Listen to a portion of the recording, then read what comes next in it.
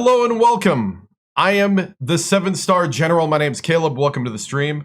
Tonight we continue Coach Hector Victoriano's career legacy during March Mania, where every stream till April 2nd is a College Hoops 2K8 stream in this legacy. And we have made it in 4 straight years to the promise, or not straight years, in 4 quick years. We have made it to the promised land. Coach Hector Victoriano, 92-39, is now in the national championship against Michigan State and the legend Tom Izzo.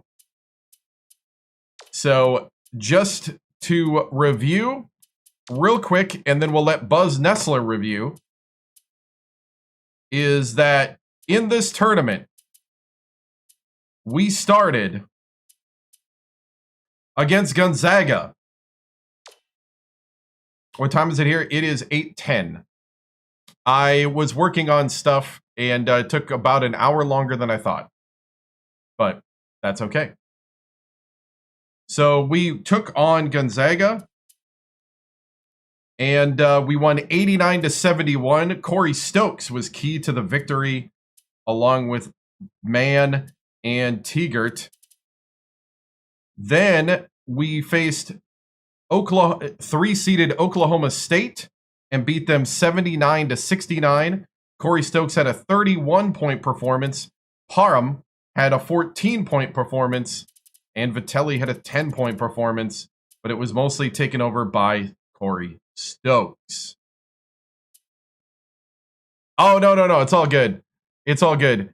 I am having a lot of fun audio editing. I'm going to be honest, the audio editing part is kind of fun to me and kind of like, I should give it more time, but because I'm also creating, not just editing, but I'm starting to win the battle with the AIs where I'm starting to get to learn how to use them.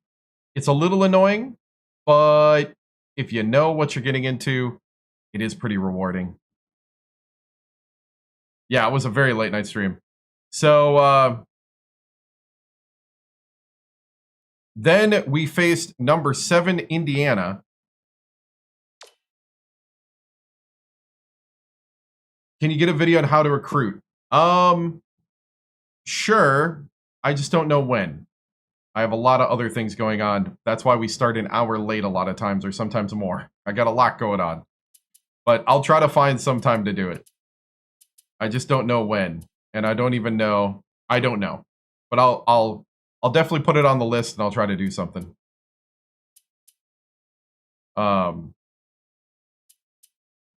So Wilmot, because during the snippets that I do, I don't really go into full depth. So Stokes led the charge again, but Vitelli had a 4 for 8 from 3 performance that was the difference. 86-72, or at least kept us from having to hit a buzzer beater.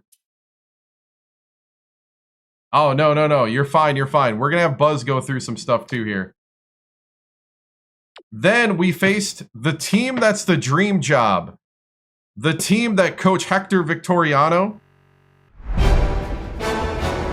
You are not late. We are about to go into the pregame hype with Buzz Nessler and the Swarm Siren.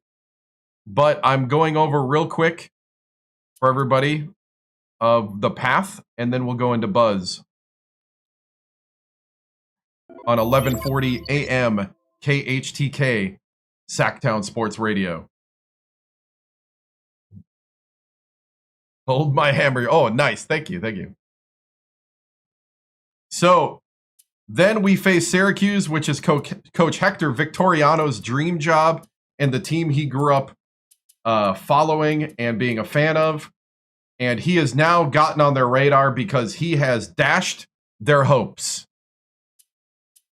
As in last second fashion, Syracuse tried to roar back, but Sacramento held tight 77-75 with a key bucket by Weber to take the lead and never give it back. Then in the Final Four, it was a rout. in the second half. Sacramento State pulled away and truly dismantled USC.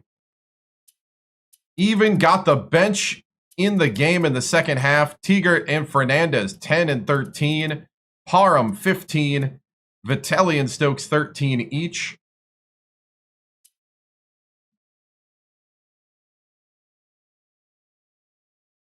How do I foul? It's on this game, it's the select button or the back button. Select button if you're an old school Nintendo person, but it's the back button. And so now we face Michigan State and Coach Izzo, who has just won his 400th game of his career. Here we go, ladies and gentlemen. Let's begin the pregame hype. This is 4 years into a legacy. Original rosters at the beginning. It is time for the Swarm Siren with Buzz Nessler. The glass slipper has a stinger. From the 916 to the biggest stage in sports, the 6-seed Hornets versus the 1-seed Spartans for the national championship. History is one buzzer away. David meets Goliath for all the marbles. The Hive is alive. This is the Swarm Siren. This is the Swarm Siren. Live from Sacktown, where the lights are brighter, the stakes are higher, and history is staring Sacramento State dead in the face. I'm Buzz Nessler, and tonight, this isn't just a game. This is legacy. This is validation. This is everything Coach Hector Victoriano has been building toward since day one. A program that was once fighting just to stay relevant, now one win away from the top of the college basketball world. For those that want to watch the game, we're probably about playing for a 10 to 15 minutes away from game time, Let that just to give you an idea.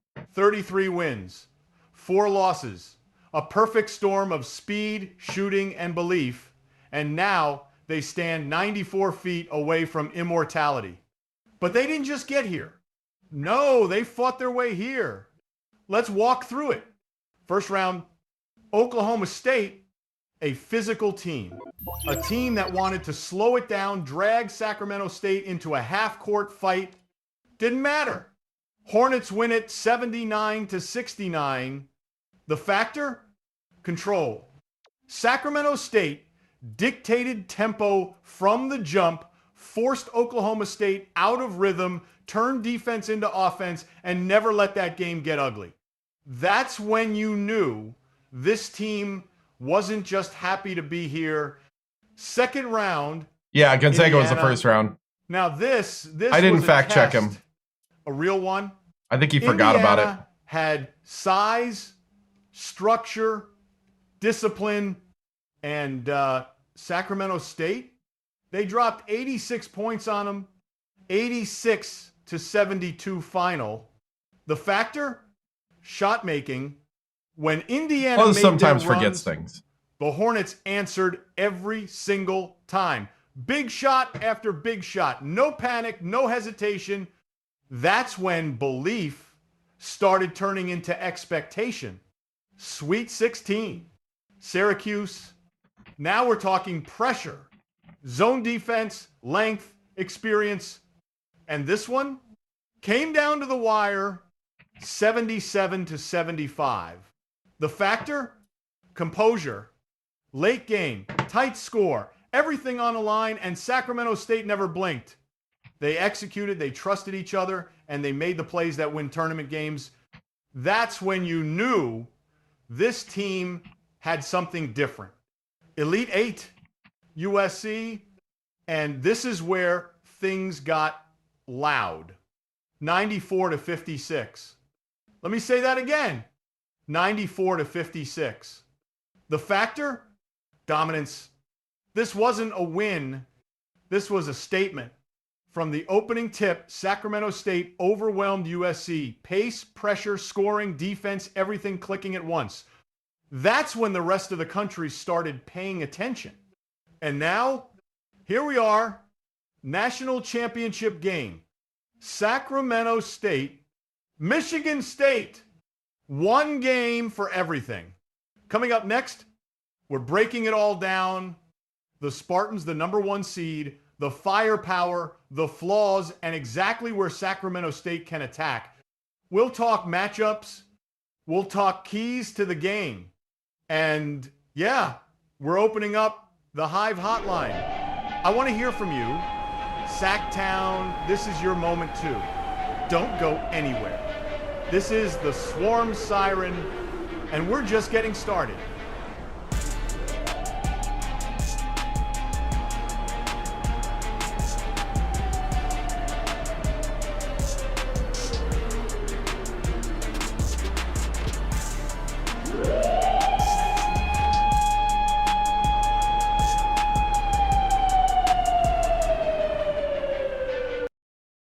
Hornet fans, when the final buzzer sounds and you're hungry for victory, march straight to Queen Bee's Pizzeria and Arcade, just minutes from campus. Huge cheesy slices, ice-cold drinks, and an arcade buzzing with games all night long. Queen Bee's Pizzeria and Arcade, where every slice rules the Hive. Hornets basketball is proudly brought to you by Victory Lane Auto Care, right here in Sacramento. Need a quick oil change faster than a Hornets fast break? Pull into Victory Lane Auto Care. Victory Lane Auto Care, keeping Sacramento running and Hornet Nation buzzing. The glass slipper has a stinger. From the 916 to the biggest stage in sports, the 6-seed Hornets versus the 1-seed Spartans for the national championship. History is one buzzer away.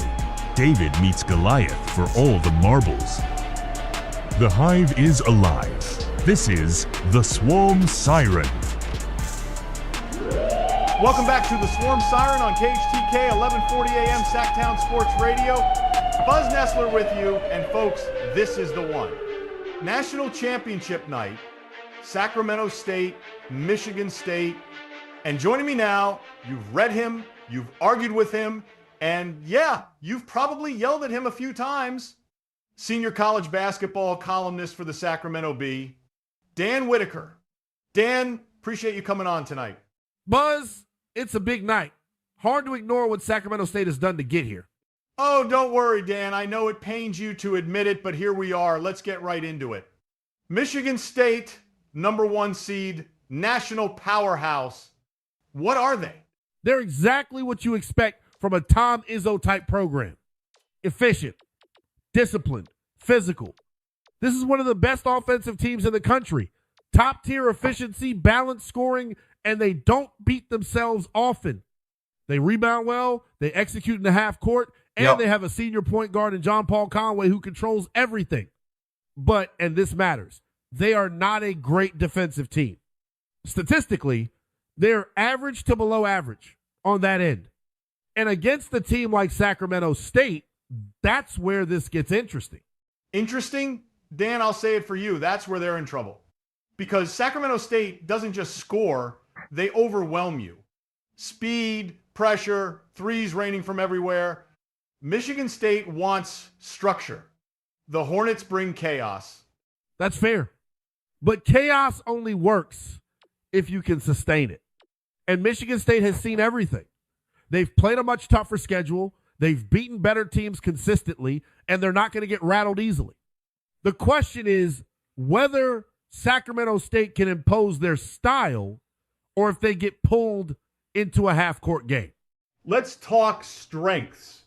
Sacramento State, best offensive team left in this tournament? I don't think that's a stretch. Nearly 88 points per game. They shoot over 50% from the field. They force turnovers over 10 steals a game. Dan, that's not just good. That's dangerous.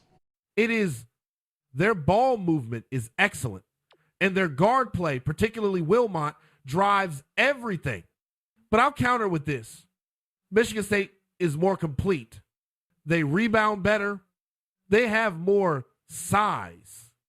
And Sacramento State still has vulnerabilities. Free throw shooting for one, and occasional lapses on the defensive glass. Here we go. Here we go. Dan can't help himself. 33-4, Final Four blowout, beat a 1 seed already, and we're still talking about what they can't do. That's my job, Buzz. And tonight, those details matter. All right, let's do it. Keys to the game. Dan, you go first. 3 keys for Sacramento State. Number 1, tempo control. They have to dictate pace. If this becomes a half-court game, Michigan State has the advantage. Number 2, limit turnovers in live ball situations. Michigan State doesn't force a ton, but if you give them easy transition opportunities, you're playing into their hands. Number 3, defensive rebounding. You cannot give a team like this second chances. That's how underdogs lose these games. All right. Solid, predictable, very Dan Whitaker. Here's mine. Number 1, pressure, pressure, pressure. You speed Michigan State up, you take them out of their comfort zone, you make that offense uncomfortable. Number 2, shoot without fear. This team didn't get here playing safe. Let it fly. Stokes, Vitelli, Elsey, green light all night. Number 3, depth wins this game. Sacramento State's bench has been a weapon. They wear teams down. Michigan State is thinner than people think, especially with those injuries. That last point is fair. Depth could be a factor, especially late. All right, Dan, moment of truth. Put it on record. Who wins this game? I think Sacramento State has proven more than I expected. But Michigan State is still the more complete team. They've been here before. They execute at a high level. I'll say Michigan State controls the tempo just enough. Final score, Michigan State 78, Sacramento State 72. There it is. Dan Whitaker staying true to form. I'd call it consistent. Dan, always appreciate the time. Enjoy the game. You too, Buzz. All right, Sacktown, you heard him. You heard me. Now, here's where I stand. The Buzz meter. Yeah, championship game. Out of 100, the likelihood that Sacramento State becomes your 2011 national champions. I do, actually, a little I'm bit. putting it at 68. Yeah, you heard me. Because here's the deal. Michigan State might be the favorite, but Sacramento State is the most dangerous team in this tournament. They've already taken down a 1 seed. They've already blown out a powerhouse, and they don't play scared. Coming up next, it's your turn. The Hive hotline is open. Sacktown, I want to hear you. This is the Swarm Siren on KHTK 1140 AM, Sacktown Sports Radio.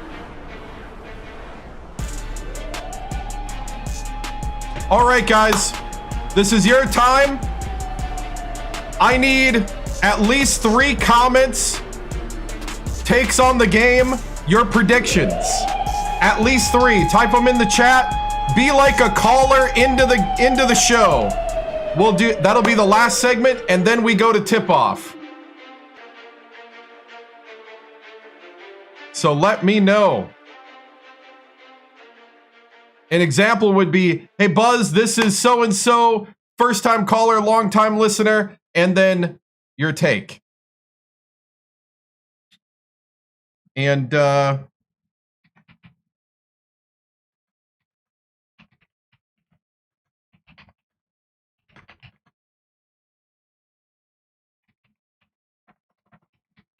I'm going to tell it to add a random Sacramento media market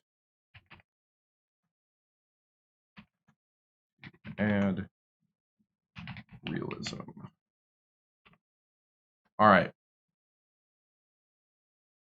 This is not in any career. This is my 3rd career. This is the first one in this one. So go ahead, if you could type out. Here we go.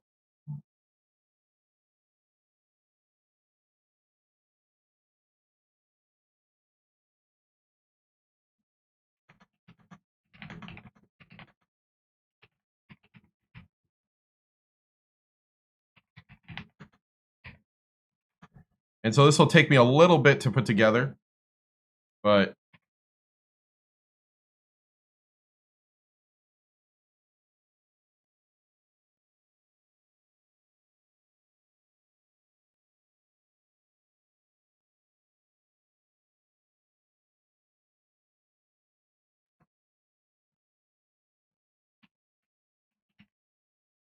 And please keep it appropriate.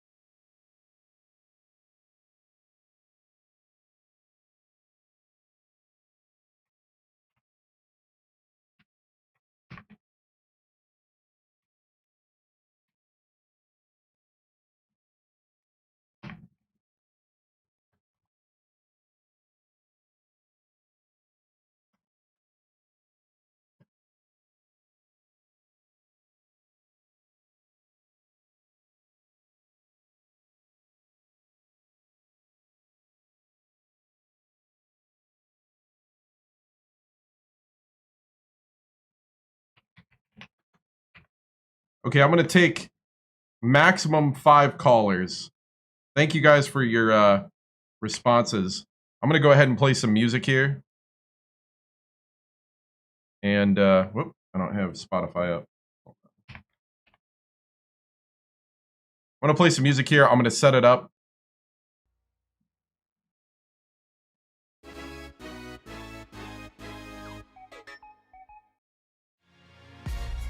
And then we'll get going. I'm just gonna send all the calls at the same time.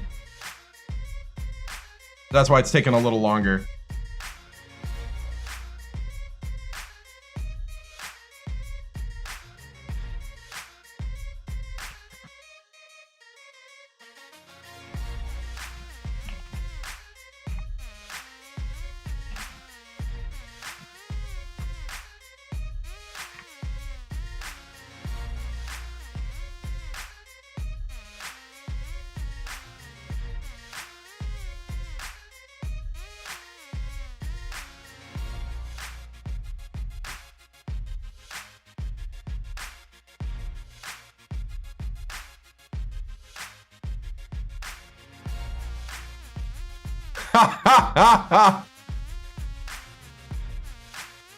Let's see.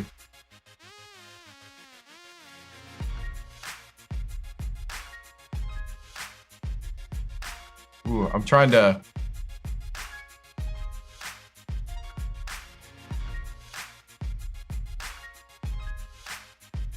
Might do more. We'll see. See how fast I can get this stuff in here.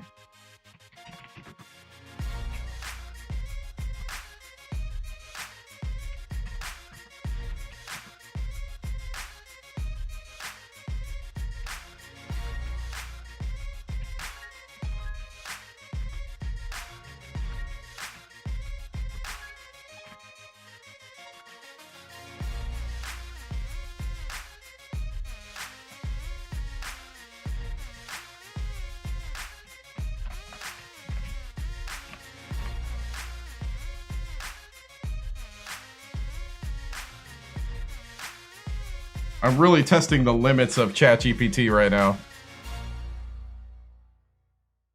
All right, I got enough calls. I just got to get them in.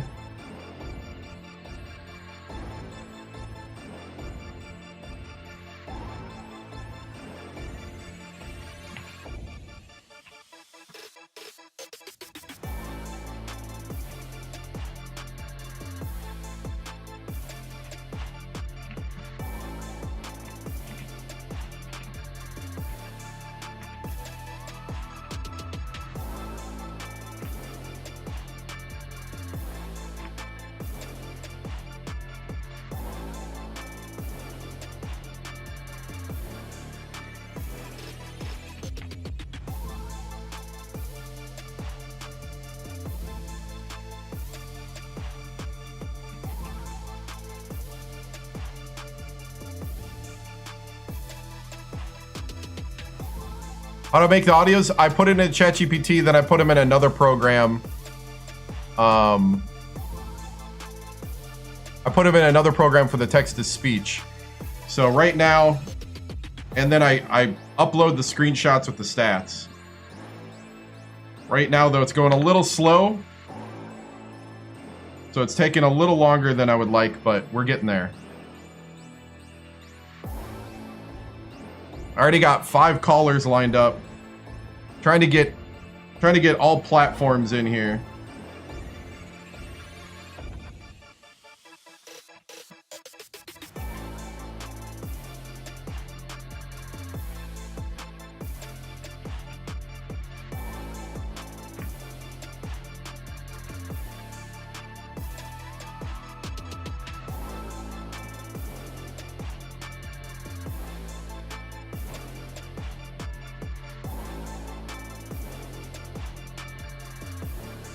Who did Michigan State beat in the Final Four? They beat Florida 82-79. Minimax.io.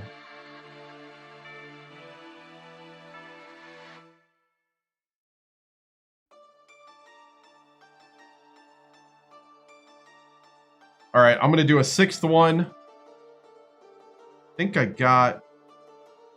going to do a 6th and a 7th, and then we'll start going.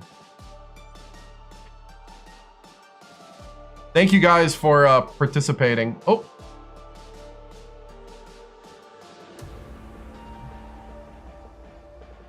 And also for your patience live.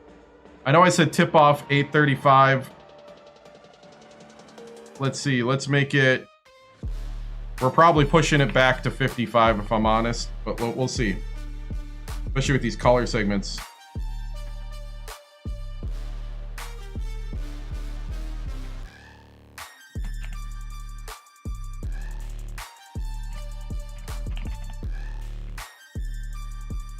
Okay, if you haven't added a city, I'm telling it to add a random city in the Sacramento area.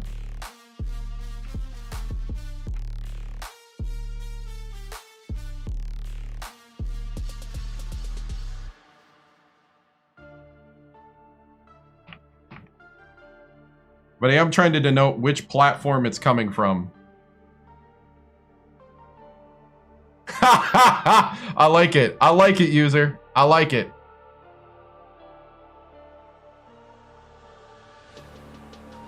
Hey, we got a heavenly sheesh. Let's go ahead and do that while I'm building this. A heavenly sheesh over on Twitch has been requested. So here we go.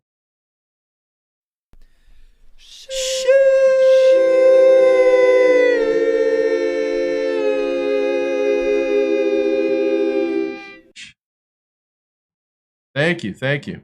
Right. There's some facility malfunctions. They're having to fix them at Reliance Stadium.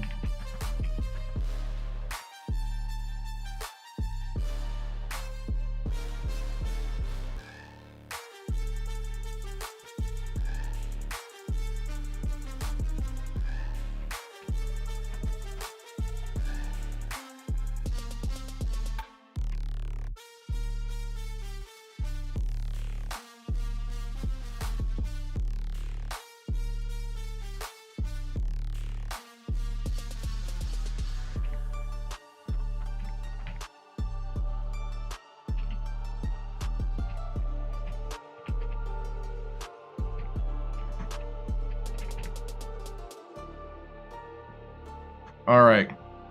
Thank you guys. I'm inputting the last caller. We got 7 callers.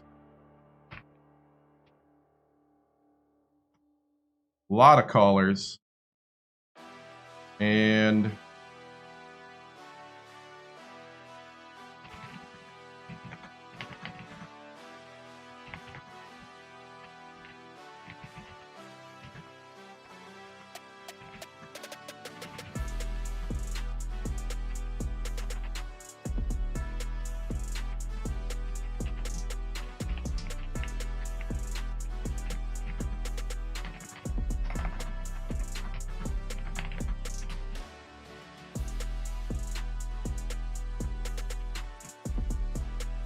all right, we're locked in. 7 callers. Annoying viewer number 2. Coach, are you leaving Sac State? Right? The answer to that is not this year. I like winning multiple championships at a place when I rebuild it, if I can. Alabama State in the last one was a rare situation. because Nicholls State and Alabama State were two rare ones in previous ones. Nicholls State, I hit a ceiling after 7 years and decided to move on to Wichita State. Alabama State, I hit a different ceiling, which is that all of my star players graduated that got us to the championship. And, okay, I got it now. And so it got really, and I didn't replace the 3-point shooting. So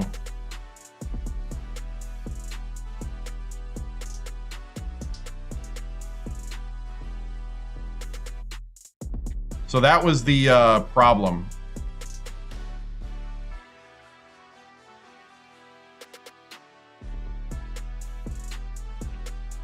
All right, setting up some windows. We're about probably a couple minutes out now. I'm gonna try to hot hit all this.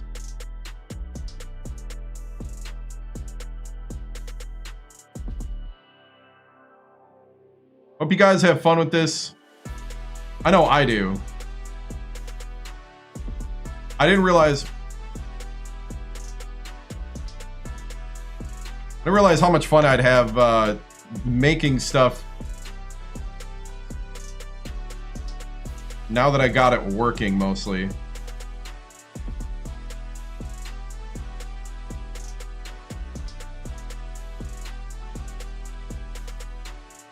All right.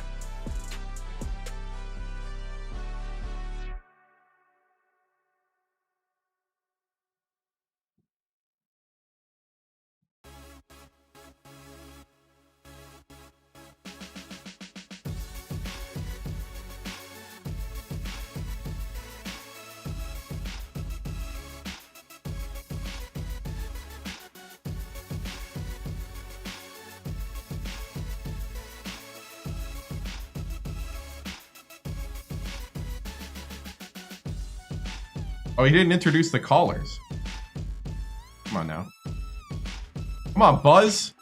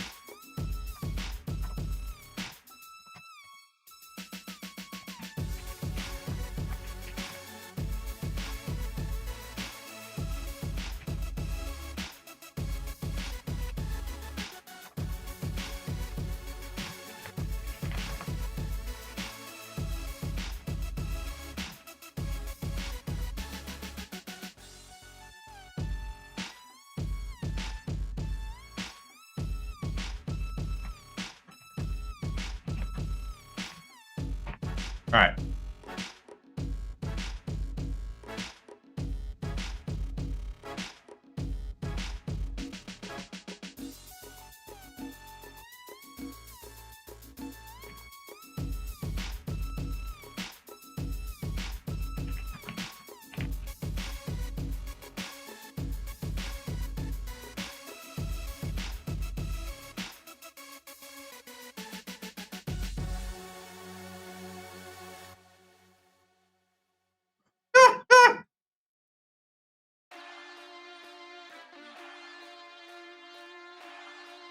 All right, sorry, I was reading what Buzz said.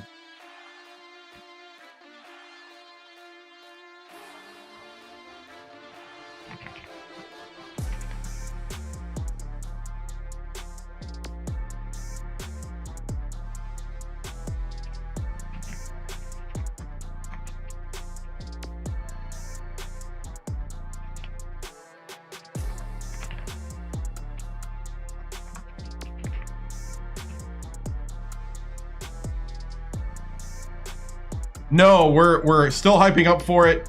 Taking a little longer because we took chat comments. So I'm right now setting up all the Buzz is keeping it short on his responses too. I'm noticing. I don't know if I like that.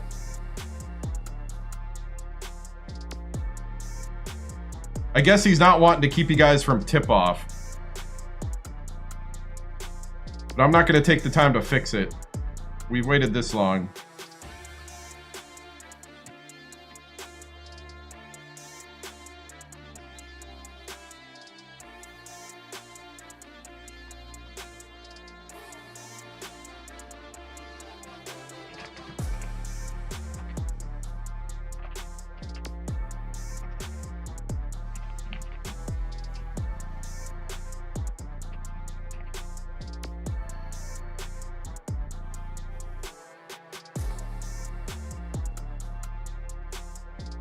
All right, just doing some frantic copying, pasting here. And also correcting, because it's text to speech. I gotta make sure. I gotta de-number things.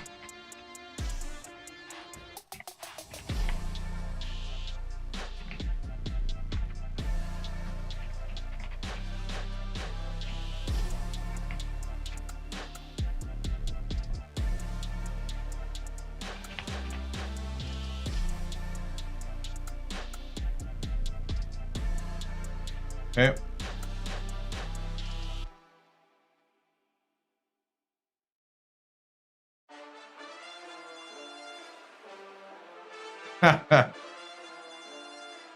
Yeah, he's keeping it pretty short and sweet.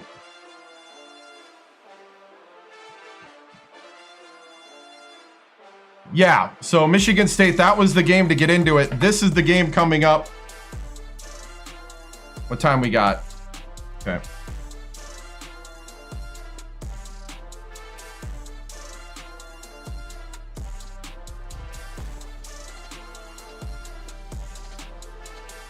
I am playing on the same difficulty. I did slow down the game a little bit, and I feel like it's just as hard. The difference in why I think I got to where I'm at now quicker is California has a lot more recruits.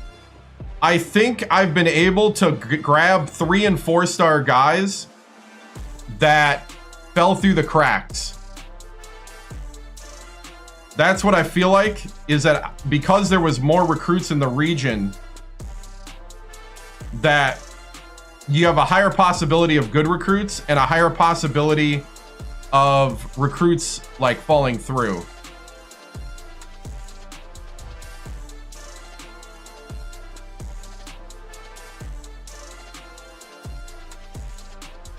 Should be on the screen for you if you're watching horizontal. It's going to be around that time. Once I get this done, though, I'm copy and pasting as fast as I can.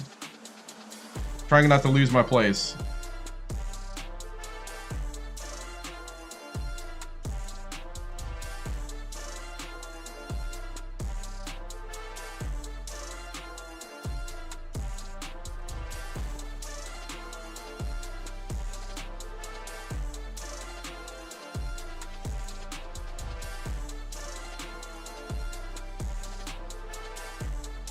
All right. Almost done.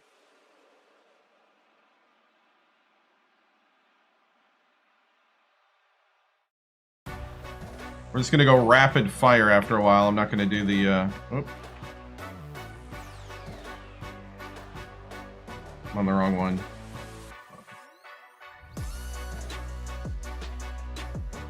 Ah! I'm on the wrong one. Where am I at? Oh, I got confused. Okay.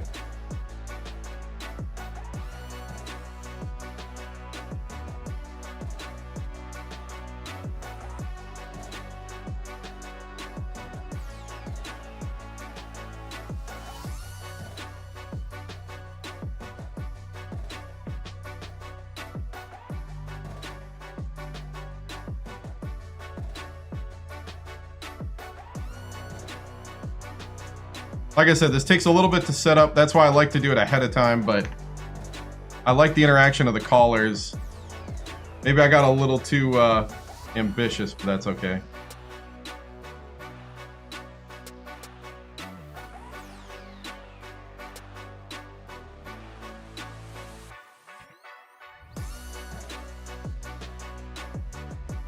Got a little too ambitious.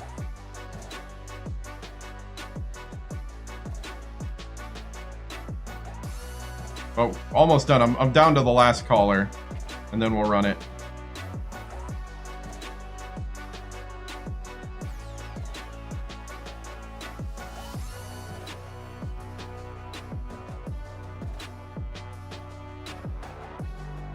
I started out naming people, and then later I just let the calls kind of do themselves. So sorry if I don't have your name up or what platform you're on.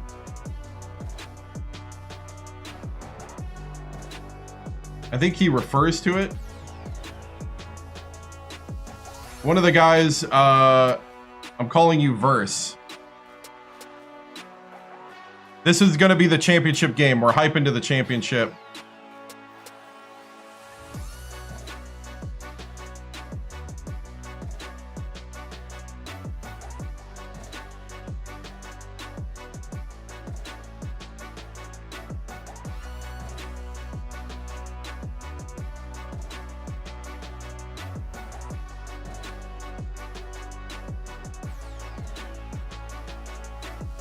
This will be the last segment. Up.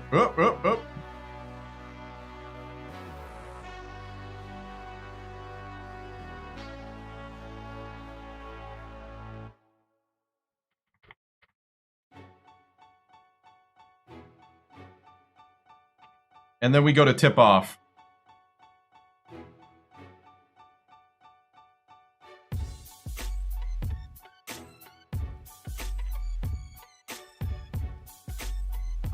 It's not hard. It's hard to get talented big men.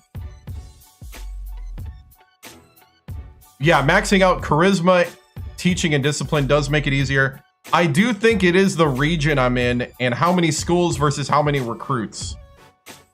I think that helps. West Coast seems to be less saturated with schools with more recruits.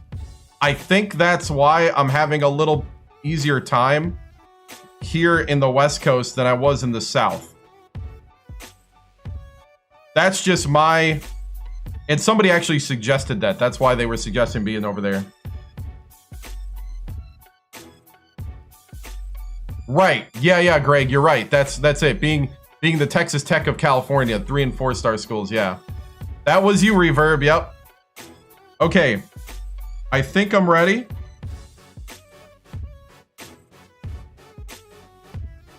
It is time to come back from break. The Drive Buzz with Buzz Nessler, with all the hot takes, big opinions, and all buzz, is boldly brought to you by the 7-Star General. Like, follow, and subscribe to the 7-Star General on YouTube, TikTok, Twitch, and Kick.com. 4 quarters for the glory. The talk is over. The warm-ups are finished. It's the 9-1-6 against the world for the national title. One final call to the Hive. This is the Swarm Siren. Final segment, final countdown, with the man of the hour, Buzz Nessler.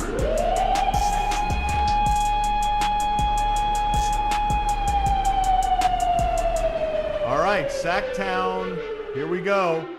The Hive hotline is open. This is your show, your moment, your team. Let's hear from you. First caller is listening on Twitch. You're on the Swarm Siren. What is on your mind? Come on. Hey, Buzz. Robin Pollen here from LA. Izzo and the Spartans stand zero chance against us. We have the best team in the tournament by far. We are playing the best, and we will finish the job. Stingers up. Sac State by 10 or more. Roland came in hot. Zero chance, huh? I'll say this. Confidence is not lacking in the Hive tonight. Next caller listening on Twitch, you're on the Swarm Siren. Hey, Buzz, this is Zach, first-time caller. Here are my take and prediction for the title game. I have Sac State in a shootout by single digits. maybe about 81-72 Sac State. I think they control the glass and tempo enough throughout the game and end up winning and pulling away with their depth at the end. Zach from Elk Grove bringing a balanced take. That's interesting, controlling the glass against Michigan State. If that happens, yeah, that's a big swing. We got a caller tuning in on TikTok. Hey, Buzz. Nathan from LA calling in. I think Sacramento State wins a close one, 88-85. Stokes 30-plus points. Now that is a headline waiting to happen. Stokes going for 30 on this stage. If that happens, start making room for a banner. Hey, Buzz, this is Matt. I love the show. And how many points will Sac State score? Matt, keeping it simple. I'll give you this. If Sacramento State is under 75, they're probably in trouble. This team needs to live in that 80-plus range to be who they are. Hey, Buzz, this is Adam in Long Beach. Been listening for a long time. Want to ask if you believe that people are underestimating Sacramento State tonight. Adam, yes, absolutely. You don't beat a 3 seed, a 7 seed, and a 1 seed and still get treated like a fluke. But here's the reality. They won't be underestimated after tonight. One way or another. Hey, Buzz, this is Adam in Long Beach. Been listening for a long time. Want to ask if you believe that people are underestimating. Wrong one. My bad. I lost track. Hold on. Here we go. This is Zach, longtime Sac State fan. Very confident in this game, but feel like free throws could hurt us. That's the sharpest take we've heard yet. Free throws, that's real. That's not hype. That's not emotion. That's a real concern. Close game, late, that could matter. Hey, Buzz, first-time caller. Do you consider this as a Cinderella run? Verse, it started that way. It's not that anymore. Cinderella doesn't blow out a 1 seed in the Final Four. This is something else now. This is a team that expects to win. Sacktown, I love it.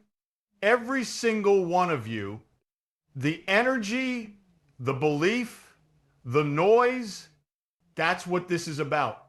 All right, that's it. No more talk. No more predictions. We send you now to the national championship game. Final line slow, dramatic. Sacramento I accidentally State, kept the Michigan State. He's reading the For everything, my bad, music guys. hits out to tip off. This is KHTK 1140 AM Sacktown Sports Radio. I messed it up at the end, but it was fun. Okay.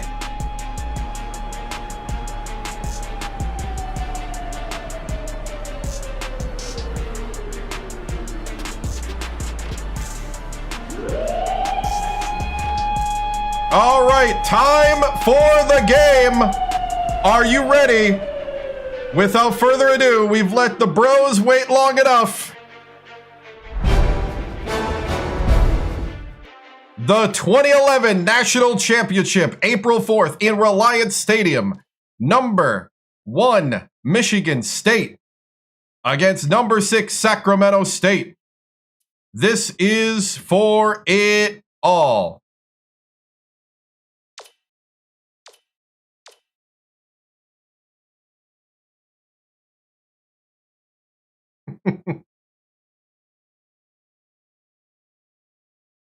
They were not the number 1 overall seed. They were the 3rd.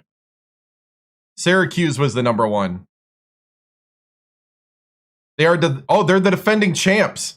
This is the defending champion Michigan State.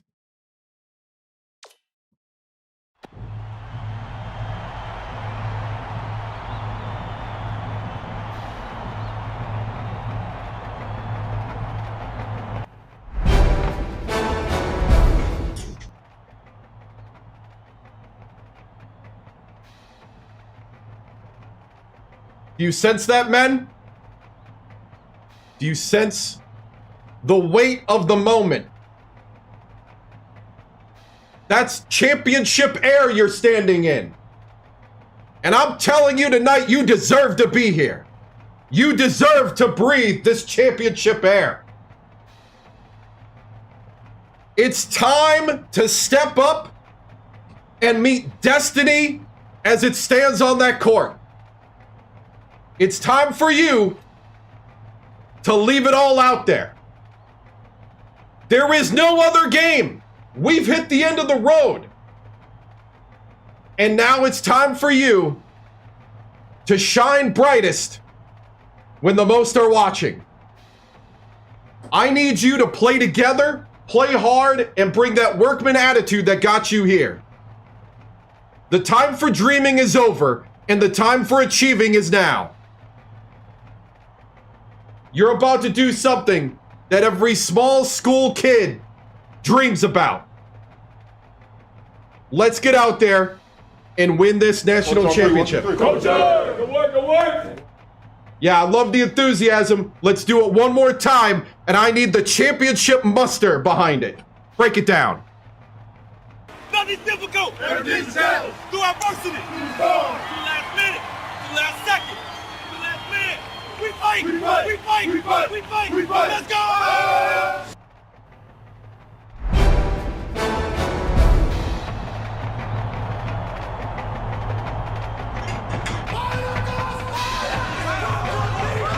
It's a busted, what, this thing? It's a busted zit. 2K8. The Michigan State Spartans face off against the Sacramento State Hornets. Hello, everyone, and welcome to college basketball's national championship game. We're here at Reliant Stadium. I'm Vern Lundquist with my partner, Bill Rafter, and our sideline reporter, Tracy Wilson. Right. Give us your take, Bill. I'll really be watching the matchup at the 4 spot. Weber is one of the strongest power forwards in the country. He's got that special knack for finding the open man, and he can pick defenses apart. McDaniel is also a capable power forward. He's a tremendous threat, thanks to the deft shooting touch of his. Both looking to lead their Texans, teams I to think. a win. We'll see who succeeds. I think that's the place. I think we're in Houston, right?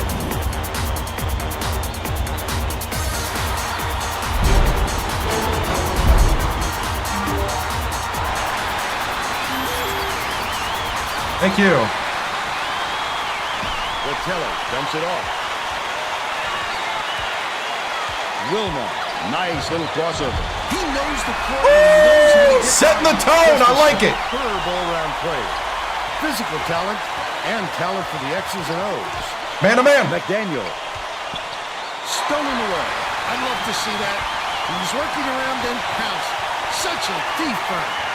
Dumps it down low. Takes it up. Hooray! I'm right around him. Was hammered down by Park. They're now out in front by 4.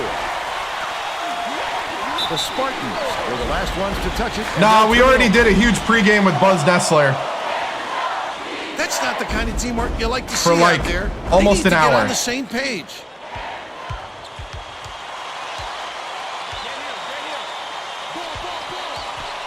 Passes down low. Oh. The alley-oop cuts off the pass. Ha, ha, ha. Entry pass, Fern. You just can't force it in there. Vitelli from deep. Vitelli for 3. By 7. Zamora inbounds the ball. Catches it left wing. Conway passes it back to the wing. Misfired on that last three by Zamora. Missed shot in the paint by Hager.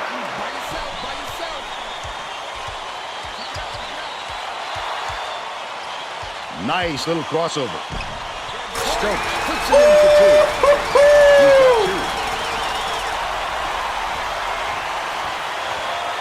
The Hornets love chaos.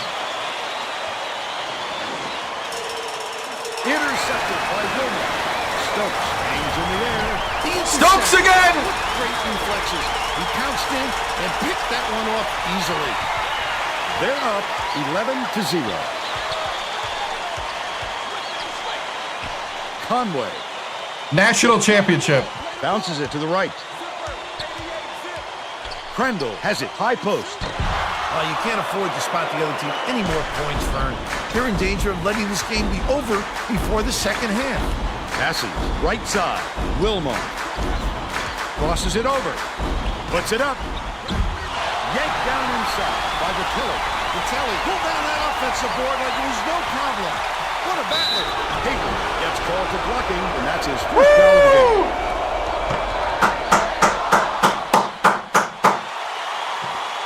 Keep attacking. Not enough drama. Weber. You know, I'm okay with that. Wilmot hands it off. Gets it. Top of the key. Stokes behind the arc. Oh, they're starting to play defense. They still have an 11-point lead. The heat check didn't work. Left wing. McDaniel skips it to the right side. Wilmot way up court.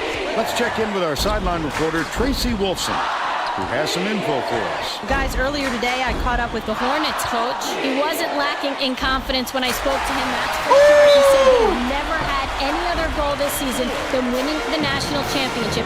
That's how confident he was in his team's ability. And he said everything we've done has been in preparation for this moment. I knew we had the ability to get here. Our Keep them on the ropes. Right, and now we just have to finish. Shock it on, man. Guys. Thank you, Tracy.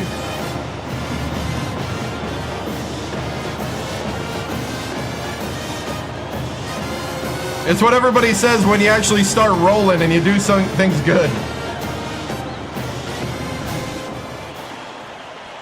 So I'm going to ignore you because this is what happens when you recruit well. Zamora and you play well.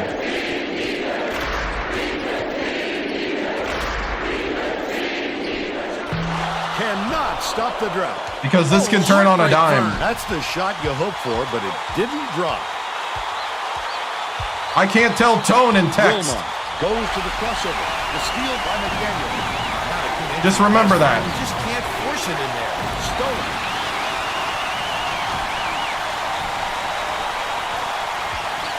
Takes it up. Snatched inside by Crandall.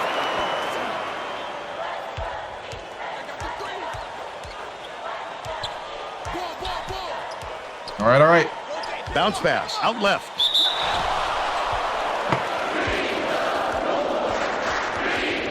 National championship.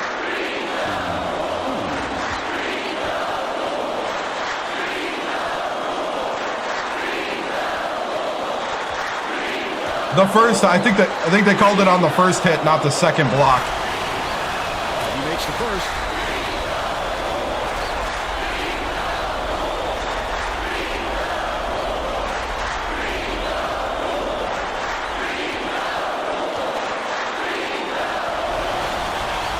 Gets the second to fall as well. Moran makes his first appearance. Vitelli inbounds the ball. Just over 8 minutes left in the half. Weber goes up and in off the glass. They increase their lead to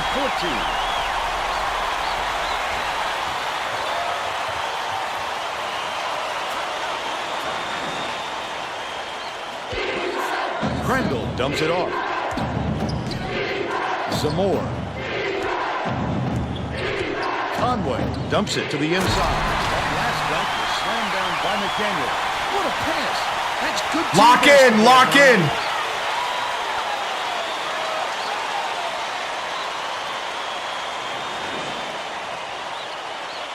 The Hornets carry it up. They're on a 16-4 run. Top of the key. Uses the crossover. Takes it up. Pulled in by Zamora. Yup, they're waking up. They're waking up. Passes it to the free throw line. Moran goes up. He gets hammered. He'll head to the stripe. Team foul.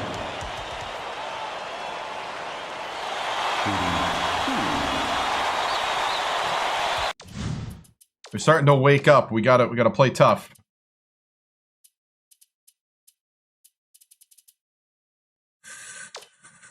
Keep the starters in for another round.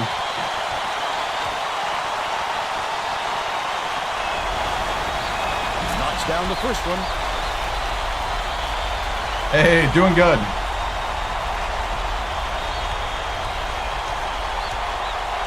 I don't know. I've seen this evaporate. He's off on the second. Stolen by Ah, crap.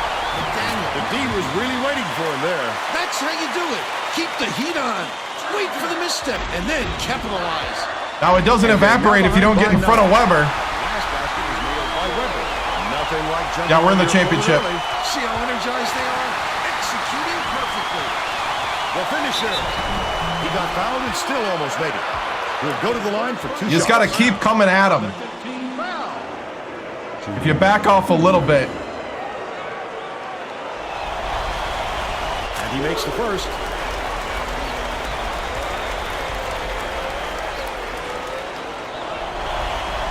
He gets them both.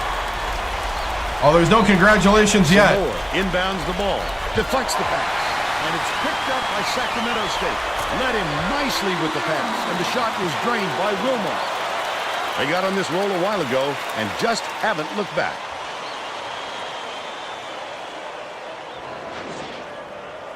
Not with Michigan Izzo as State their coach. is really struggling to close down the... All right, B team. Tracy has something for us. Tracy? Coach Izzo is definitely aware of that problem. He told Yeah. his assistants that YouTube, they have Twitch, to bring Kick, more defenders and into the TikTok. paint, even if it means leaving the perimeter open. Desperate measures here, Vern. Thanks, Tracy. Zamore anticipates the pass. Such great instincts. He knew exactly where the ball was going. I do have to say, it feels like Michigan State, right? It feels like Michigan State is just not ready for the chaos. They're not even shooting threes.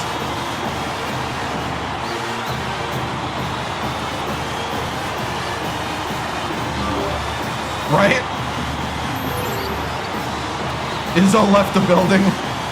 Getting set to inbound. Sacramento State.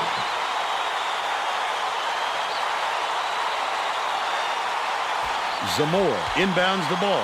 The student section sounds pretty excited, Vern. Oh, he threw it in the back court. Listen to those kids. The trap. There's nothing like a college hoops atmosphere. We actually hit a trap, and he threw it in the back court. There's no question what kind of defense they're in, Vern. Minute. Corralled by Conway. Leads him in. Feeds it to the top of the key to put it. I spoke too early. But they're still behind by 14. Typical Michigan State crumbling in big games, right? Just over 6 minutes left in the No! Hey! Fernandez! Chill! These guys are having trouble with fundamental team play, Vern. As that turnover shows you, they don't have much in the way of chemistry at the moment. Conway passes it up court.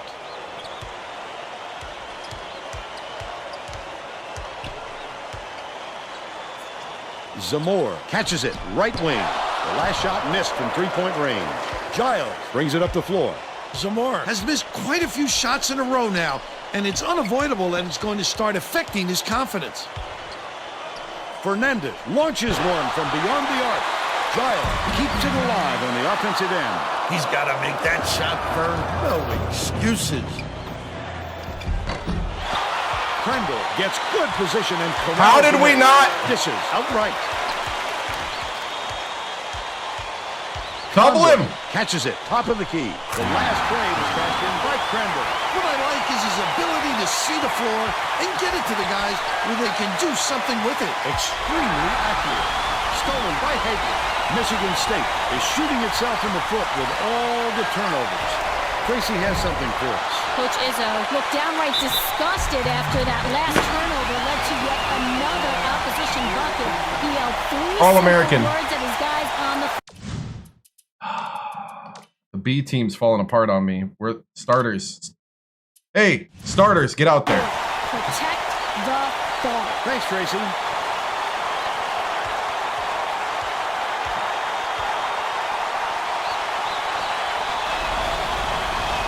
On the free throw for the three-point play. The Hornets will bring all of their starters back to the floor. Vitelli inbounds the ball. Stolen away by Michigan State. The finger roll was laid in by Zamora. They cut it to 6.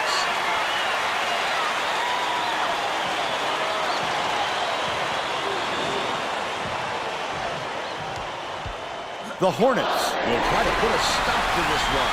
Takes it up. The D was really waiting for him there. That's how you do it. Keep the heat on. Wait for the misstep and then capitalize. Wilmot, lead pass to the paint.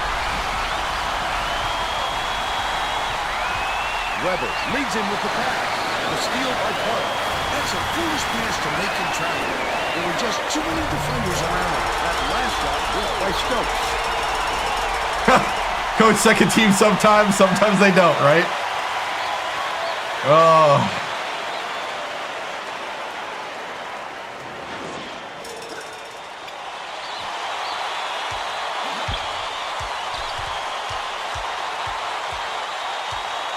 They got back within 8. Zamora from 18 feet away. Hara hauls it in. That's his 3rd rebound of the contest. Vitelli goes up. Vitelli on the attack. Yep, national championship. Conroe fires it way up there. The Spartans turn this one over out of bounds. Woo! That's not a good look for her. You've got to use your head, not just start firing balls all the way down the court. Haram inbounds the ball. Right around 4 minutes left in the half. Knocked loose. Oh! Gathered up by Collison. Oh, the quick hands. Before they even knew what hit them, he made off with that one. Dishes inside. That last basket was buried by Hager. No way he was coming up empty when he got the ball that close to the rim. What's up? Vitelli tosses it up court. Lets it go. The 3-point. Yes, Weber! He's got 7. If the transition threes start hitting. The Spartans will take a time. Hey, good job. We start by attacking the basket, and then we take good open looks for 3. That's how we got here. Now look, you're going to have to play hard the entire game. As you saw, they can get rolling. Keep our distance. All right? And start pulling away. Lock in here.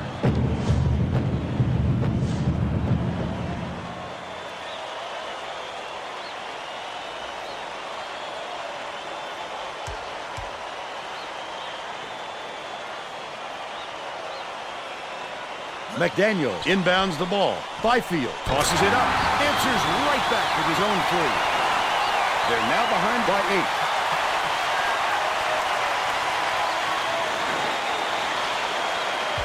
8. Just over 3 minutes left in the half.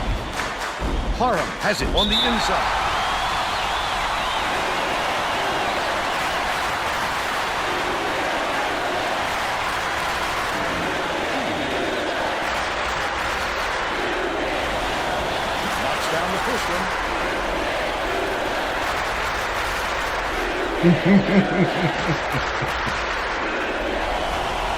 Gets the second to fall as well.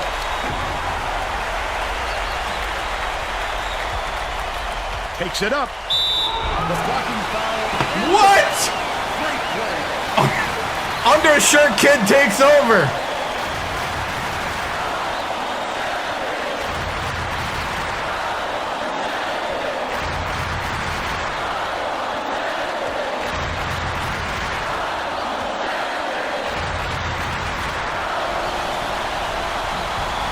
He completes the 3-point play.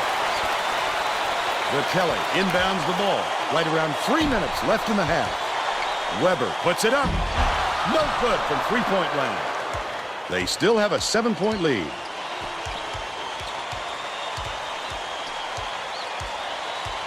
Pass. High post. National championship.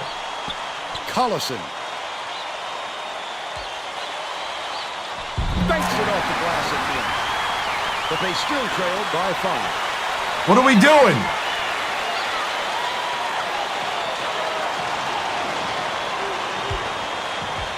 .234 left in the first half. To the rim. Ooh! They're leading 35-28. Tipped, but it's recovered by Michigan State.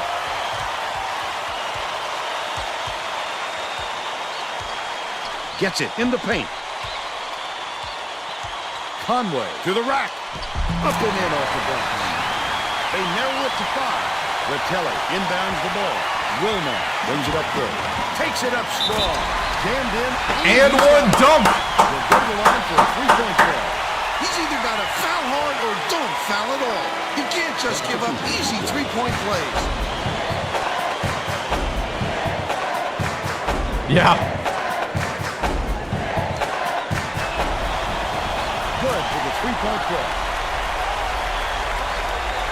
The Spartans are the last ones to touch it, and they'll turn it over. Sometimes a pass like that can be the fault of the guy receiving it. Not that time. That was just a bad look.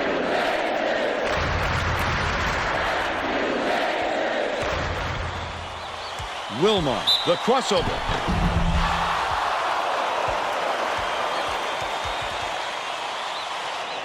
Shooting 2. Knocks down the first one. Beckman to make his first stand off the bench.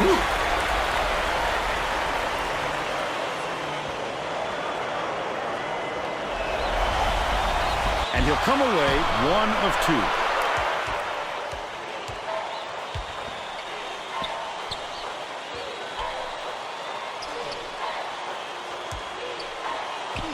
Crandall pulls the trigger. Gets the 3-pointer to go. He's shooting 66% from deep.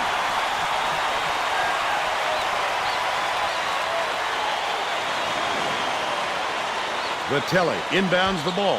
1:39 left in the first half.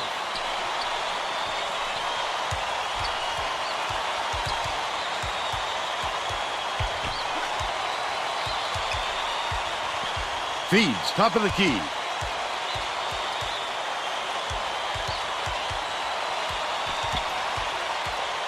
Stokes.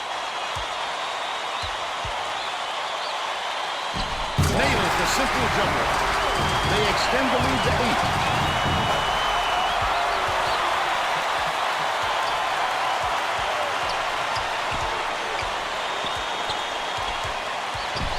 8. Gets it inside.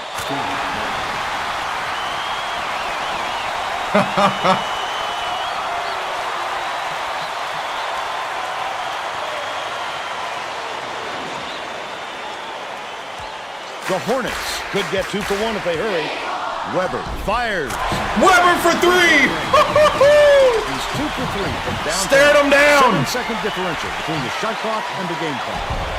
Off target on the last shot by Zamore. The defense closed so quickly that the easy deuce turned into a very tough shot.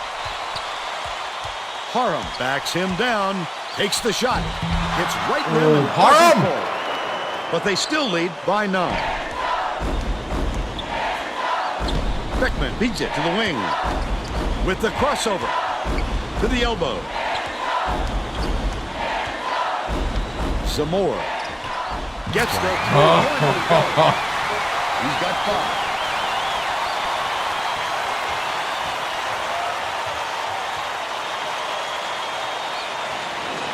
The Hornets will take their first timeout. Well, let's get back to the action. Conway is needed out on the floor. He didn't get much of a rest. Latelli inbounds the ball, and it's picked up by Michigan State. That's the half. And you're headed to the locker room with the score 44-38. What do you think of the first half, Bill? We'll see some improvement soon. This could be even further out of reach. They need to make some adjustments.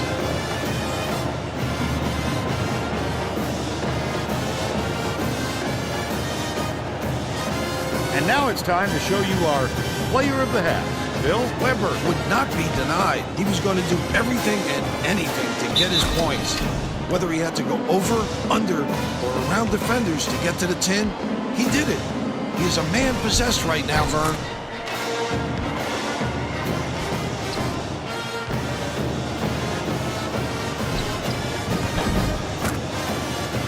Solid performance from our player of the half.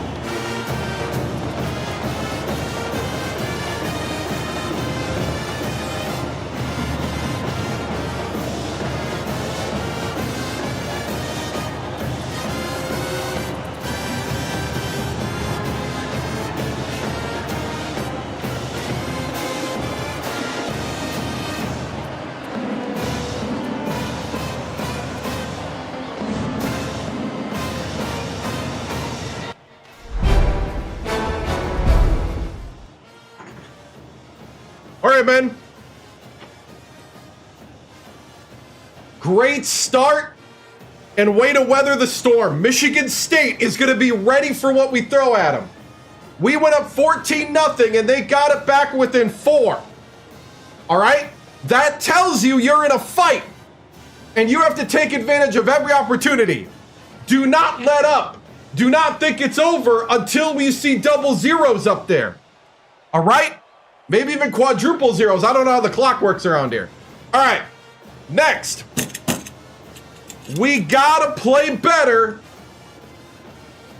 on defense because they're starting to get at the 2-3 zone. They're starting to find the gaps. And I don't have any active mods on TikTok. All right. They're starting to find the gaps in the zone. All right?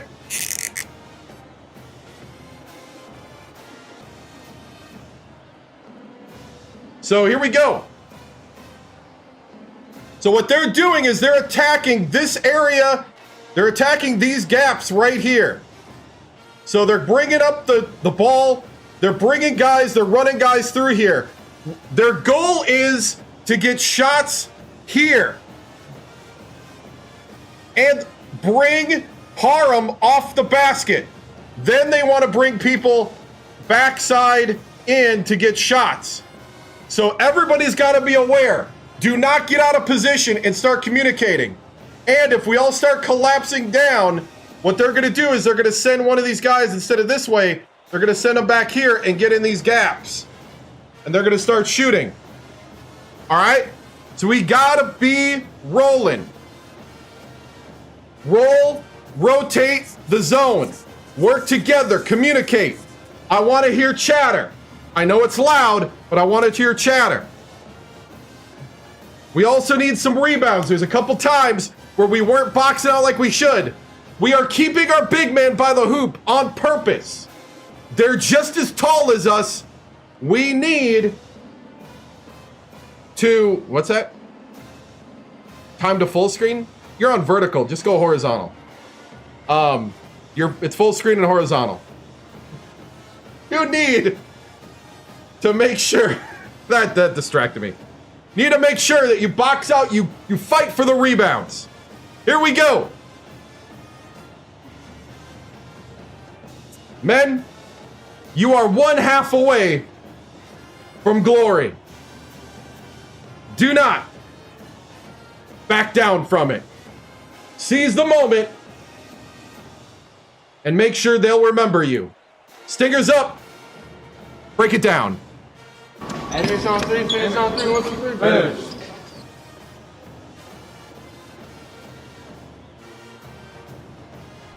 Tracy Wolfson of 2K Sports.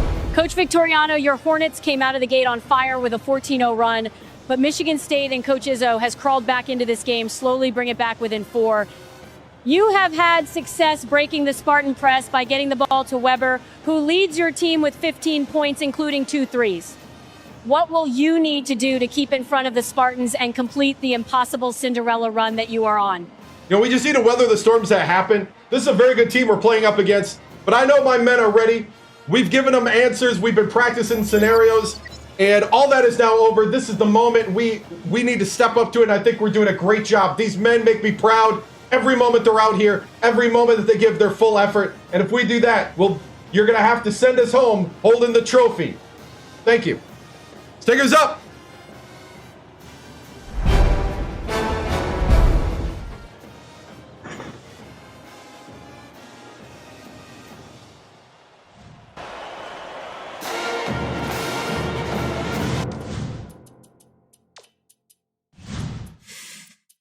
All right, we got the lineup we want in, right?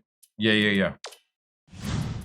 We're all set to begin the second half. Coach Izzo is going to put some new players Keep on the winning floor, until they and I send think you that's home. A wise move. The guys he's going with really play well together.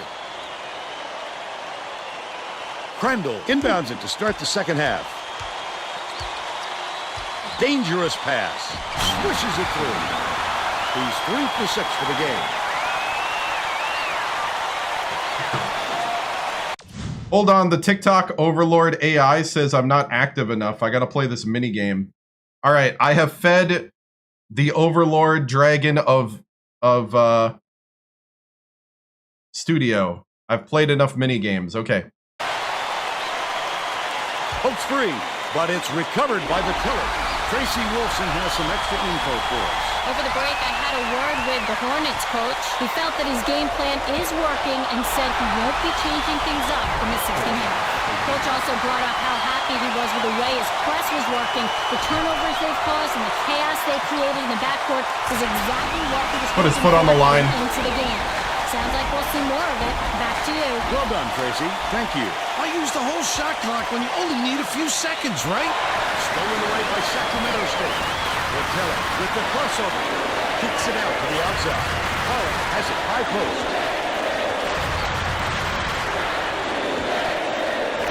Stokes. Gets it left side. Weber dishes it to the right. Fast basket. We got a midi. Crandall inbounds the ball. There's been a midi sighting. Another steal. The intercept. What great reflexes. He pounced in and picked that one off easily. Wilmer ends it off. Laid in by Weber. 19 points, and he leads all in scoring.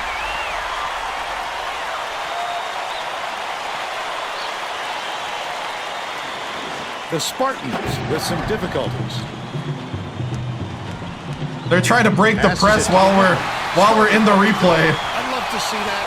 He was lurking around then pounced. Such a deep run. That last shot was drained by Wilmer.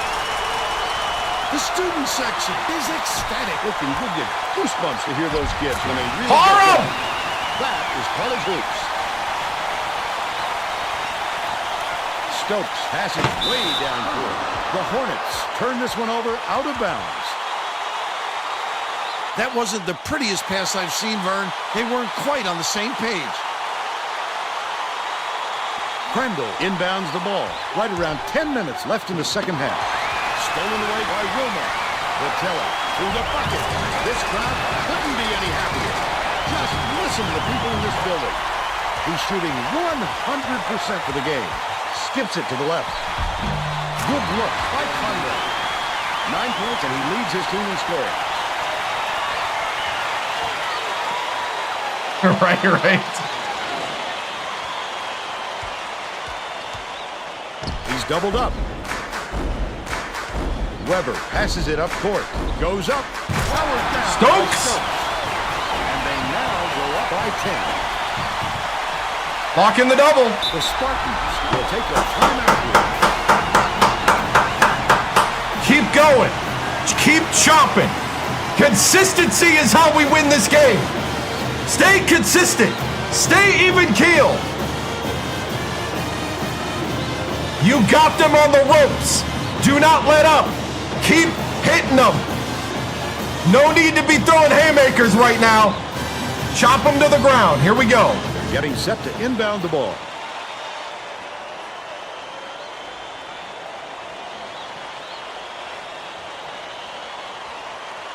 McDaniel inbounds the ball. Crandall dumps it off. Conway releases. Makes it from 19. They're now down by 8. Goes to the crossover. Can't convert, but he'll go to the line for 2.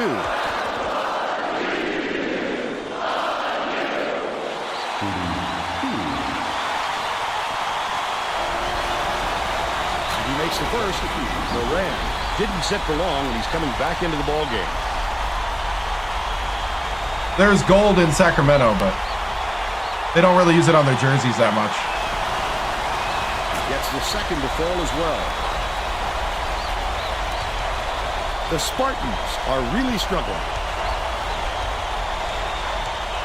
Pass down low. Moran. Good block. Roll the ball. Tag it.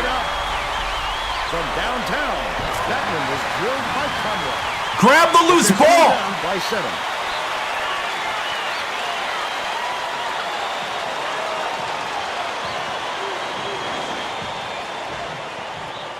Vitelli inbounds the ball. Weber unloads. Can't return. Oh, I thought he hit that. 3.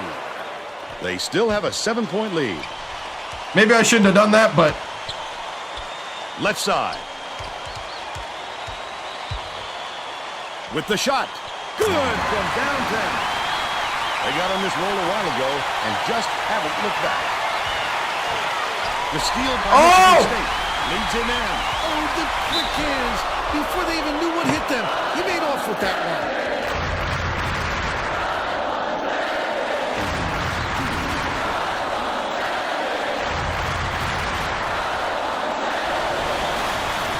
Knocks down the first one.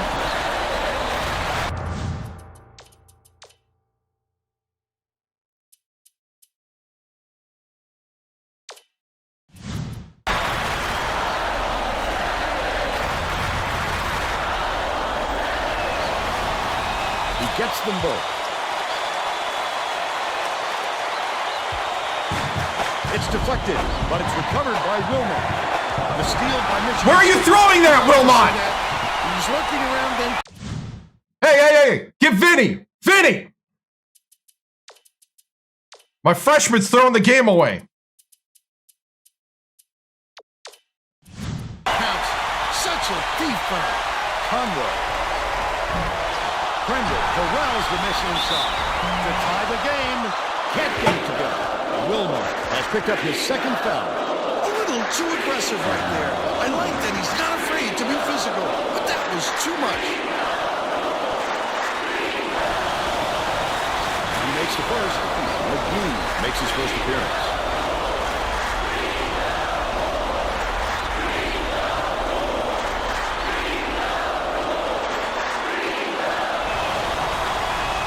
Off on the second to give them the lead. Nearly had a chance for a three-point play, but he'll go to the line for two.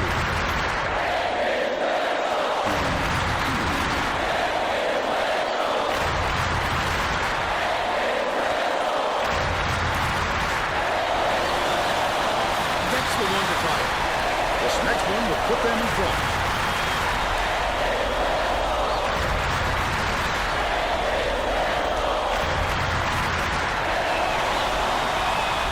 Puts them ahead. Vitelli inbounds the ball. Dishes to the left block. Parham. There you go, Parham. They lead by one. Good look, Weber. Good look.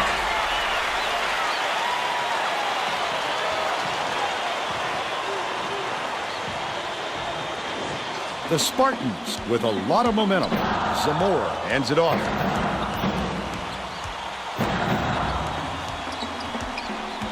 No one was open, and they'll turn it over on Vinny!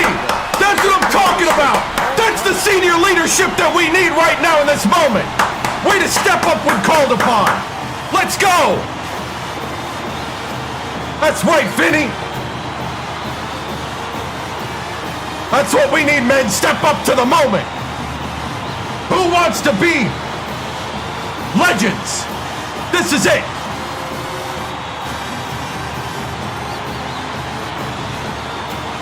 Well, let's get back to the action.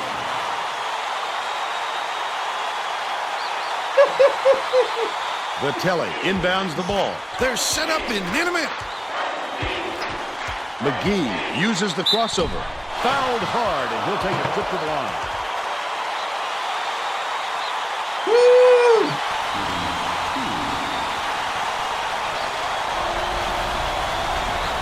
Knocks down the first one. Vinny.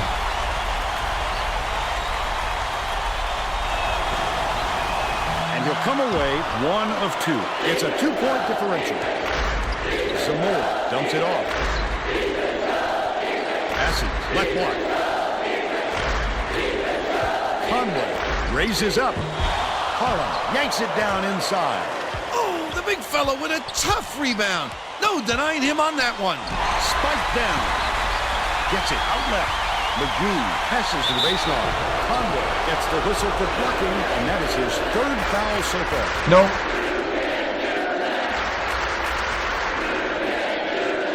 Conway will head to the bench.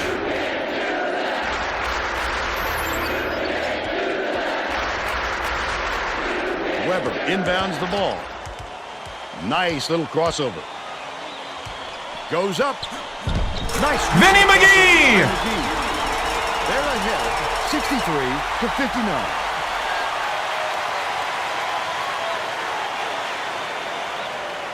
Oh, nice. Under 7 minutes left in the second half. Crandall hands it off. Zamore takes it up. Picked. What an offensive rebound. Oh, Haram! At both ends. They narrow the gap to 2. Right wing. Weber crosses it over. Skips it to the low block. And it's he took it from Barham. Collison passes it up court. Zamore finishes the break. And it's now a tie ball game.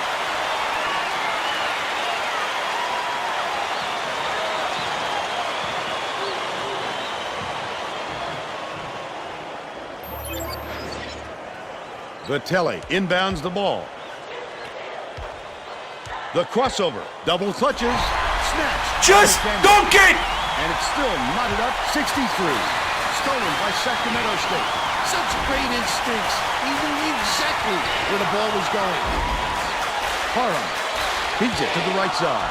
McGee has it top of the key. The Stokes for 3! He's shooting 66% from beyond the arc.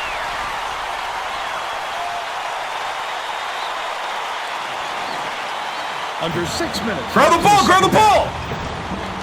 Passes, right side. Zamore. Another rip. The intercept. What great reflexes. He pounced in and picked that. Vinny McGee, the senior! It's stolen by McGee. Catches it. Stokes dishes it to the right side. Vitelli! That's how you do it. Let's go! Wait for the misstep and then capitalize. Coach Izzo is trying to stop the moving when they've got to catch their breath and stop this run. Keep swarming, men! Keep swarming! That's what I like to see! Weather the storm and strike! Let's go! Keep playing together!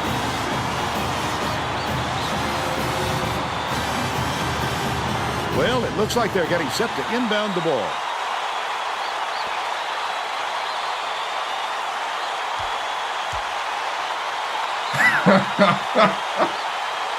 Moran inbounds the ball. Grab the ball, grab the ball! Passes it to the right wing. Collison. Watch it. They're trying to lull us to sleep. Zamore takes it up. Moran pulls it in. Off target. Come on, somebody get him!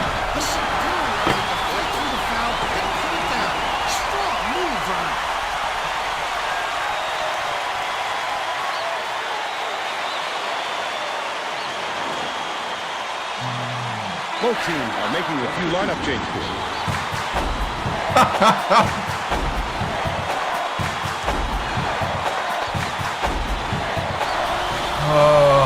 It's good. Hayden got a quick breather, but they need him back on the floor. The crossover. Yes! Good job, Corey. The transfer from Villanova, who won a title with them and then transferred to Sac State.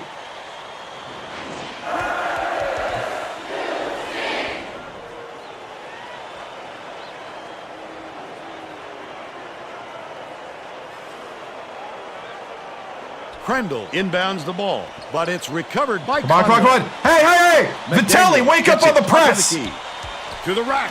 Got a hand. Good block. Parham. They tried to sneak one too up. The big guy has spoken.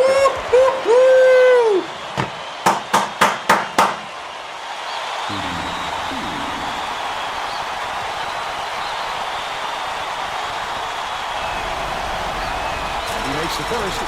Collison is checking into the game.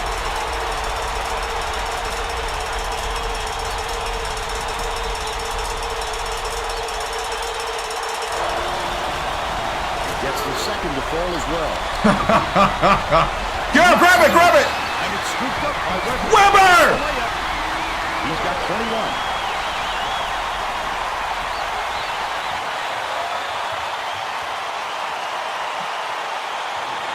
and it's a 10-point game. Game's starting to do the dirty tricks of breaking my press while the commercial's going. Collison has it outright. All right, not commercial, the cutscene. Leads it to the wing from about 19 feet. All net. He's 6 for 13 for the game.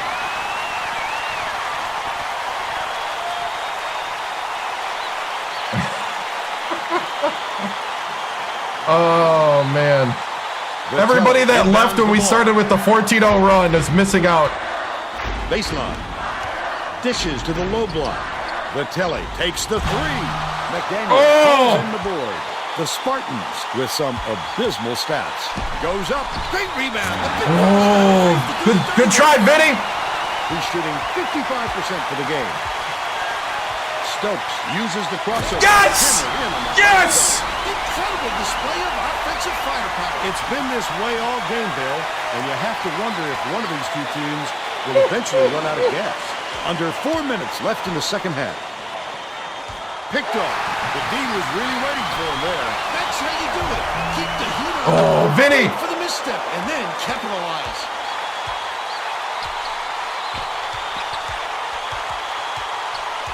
Oh, Vinny almost got him. Collison. Can't connect from long range. Weber went after that rebound hard.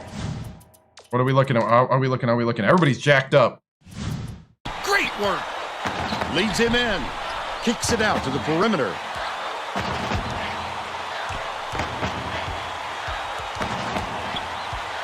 The crossover. McGee takes it up. Just missed it.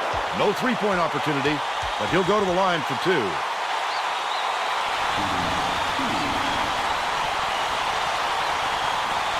Oh, wow. Stokes would be the first player to win a national championship at 2 different schools.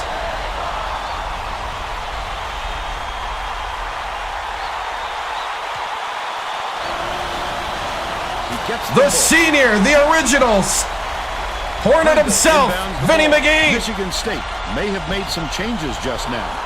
Tracy Wilson has something for us from I jumped. their bench. The Spartans huddled together on their bench just now, Vern. A lot of yelling about being too deliberate on offense, taking too long to get shots off. I sense, Vern, we're going to see a much faster pace from here on out. Collins tipped away. Dunks it off. Okay, reset. Hey, slow it down. Dumps it inside. Stolen away by Michigan State. The finisher. Finishes in. It's okay. He's got 15.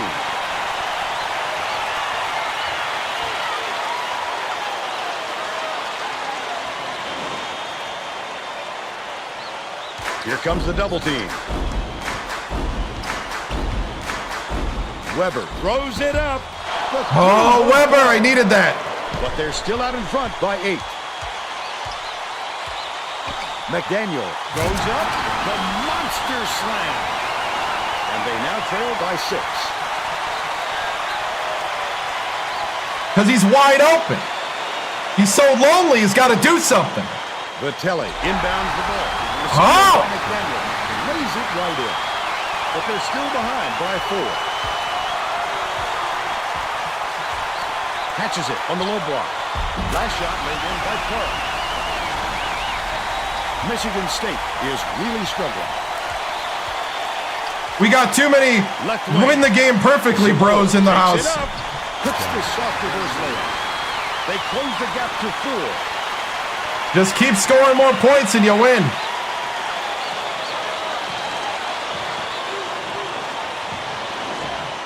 McGee passes way. Oh, what the heck? Goes out of bounds.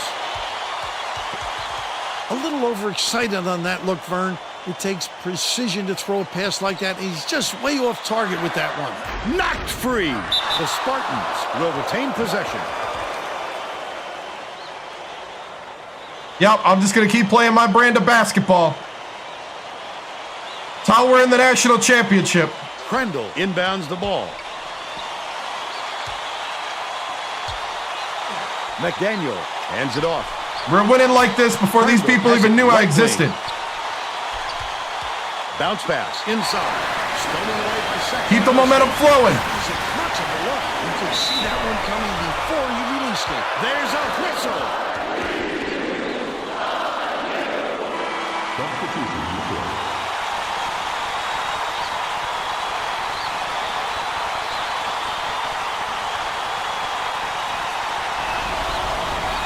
He gets it. Collison will come off the floor.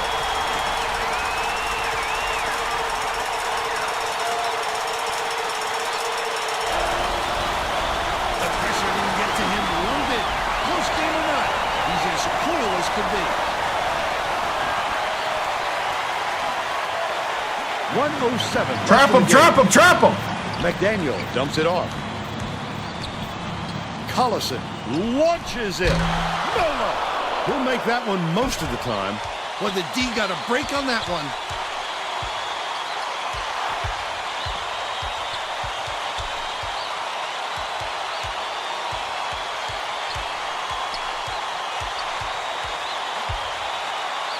McGee dishes it to the left. Perimeter, swings it to the right wing. Stokes crosses it over. Weber catches it, right side. They're going to have to hurry. Stokes for three! Great shot. Yes! Hang on to the lead.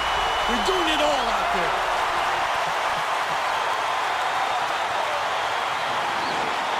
Collison inbounds the ball. Michigan State with the ball. Takes it up. Nice job on the assist. Parham! What a playmaker this guy is. Great assist. McDaniel commits the foul. They're in the bonus here, so that'll be a 1-1 at the line. 5 feet. He's checking into the game. I think it's a little too late for this, Fern. They're just prolonging the agony by fouling because this game's out of reach. Off target on the first. Oh, Vinny! 16 seconds left in the game. Hager stepped back over the midcourt line there. That's an over. He's out! Oh, he stepped over! Vinny! Tell a story for how this Vinny McGee!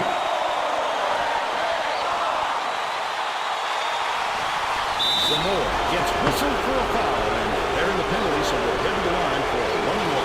Whitefield was needed out on the floor. Didn't get up to the rest. Vinny McGee Jr., the original Sacramento Hornet. Off on the first. Brendel gets whistled for a foul, and they're in the bonus, and they'll go to the line for a 1-1. Collison is back in the game after a short rest.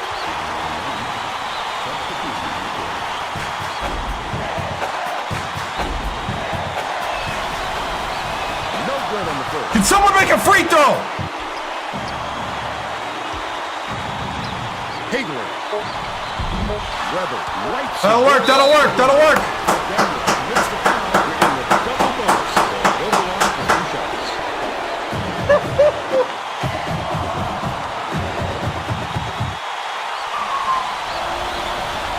Off target on the first. What are we doing? Didn't sit for long, and he's coming back into the ball game.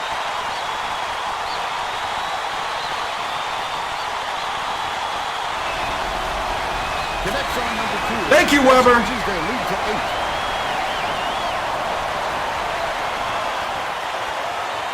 Collison inbounds the ball. National champions! Yes! College basketball has a new national champion. What a sensational You season. keep winning till they make you go home. These players rose to the challenge in the Final Four, just as they did throughout the year. They played with such heart in this tournament.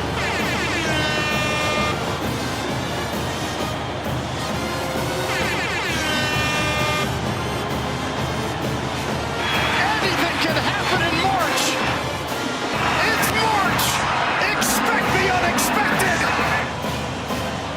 Woo!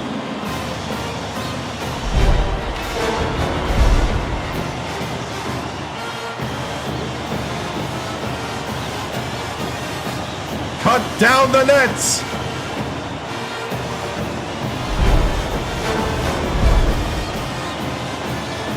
Woo! The Sacramento State coach is a terrific leader, Vern. It's a great tribute to his masterful coaching. The original Hornet comment in the Natty, right? Dude, Vinny McGee has been here since the moment Coach Victoriano took over. Now let's send it over to Greg Gumbel.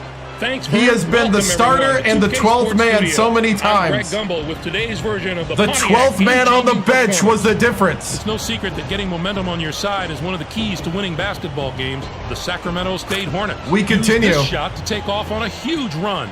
This game might have had a much different outcome if it wasn't for this sequence. Thanks a lot, Greg. And thank you for watching on this exciting night as we crowned a new champion of NCAA basketball right here on 2K Sports. This is Vern Lundquist saying goodbye. Oh, wow. Whew. Dude. National champions. It's Mountain Dew Zero. You know it is.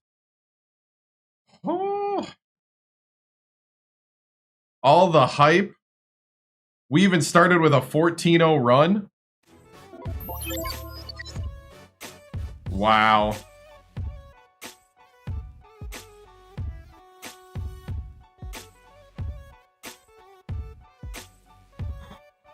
Yeah, it's a little. It was good for the time. They put the effort in all the other parts of the game.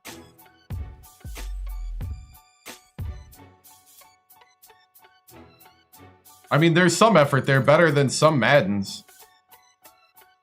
Whew.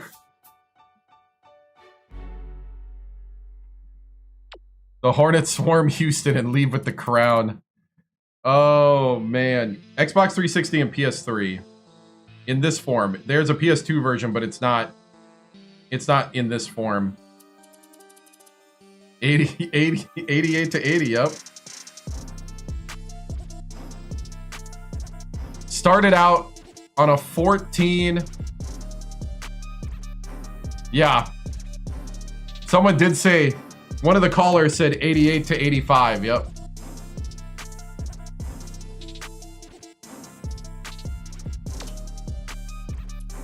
Whew, shot chart. That little lone midi there. That was a key shot to break a run. Oh my goodness! They were a 1 seed. We were a 6.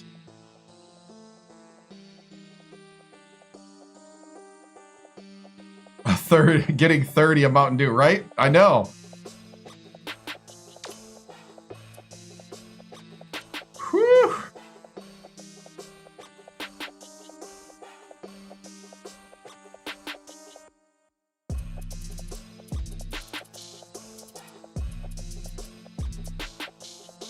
Wow. Can we go to the next song? I need something a little more peppy.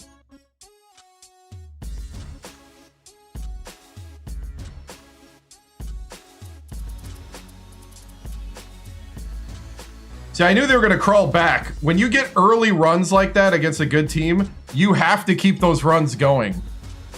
This game really is like... This game is on momentum, emotion, and runs when you have it set up right. And you got to watch out for them. Like, we started out 14-0 and won 88 to 80. And they had... What, they tied the game twice, right?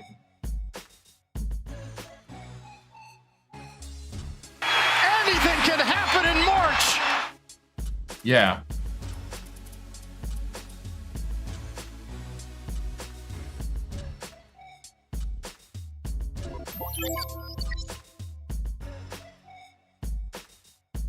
Dude, it's hard because the guy's wide open.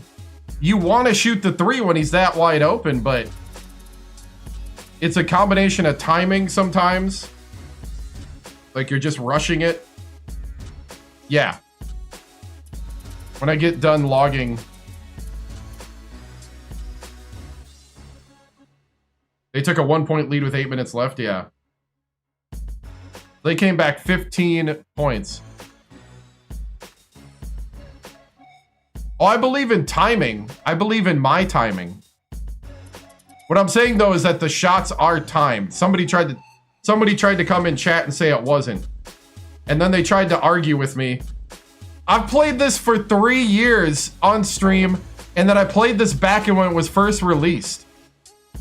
There's timing in the shots.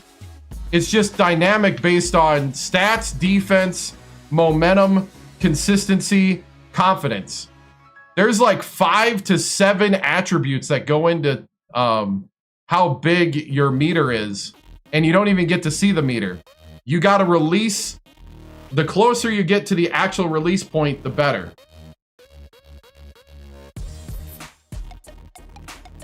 But there's like 7 things that affect it. Like if your guy's confidence is low, then he could be wide open all day, but he's got low confidence. You're going to miss it. That's why I was a little hesitant on bringing in Vinny McGee, because he had the lowest confidence of the team, but he was the senior, so he has the most consistency. So I was hoping that the consistency outweighed the confidence, and he got confidence right away. We did use the pep talks. We used all of them, I think. Maybe -2. I think I was doing so much pregame prep and hype that I forgot to use the 2 extra I had left. But yeah, got to use the pregame pep talks. Oh no! Oh no! I am not a novice at this game. I may not say everything I'm doing, but I am no novice. Now, I'm not saying I know everything, but I've logged way too many hours. Was it in that one that I posted the other day? I was figuring out how many hours. In the first one we did in 2024 with Coach Caleb Booker, we played on stream 358 hours. That's on stream live streaming. Oh, thank you, thank you.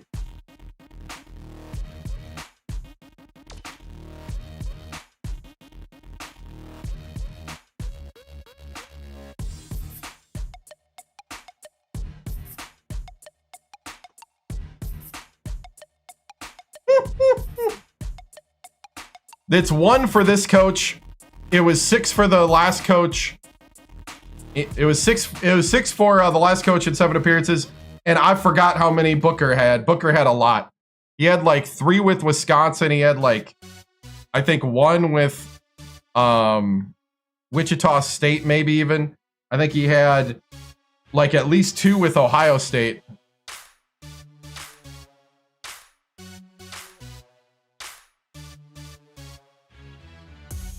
Yeah, Coach Booker's route was Nicholls State, Wichita State, Wisconsin, Oregon State. He had 2 at Oregon State for sure, if not 3. Ole Miss. Stayed at Ole Miss 2 years, then the Ohio State job opened up and he ditched Ole Miss. Yes, this team is the quickest. As far as like the first school, this is the first school that I've won the championship with. I got to the title in 6 years, I think, with Alabama State, but lost it in overtime to Oklahoma. And then everybody that was really good on that team graduated. All right, I didn't do the thing I was gonna do. Hold on. We'll get to the press conference here. Sorry, I'm a little everywhere and happy that this happened because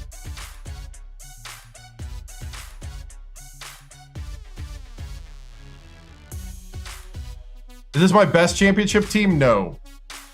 We had way better West Virginia, Purdue teams, Ohio State, and Wisconsin. Wisconsin had this big boy at center. The whole offense ran through him. And then we kind of had like point guard center combos at Purdue. Yeah, Cranford and Valencia. Yeah.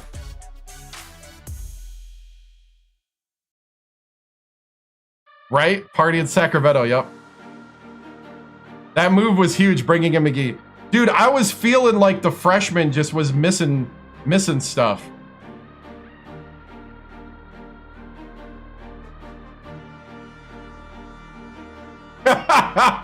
Right, Reverb? Nuggets! It's March! Expect The horse is prepared for battle, but victory comes from the Lord. So I'm dependent on the Lord. All right, one more thing. I need a screenshot from this game.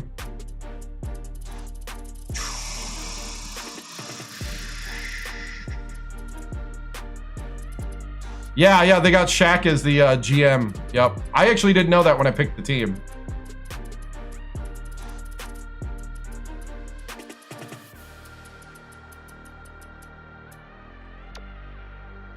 You know what? This was a game changer right here. Stokes, the transfer from Villanova, who brought the championship mindset.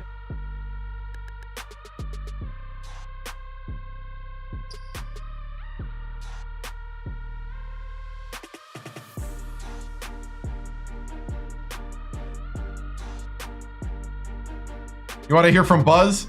We'll get there. We'll get there. We got a lot to do. There's going to be plenty of time for that because I got to do off-season stuff now. Freshman had big game jitters. I really did. Like, it really felt like that. That's why I was like changing it up. I need as many Michigan State players in the frame. There we go.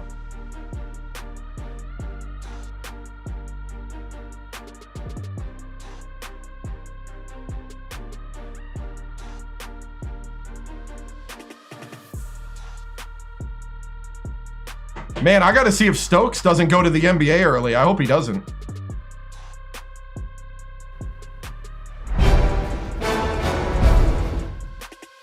You wish you could hear from Dick Vitale. Oh, man.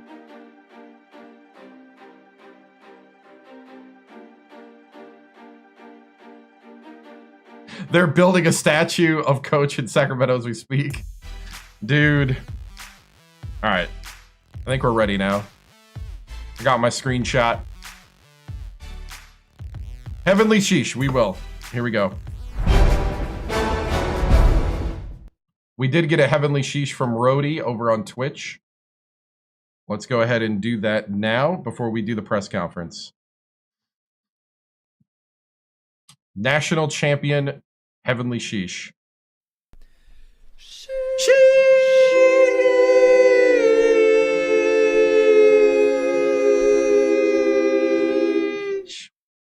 National champions.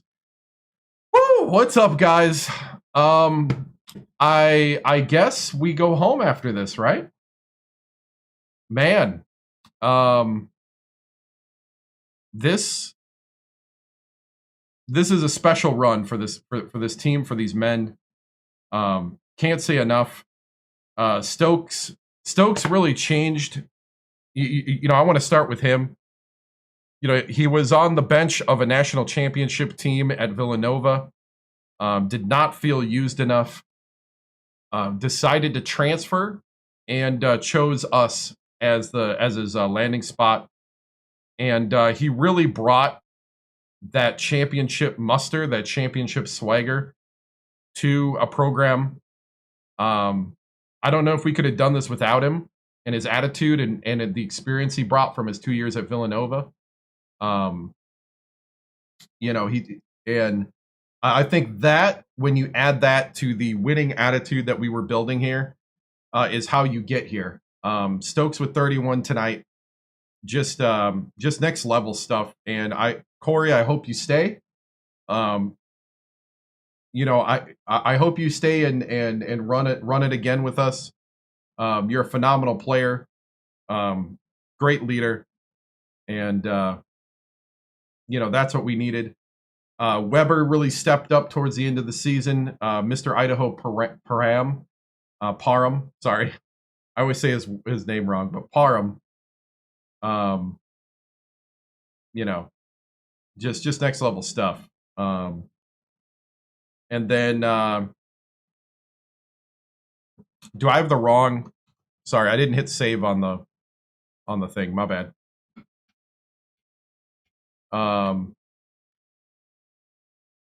Yeah. Just next level stuff from Parham down stretches. And I can't say enough about Vinny McGee. The senior, he's been here the whole time. He's had ups and downs throughout his career. He was our starting point guard last year, and he took a backseat role this year. And in the moment where we needed him the most, he stepped up in that second half and really led the charge. He brought a calmness in the storm. He brought a level-headedness that you expect. He is the only senior on the lineup. Vinny, I'm going to miss you, Vinny. That was an amazing way to end your career, coming in and bringing a calm to a situation that needed it. So, man, can't say enough. It's going to be hard to go forward without having that calm on the bench. All right. Coach, I know you've said over and over again this season that your job is not done here yet, but you have to be curious about what bigger schools will be offering after this big championship win. I mean, sure, the offers will come in, but we're here. This is not just a stepping stone. I want to establish this as a basketball destination. So, we for sure have one more year, and it could be even more depending on how things fall. But we definitely want to do it again. They say that sometimes one time's a fluke, but 2 times is a pattern, and 3 is an actual dynasty legacy. So, we'll see. I can't guarantee 3 more seasons or 2 more, to be honest, because I'm kind of taking it year by year. But next year, I'm definitely staying as a Sacramento State coach. Coach, congrats on being the first mid-major since UNLV in 1990 to win the championship. There's bound to be some major interest from major conference teams. Do you feel some of those schools could make a tempting offer? Tempting is an interesting thing to say, but would I take it? No. My family's here in Sacramento. We've established something here. I've recruited players here. We got a lot of good years left in the recruits we have. And we're just wanting to continue, build what we got here. Coach, how does it feel to get your first Diet Mountain Dew bath? You mean Mountain Dew Zero bath? Or I guess it'd be Diet. They didn't have Mountain Dew Zero back then. It's nice. It's nice to win stuff. It's nice to be recognized, and it's nice to be wanted. But yeah, it's nice to end the season without heartbreak. The last couple seasons we had,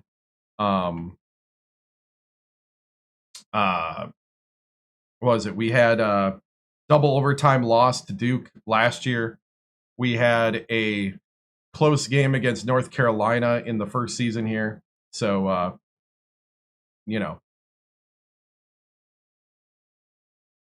what round am I in? Should be right here to tell you under the microphone. We are champions. They sent us home. Like, we won so much, they gave us a trophy and said, go home. We don't care where you go. You just can't be here. Will Stokes be back? Oof, I don't know. That's up to him. I want him back. I would like to do this again. So, Coach Clark Kent, congratulations on the Natty. Does it feel winning the national champ? How does it feel to win the national championship? How does this win? What does this win say about you and your program? Last question: are you ready to run it back? Oof. You know what? I'll start with the last question. I'm ready to run it back. The other 2 questions, man, it just doesn't seem. It just doesn't seem real at the moment. I think it'll be real once they, once we arrive back on campus. So, as far as the program, I think we're building something special here. And we're doing it with less stuff than a lot of other people have.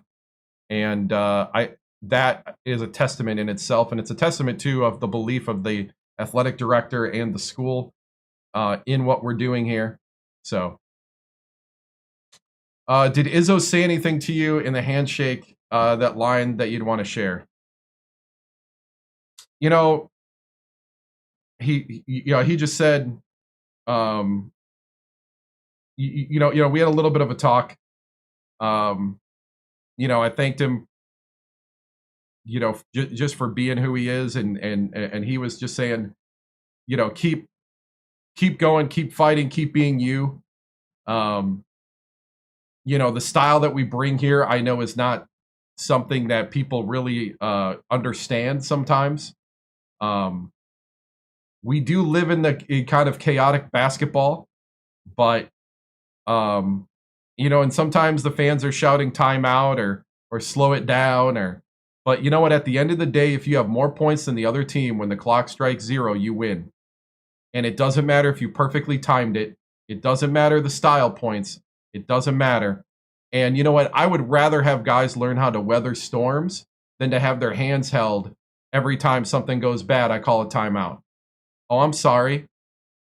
Do you want me to go shoot the ball for you too? Like, sometimes you got to put on your big boy pants and weather the storm and turn it around. And every once in a while, you do have to call a timeout, but not as often as what people think.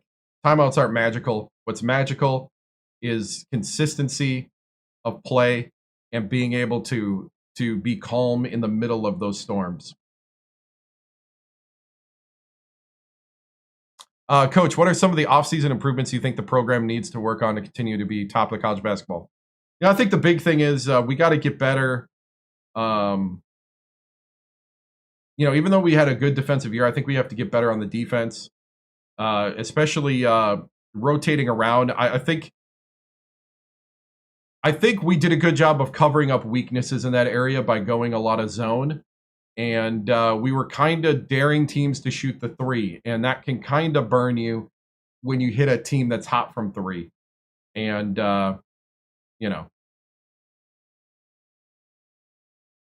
Coach is different when he says the job isn't finished after winning the Natty. Yep, job's not finished yet. We got to run it back. Coach Jim Boeheim was at the game. He was heard saying, "That's the guy replacing me," comments. It's, he's a great coach. I'm nowhere near as good of a coach as him. High praise, but that's about it. Coach, who has won the Natty the last 3 years in the save? It was Michigan State. It was Michigan State was the defending champion. Villanova before that, and North Carolina before that. So it was North Carolina year 1. Year 2 was Villanova. That's where Corey Stokes came from. And Michigan State was trying to go back-to-back because they had won it the year before. Coach, what do you need accomplished to get this offseason to be back-to-back? We're looking at a recruit right now, but I think the big thing is we have to develop the guys we have. We only have 1 scholarship, so we're only going to bring in 1 guy. We're going to mostly have the team because only 1 guy's graduated. Now, Corey's got to make a decision here, and I hope his decision is to stay with us. I heard right now that Corey's, Corey Stokes right now has a pro buzz of the 2nd round. Maybe I'll make the pitch right here.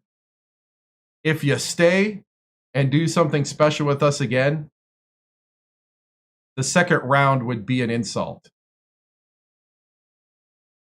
So, that's what I'll say. We'll make the 2nd round an insult if you stay. I don't think you can play this on a stream deck. I think it's Xbox 360, PS3 only for this version of the game. There is a PS2 version of the game that's not as advanced. How does it feel to be on top of the mountain, to be kings of college basketball world? It feels great, but it hasn't sunk in yet. We'll see going forward. Rematch versus Michigan State next year. You know what? That'll be a talk with the athletic director. I'm going to make no promises here. You know, we'll see. Coach, would you consider giving McGee a spot on your coaching staff down the line? He showed strong leadership. This is true. Yeah, Vinny McGee, man. He showed great leadership there in the championship game, and a couple times where he came in during the tournament. Yeah, I mean, if he's interested in coaching, you know, I'm all about however I can help. How does let's see. All right, moving on.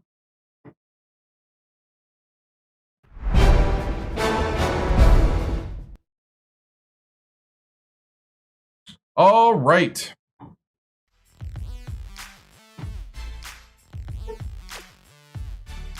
Woo! National champions.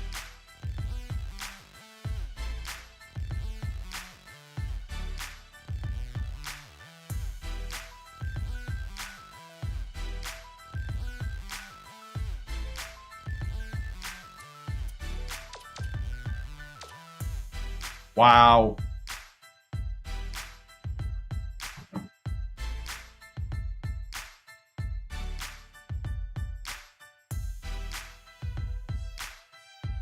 You might be able to change their names, but I don't know if you can make them. Upgrades are about to be crazy. Yeah, the upgrades are about to be crazy.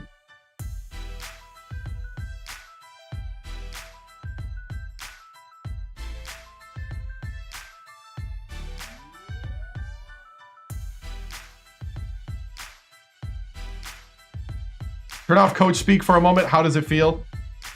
Dude, it feels great, to be honest. You know, a lot of times at this point of the legacy, you get a lot of letdowns. And so it was nice. Also, you know, to be honest, I think reading chat during the thing and been doing it for 3 years, that's actually gotten me more level-headed. And like in those moments where people are complaining that the game is a blowout, that, you know, like when we were up 14-0, game's a blowout. Like, people don't understand that this game is a game of runs. It's a game that's highly, like, if you go up 20, there's no guarantee you're going to have that 20-point lead at the end of the game. This isn't like Madden rock, paper, scissors. Like, this isn't like modern sports games. Oh, yeah, we go nuts. Like, that's the style. I even slowed it down. You know, like, I was willing to, like, kind of hear some of the complaints. You know, and so we slowed down the speed from 70 to 60 and put player speed at 50. And went to 12-minute halves just because of, like, keeping the scores realistic and keeping the simulated scores kind of even. And because the settings you're looking at is the only settings I change. Yeah. Also, you got to remember, like, when you do, like, the coaching emphasis, the 100 overall coaches doing that too. So like that's why like the Duke moments at the end of the game just seem like huge swings, because they have way more discipline than you when you're a smaller coach. All gas, no brakes. Yep. No, the highest difficulty is mop, which that's like superhuman computer. It like goes superhuman on you. And like this era of video games was designed to be played at either the middle or the one above the middle. Like this was really where the simulation was designed at, was at these two levels. This was like, I don't know.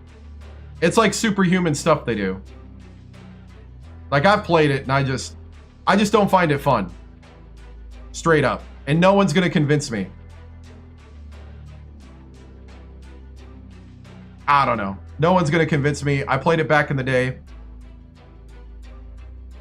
I'm not looking for being hard. I'm looking for being simulation.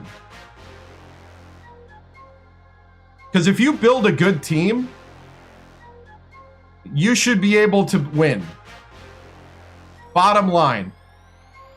Like, I'm not going to play fair if I went out and got all these 5 stars or I developed all these 4 stars. I'm sorry. I'm not letting you win. If you cry about me blowing you out, how about you play better? How about you go get better players?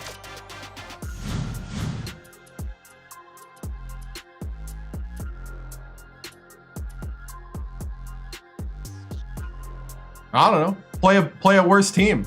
Stop playing the 99 Tar Heels.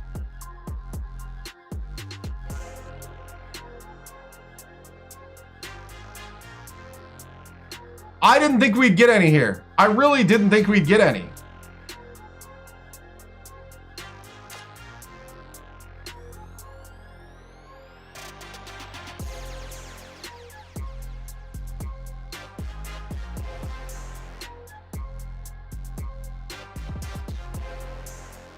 And maybe part of that is my lack of basketball knowledge. I don't know.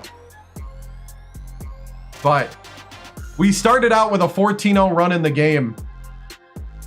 And everybody's like, you know, all the new viewers were dogging it. And I'm like, just wait.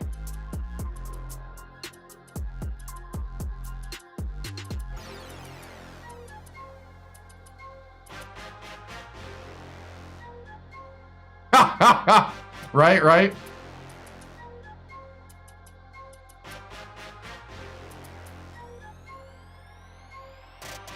Who's coming next year? We got one recruit where we found a 5-star that got forgotten. So I was trying to get this other guy. Where is he? I was trying to get this other guy. I was trying to get Daryl Ortega. This is the guy that that I was going after, and Gonzaga sniped him on me. Not happening.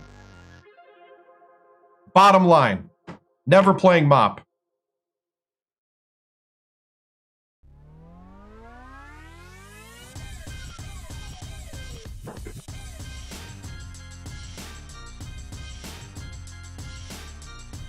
But yeah, like,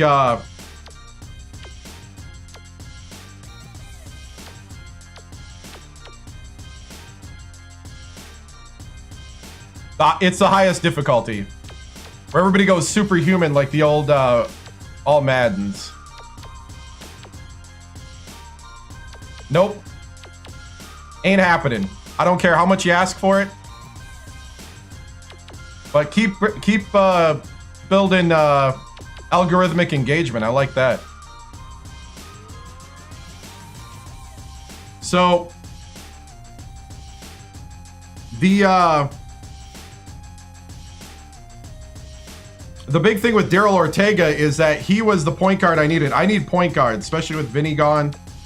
I don't think I have a true point guard. I think I have a lot of shooting guards I moved to point. So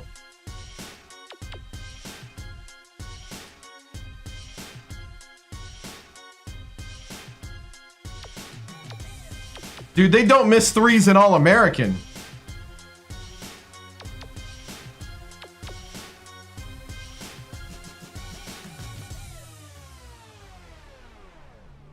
But, so Gonzaga sniped this guy from us. Because, he wants,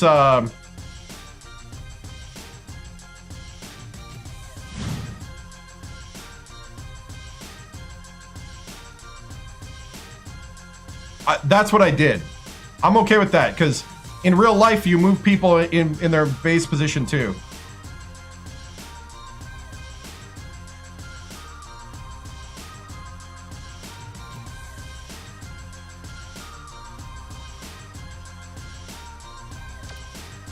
This is a 3-star. What do you mean I lost a 5-star? I lost a 3-star. It's just new people. Trolls are like that all the time. Especially the bros that are like, I'm better than you, man. Play me one-on-one, man. I'm better than you. Dude, this isn't about being better. This is about having an entire environment, storyline. I got the 99. I played enough Ultimate Team that I got the 99. I don't even know why you do this other stuff. I just skip that. I turn off the cutscenes because I just want to win. I just want to feel good about myself. Hey, just a second. You didn't let me fire up my Zen. I gotta fire up my Zen.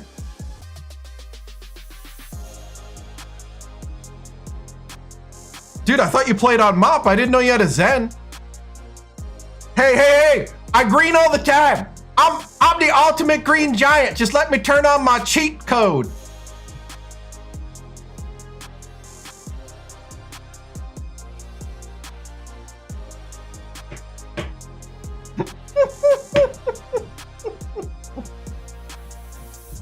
I'm not a part of that culture. It's like all the people who bunt cheese in MLB The Show and then go, ha ha ha! I bunt cheesed you! It's like, all right, you had fun, great. I'm not playing anymore.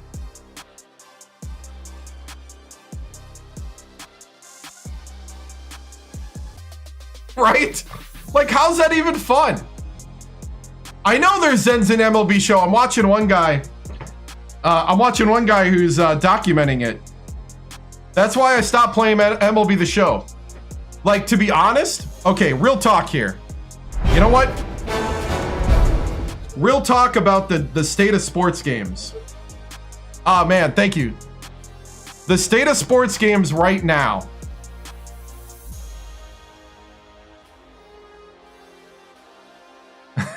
Right. The state of sports games right now is that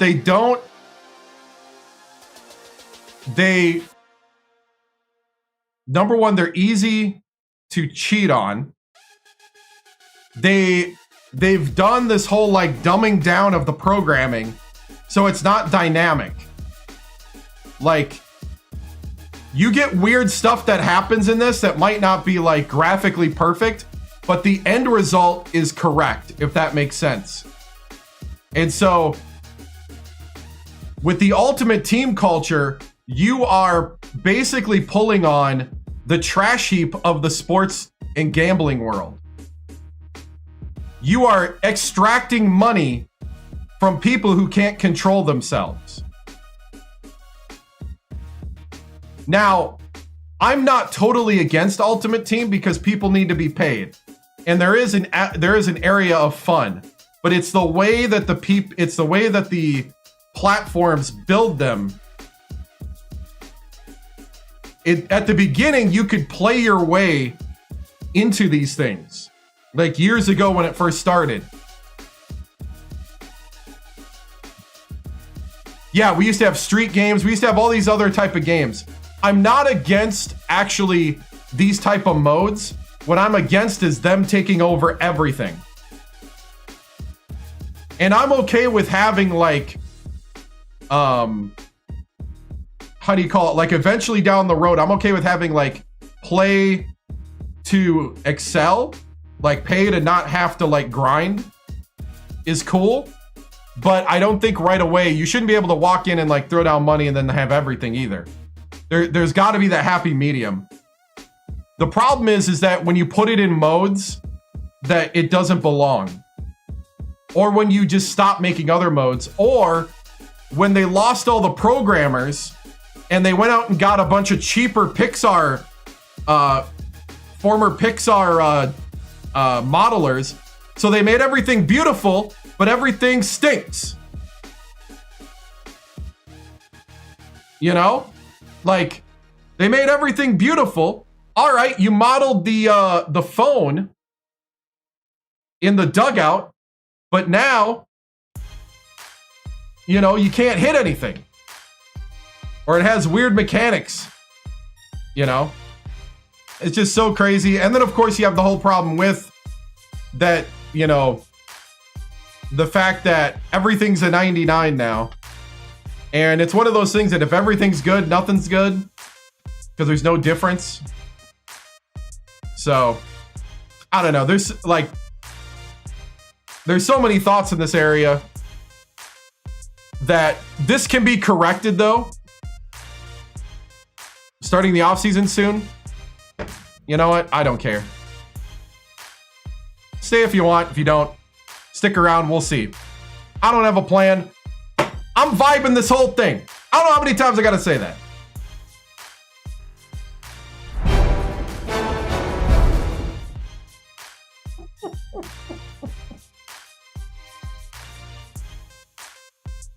Well, it's not necessarily. No. Actually, there is a real thing that the corporations can't control that's happening. It is the lack of skill of programming, too. Because some of these, because I don't think it's capitalism killing. I actually think it's middle management killing. Hey!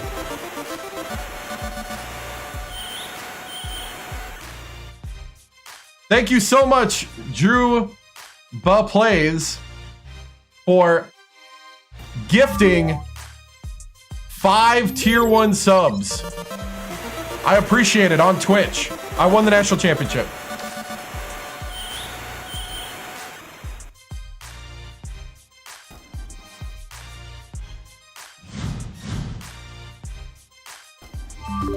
What's crazy, Coach? We rely on each other for the best customized setting. Yeah, exactly.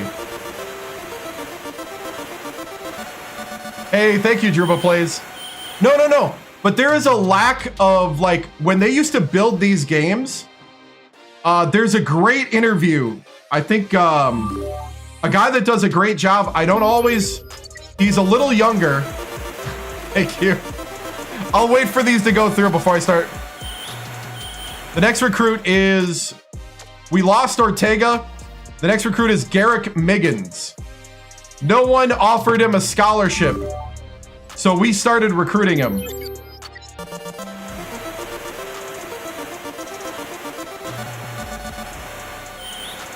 Right, exactly. I just want franchise mode. No, you're good, you're good. I think we're done. Okay. No, I don't worry about getting interrupted that way. I don't care about that. When should you go after 3 stars? When you can't get any 5 stars or 4 stars. Recruiting is simple.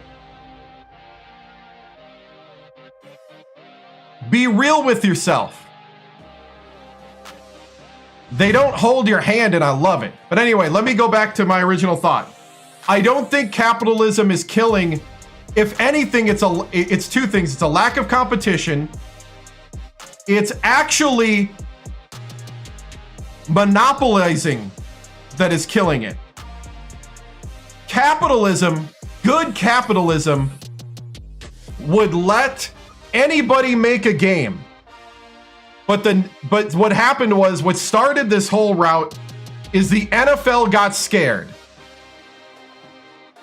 So nobody did exclusive licenses till and monopolism, you could call it crony capitalism if you want. Monopolism would be okay, NFL 2K5. I'm trying to like collect my thoughts here. NFL 2K5. Yeah, that was the year. So what happened was Madden had a game, and it was pretty good, but it was arcadey. You know, it was very arcadey. It was very fast. I think the game was faster than real life. And then, but it had quality. There was good options. Madden 08 had a very good career mode for the time. Had a very good franchise mode. And then, yeah, we won the national championship. Then, well, I'm talking 08, but 05, yeah, 05 was great. 2K5, they came out the gates a little late, if I remember right. And so they needed to compete with, they needed to compete with Madden. So I think 2K, came out later than Madden. They knew they couldn't compete head-to-head because Madden had all like the hype. So they lowered the price to $30 from, I think it was 50 at the time.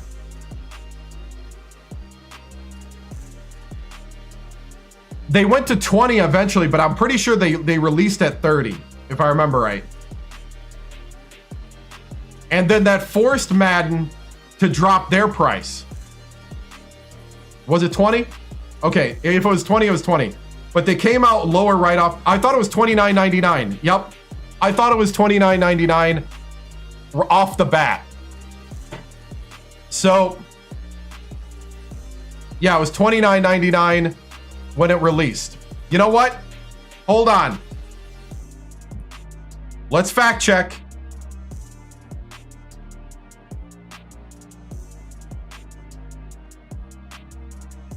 I don't know if this is fact checking though, because I'm asking AI.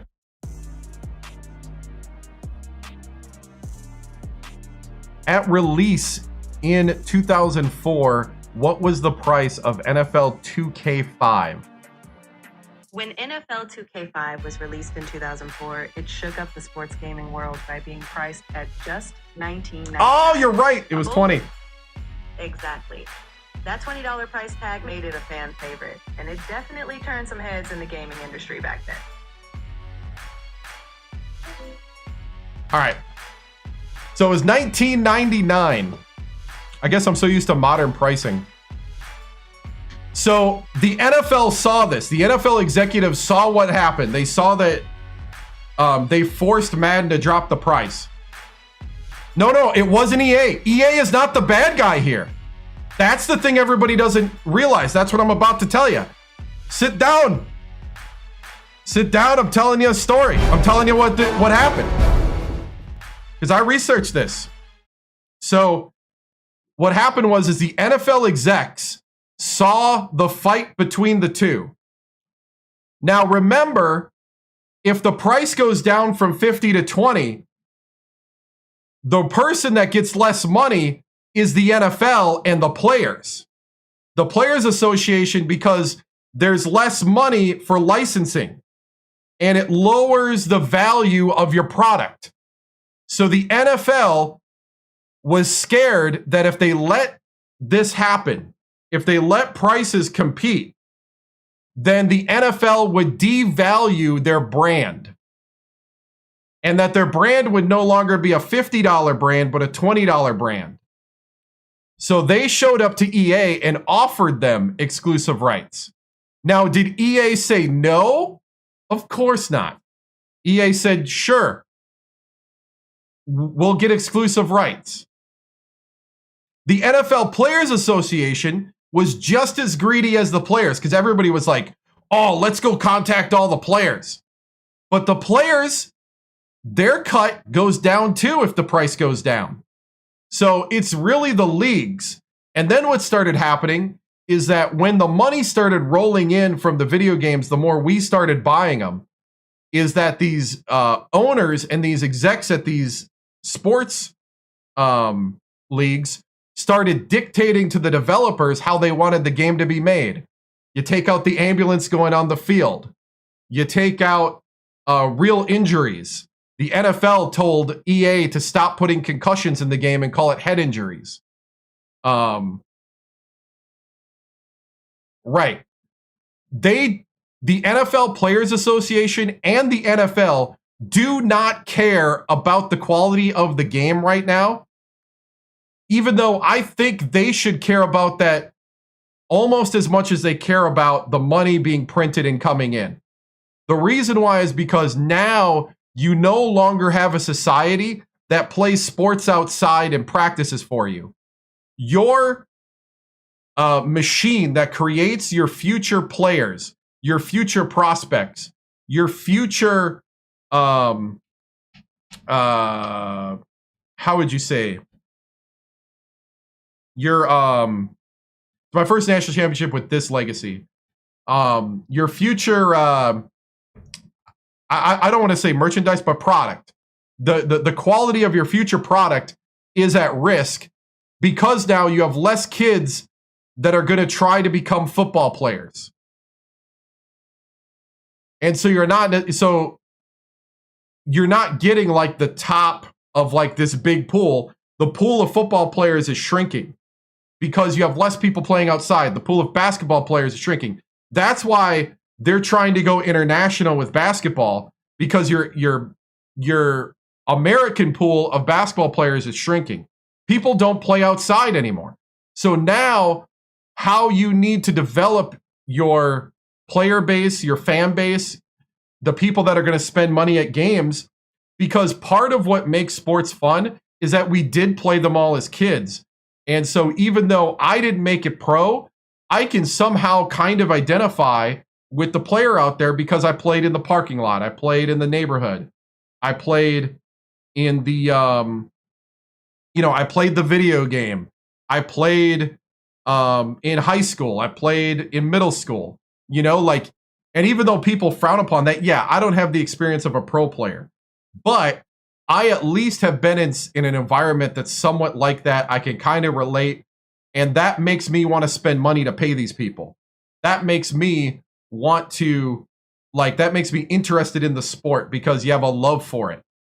And the problem is that these leagues are short-sighted with grabbing as much money now instead of developing an entire ecosystem and brand from the ground up, where now I can forever have a group of fans, because that's why soccer is so big, because all it takes is a ball and a couple agreed rules on where the goal is. And now, right. But see, that's not going to last forever. And they're worried about that. PGA Tiger Goods does it right. Yeah. So this is beyond the video game. It's about the sports thing. And the NBA's got a problem right now. Right. Anywhere where there's a hoop. Yep. I was there. I feel you. Yeah, exactly. Exactly. When I was growing up, it was about playing basketball, football, baseball. There was a little bit of hockey in the winter, but I wasn't really a skate person. Well, sports betting's a whole nother area. That's a whole nother little area. Sports betting is basically the ultimate team of real life. Put that over there. But what I'm talking about is growing a sport and a brand. And when you have people attacking your brand by saying that, kids should be treated with bubble wrap, like football. Injuries happen. Life in itself is a risk. If you want no risk, you don't live life. I think there's that angle. There's also another angle of Madden, before they messed with it, would teach people how to play the sport. So now you've elevated the quality of the players that are coming in, because on a concept level, they get the sport. They develop faster, sometimes faster than their coaches. The NBA, if your game plays with a lot of fundamental basketball concepts, that forces people to learn fundamental basketball, which then means a kid shows up at 12 years old knowing a 2-3 zone, a 1-3-1, a triangle and 2. Right. Exactly. There's an opportunity missed here for short-term money printing. And I don't even think you have to get rid of the money printer. You know what? If the whales want to spend the money, let the whales spend the money. But use that money to build your program, because whales are just going to spend that somewhere else. So it might as well be you. But on top of that, you can build this whole ecosystem that continues the sport, your legacy, your brand, your thing forever. So anyway, that's my soapbox. Sorry I got on the soapbox. No, I'm not sorry. You know what? I'm not apologizing. This is what needs to be said more. But anyway, it's really the leagues and the owners that are holding back these sports games.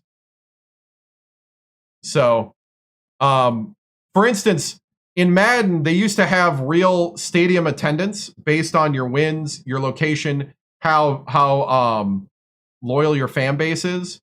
And the Jacksonville Jaguars' current owner saw his stadium empty in a video game and didn't like it. So he sent an ultimatum to EA saying that they should never have empty stadiums because it looks bad. I'm not that way. Yes, it looks bad, but there's also reality. So, yep. So it is what it is. Right. If you look at things like the Savannah Bananas, they're building a long-term brand without having a league. And that shows if you take these type of concepts, you can build things that last beyond you, and you can then solidify and grow the league. So anyway, let me get off my soapbox.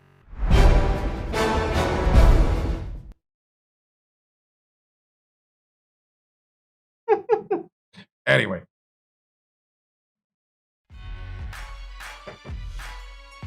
I also think I talked too long and too all over the place for that to be any good for a clip, but Soft Drink TV on YouTube is a good place.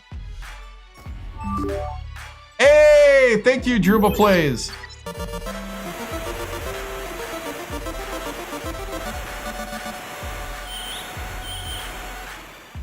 I think monetization is important, though.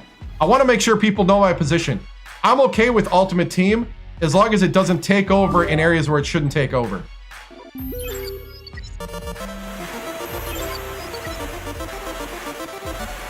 Thank you, man. I appreciate it. Druba Plays gifted 10 more subs on Twitch. I appreciate it. Dude, Druba Plays. A total of 20. Thank you so much.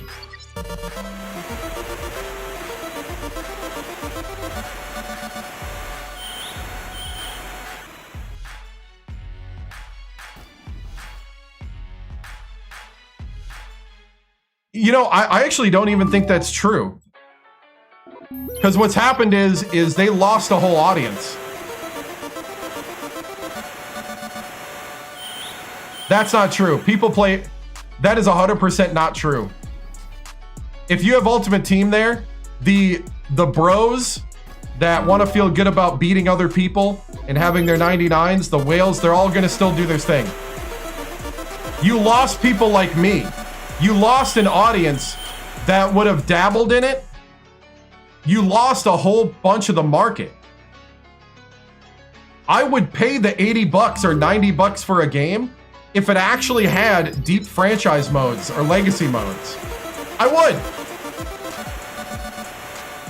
And I would buy it every year if you kept improving the gameplay.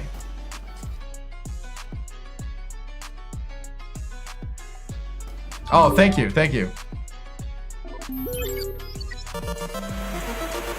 Yeah, and I hate the bros. No. There's no hate here. The bros serve a purpose. They spend their money propping up the stuff I love. You know what? I'd rather them spend it on a sport than on other things. Because if they don't spend it on that Ultimate Team mode, they're going to go spend it on sports gambling. The fault of them the gameplay.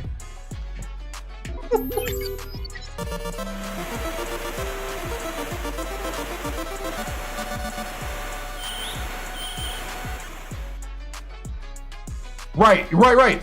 It's this thing of like, how would you say there's only the perfect way to play the game, because people try to find the cheese. Everybody tries to find the meta. They share that data.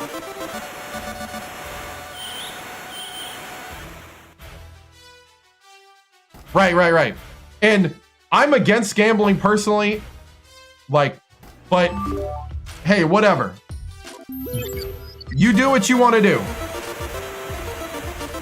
I think there's too many downsides, but that's me personally. But ultimately, I'm not here to ban it from everybody.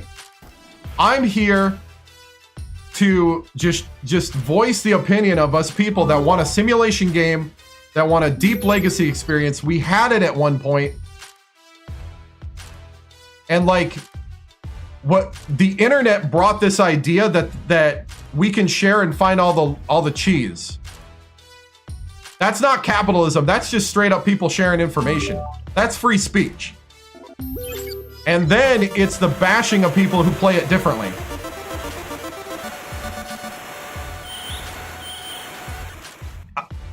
I'm not here to convince you to stop.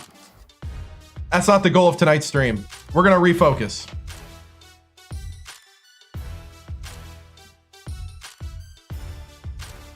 It's like ChatGPT. I tell it to refocus. We're going to refocus.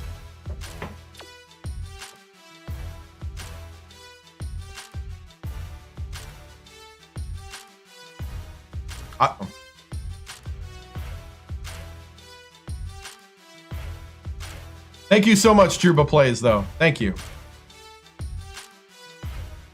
But the thing is like, I don't even mind people sharing how to play the game. It's this idea, though, you get this culture that there's only one way to play.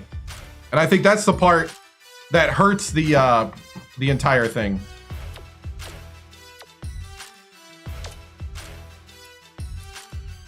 But anyway, to focus down to my final point, there's an interview with the Madden 06 developer when they moved from the one gen to the next gen. I think it was like Xbox 360 or Xbox. They lost all the coders that built all the franchises. So what they would do is they would give one guy a part of the game. So this one guy with or even like a tiny team would have franchise mode. Another one would have like jerseys. Another one would have like gameplay. Another one would have like maybe defense or passing game or something like that. And this developer was saying that what happened was all the guys who were coding the actual code that made the game work left because they wouldn't pay them. And Pixar had just fired a bunch of modelers. So EA thought they could save money by hiring all these people that could 3D model everything. The problem was nobody could code. No one could code their way out of a paper bag. And you had to start over because of the generation. The generation change meant you can't just copy and paste. You have to actually port the code. You actually have to sit down and translate it.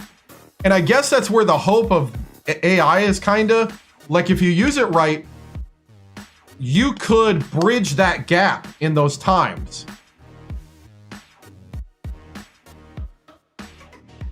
Right. Oh, no.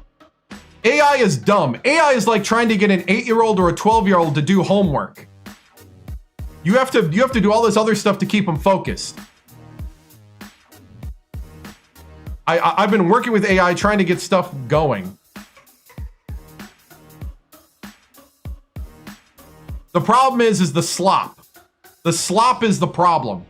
If you use it as a tool to like translate language from like, let's say to translate language from like the Xbox version to the Xbox 360 version, then you're using it as like a translator and also a learning tool on learning how to code. But it really is the lack of that coding. Right, exactly. Oh, I do the same thing too. Like right now, when I upload the screenshots, it's gonna forget 4 games in.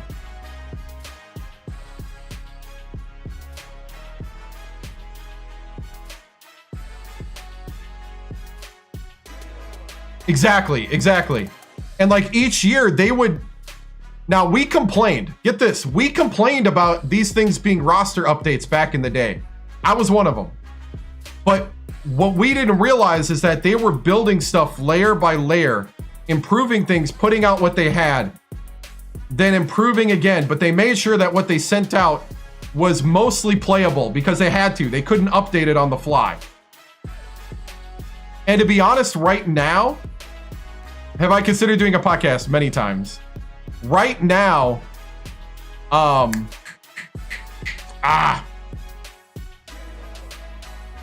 had a thought and I lost it. Oh, right now, I would be willing to pay $80 or $90 for a game that's tested works with little to no bugs, needing no patch to go into each mode, and then pay $30 a year for a roster update till they make like version 2 and have it polished and ready to go. You need to wait 9 years for that, sir. Right. But like, I would be okay with that if they came out with like, never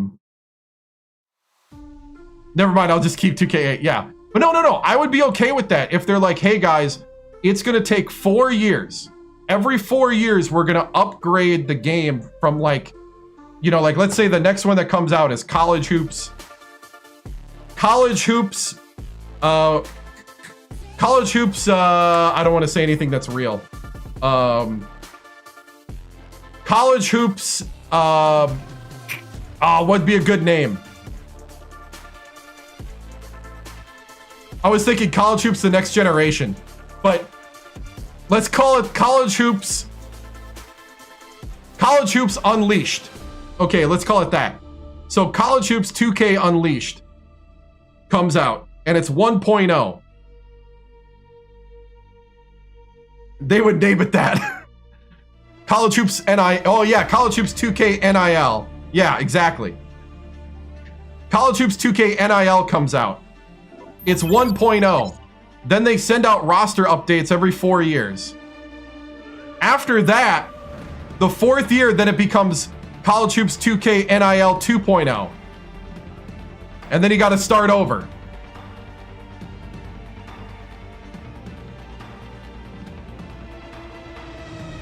Right. So anyway.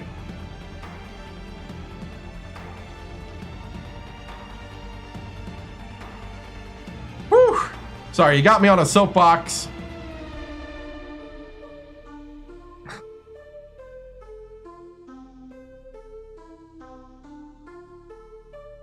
Right. And if you even like, you don't have to have everything out right away. Let's say in year 2, you come out with a radio show that you can play in the background while you're doing your recruiting or your off season.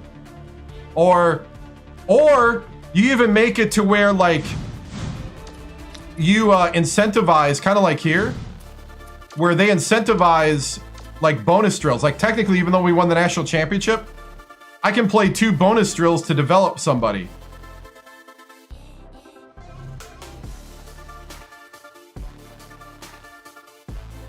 Radio shows, TV shows. Madden had a TV show for a while because of 2K. There was one year where they really like phoned it in because they had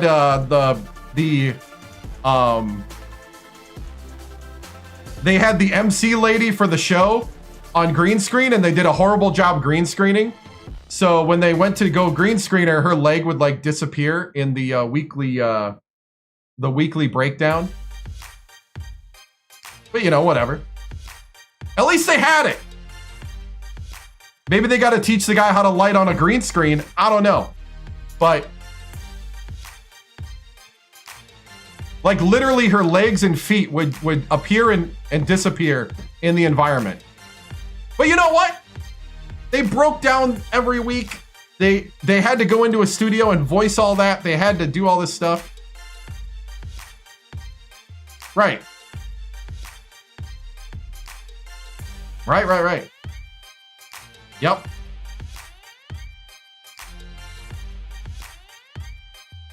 MVP Baseball. I heard about it a lot. I think I played it a couple times. The Tony Bruno show. Yep, that was amazing.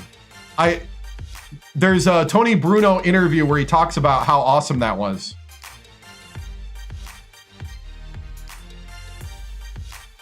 But yeah, I study this stuff, and like when somebody asks me if I'm a marketing expert, part of what I do in radio, TV, film is that like I want to eventually run a radio, TV, film production company that has many different things. And so I'm always studying marketing. I'm always studying what's working. I'm always studying. You have to have a balance between feedback from an audience and creating something new. because at the end of the day, an audience doesn't know what they don't have, but they do know what currently is out there, what they like. So you can take the feedback, because ultimately, if you forever just like keep giving the same thing over and over again, like, you know, people will have it, people will consume it, but it'll, I don't know, it'll just be old. You know, like Fast and the Furious 25. Now it gets real. You know, Fast and the Furious 38. Quantum Time. You know, I don't know. Like, you have to balance between giving people what they don't know they want and also listening to feedback. And so that's part of marketing. That's part of like listening. That's part of like constructive criticism and stuff like that.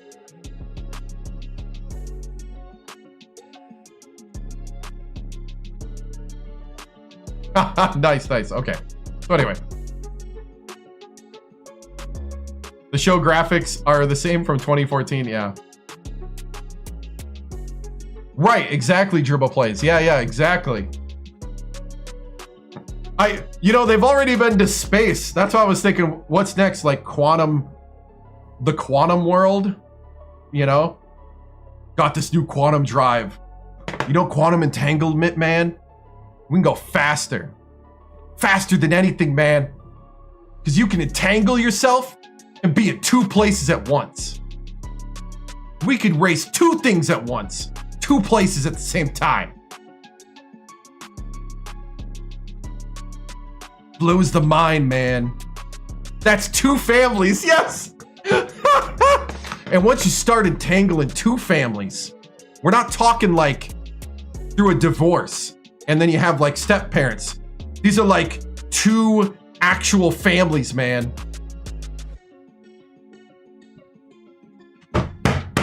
Okay, okay. Fast and the Furious Old West, yeah.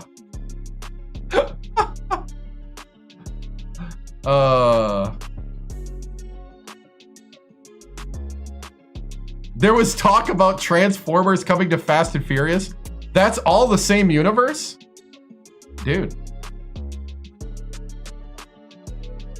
What do I think? Okay, that's a good question. What do I think is the best current gen sports game? Ooh. I used to play MLB The Show on the stream because I liked the game.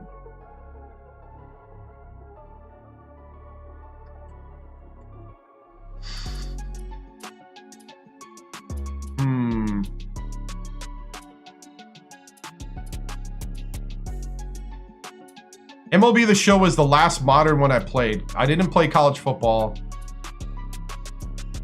I tried to play Madden just because it was Madden, and I didn't like it. And then when Madden, I think 19 melted my gaming computer, I was like, whatever. And then I haven't looked back. I've heard a lot of good things, but as far as what I've played,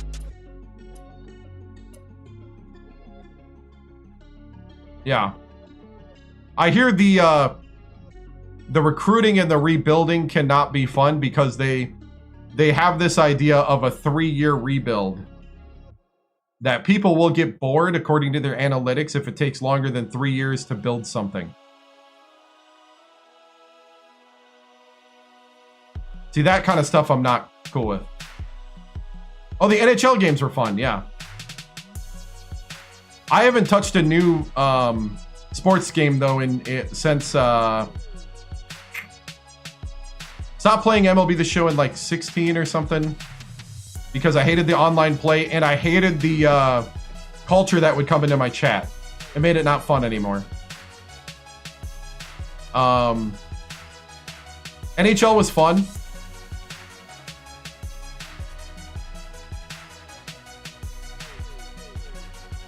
Because I'm more of a simulation man. Anyway. Can we train Tigert?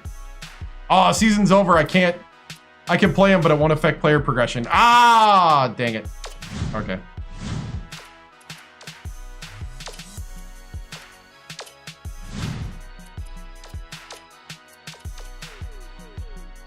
Well, looking at our end of season roster,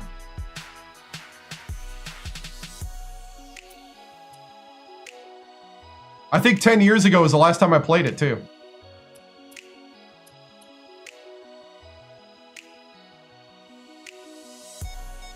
Right.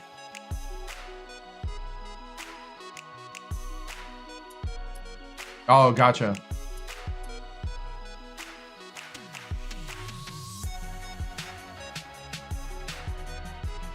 Interesting. Won the championship, yep. Stokes is from Villanova, yep. He transferred from Villanova.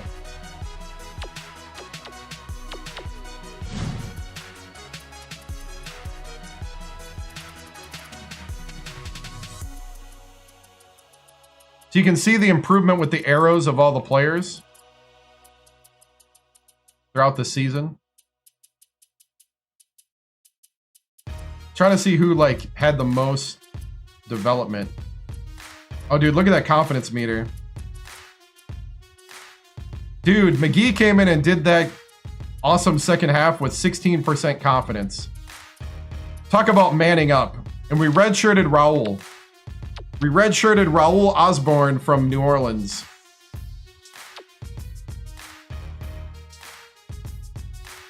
Raul!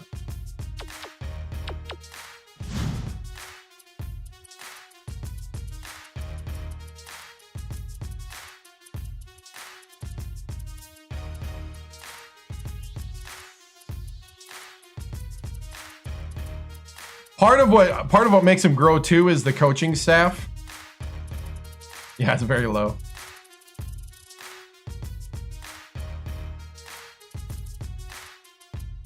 So like your teaching level and discipline and stuff. So our coaching staff is not that advanced. Like the awareness of Stokes and Weber are the two where like it improved the most. And then you got the potentials. Wilmot's only a C potential. That also affects the growth. Osborne's a B. Yep. That's what you should do if you want to like max out. So how you get transfers is you keep a scholarship open going into the off season. All right. I'm going to go ahead and press start to get into some menus, and then I'm going to, let's see.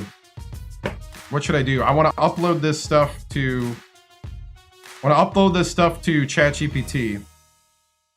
I went and talked so much, I forgot to do that. Crazy because we're about to be better. Yeah, I know. Let's go ahead and end the season. They keep their eligibility, though.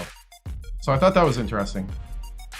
NCAA champions. Also, we got to go to our trophy room, see if we can unlock some jerseys.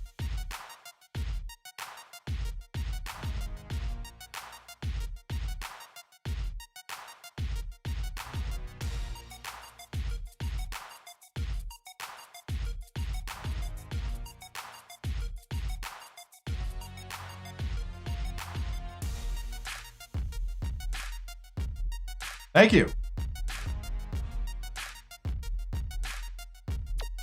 Player of the year was Kansas player Cole Aldrich.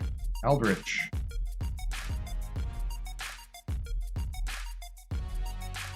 that his real name? Yeah, that's his real name, right?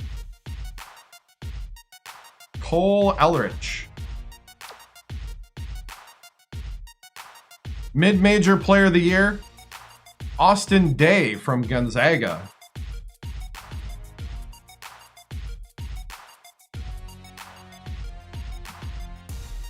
Yep. Coach of the year. Is that a real coach? Jim Boeheim.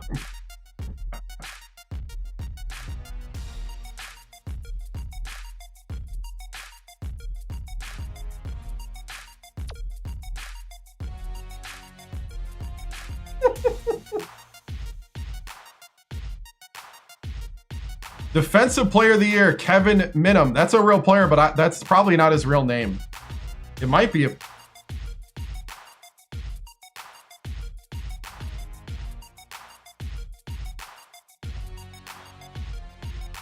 That is his real name? I know we went through all like the top people of certain categories and gave them real names. Their real names.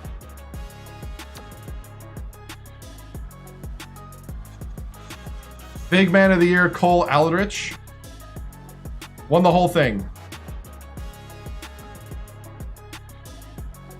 They said something about we don't have to go home, but we can't be there. They handed us a trophy and kicked us outside of Reliance Stadium. You know, they said you win or go home, but we kept winning.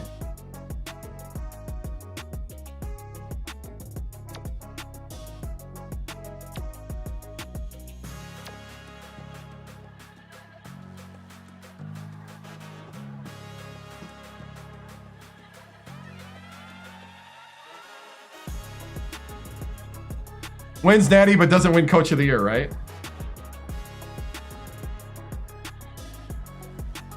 Freshman of the Year, Waitari Austin from Lake Charles.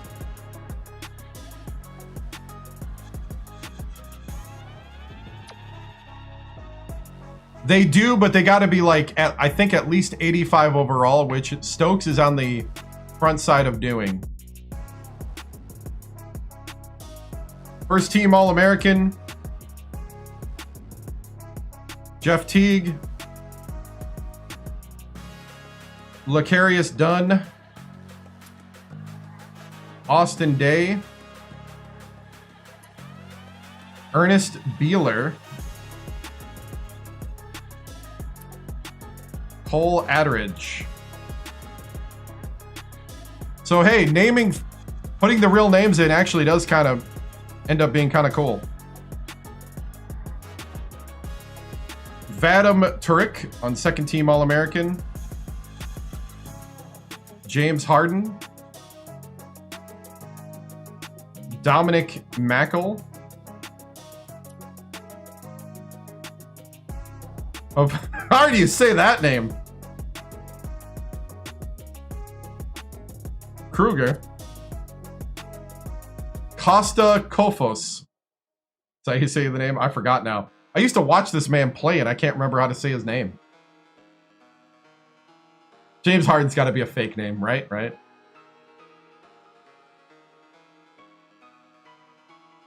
Costa Kufos.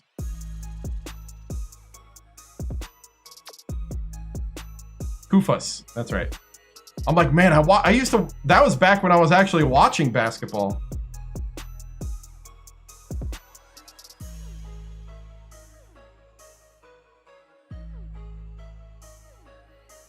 Must be a down here, right?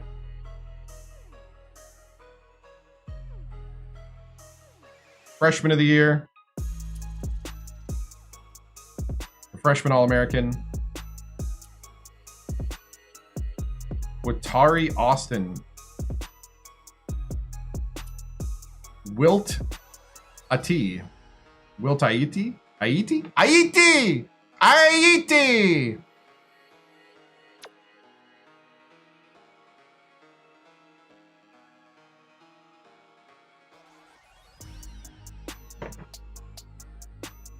Coach Eller just texted you, said congratulations on the natty. Dude, I'm so glad I'm on Eller's radar. He's in Germany, right?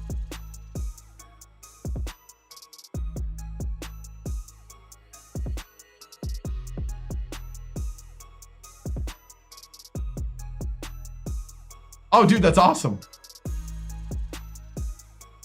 Big Sky champions. Regular season and tournament. Conference Coach of the Year. Coach Victoriano. Conference Player of the Year, Mr. Idaho. Byron Parham. That is the right way to say it, but I always say it Parham. Haram. Parham. I built that program, couldn't make a layup.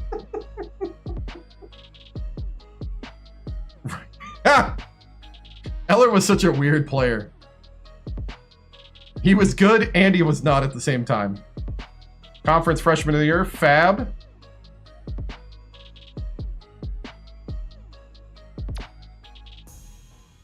Graduated the same year as Kufox. He was averaging a triple-double with blocks. Wow. That's crazy.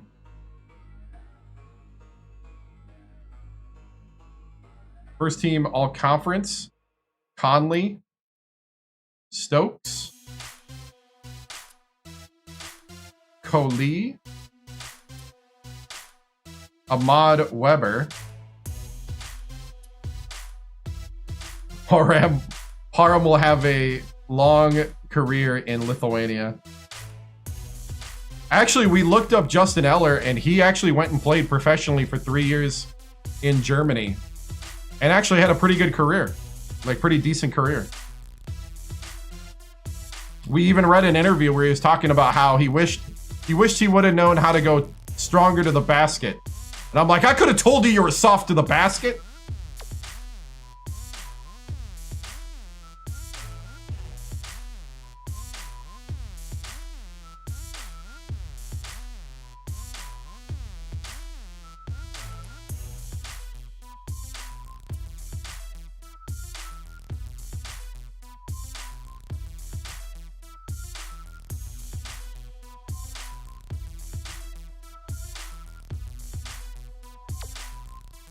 Freshman all conference, Fab.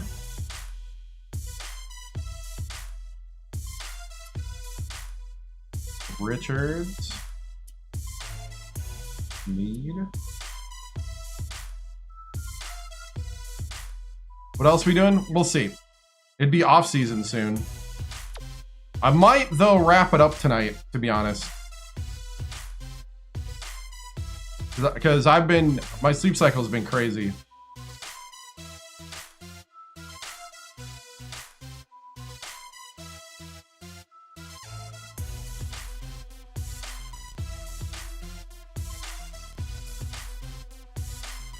Oh no.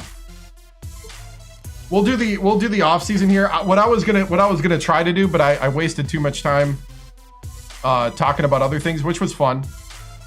But Giles left the team. Giles is not happy with his role on Sacramento and has left.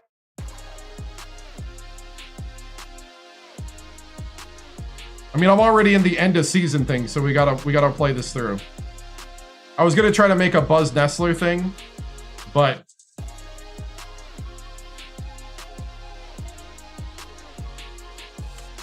I kind of had a soft spot for Giles. I'm not gonna lie. And then Vinny McGee. Thank you for your service, sir.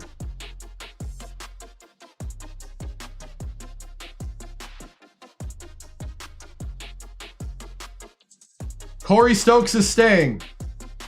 Apparently, he liked my pitch.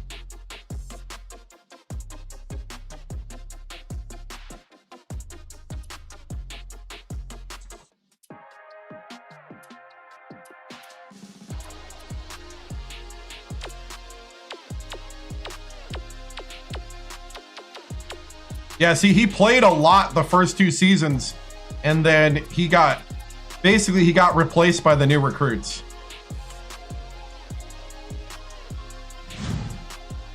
Giles wants to be the next Stokes? That'd be funny. So Stokes is staying. Giles always showed up. I thought Giles always played well, even if it didn't come up in the points.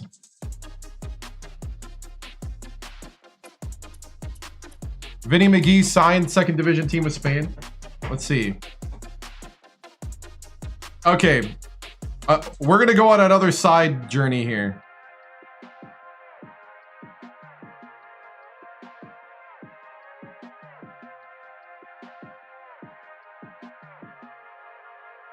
Can you tell me Justin Eller's full professional basketball history after he left Sacramento State?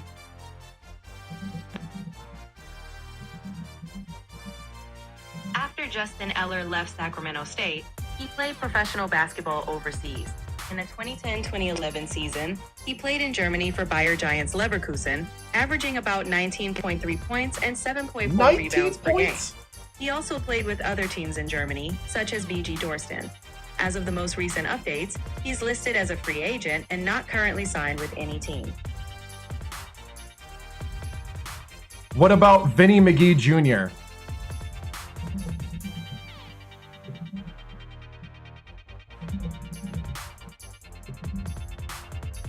Vinny McGee Jr. started at Sacramento State, earning Big Sky Freshman of the Year, then transferred to Cal State Northridge.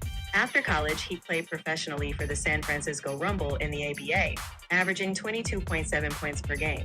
Later, he transitioned into coaching, first at Northern Colorado, helping them to a record season, and then at the University of San Francisco, where he was part of their return to the NCAA tournament. No way, Vinny McGee's a real coach.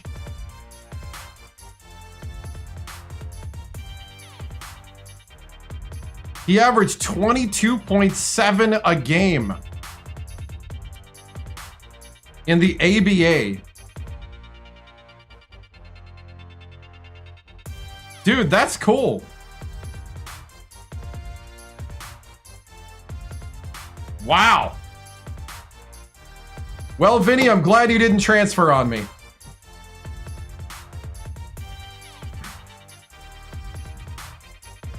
All right, moving on. Let's see. Should we look at other people? Oh, I remember the Diener name. Glad he's gone. Oh, Montana lost their whole lineup. Oberzoot.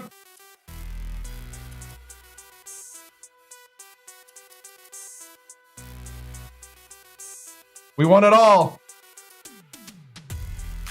Oberzoot and Battles, I think, if I remember right, would score all their points.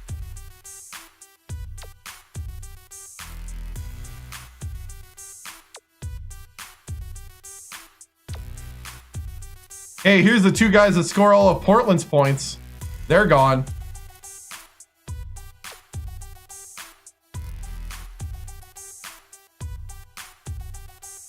This is true. Yeah, it does open up for a transfer. Here we go. Gonna hit advance. Oh, before I move on, let's see. Let's Michigan State. Oh, they lost entered draft, oh, they had. Okay, so they had one junior leave early. Wow.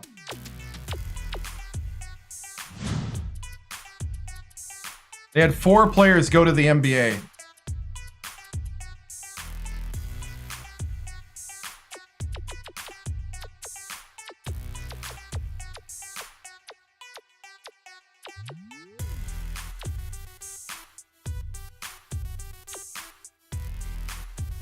Stokes stayed. Yep. Oh, the undershirt guy stayed. Gotcha. Michigan State doesn't rebuild, they reload. This is probably true. Let's see what I'm trying to remember. Syracuse is Big East, right?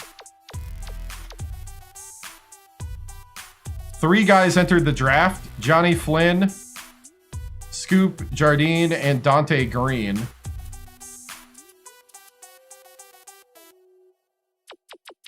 Oh, hey. Yeah, let's look at some of these. Can we do NCAA? No. Oh, Day just graduated, didn't enter the draft.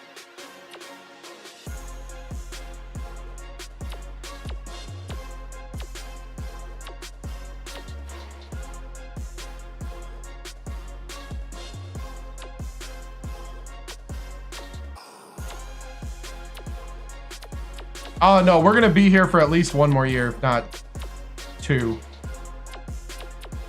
Trying to remember where I wanted to go. Big Ten.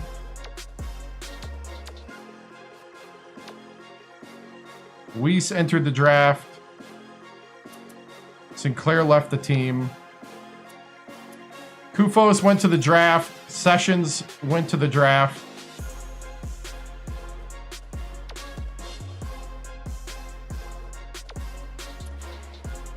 Etwan Moore entered the draft. Oh, that was right. What's his name is on Pac-10. James Harden entered the draft. Okay. Whew.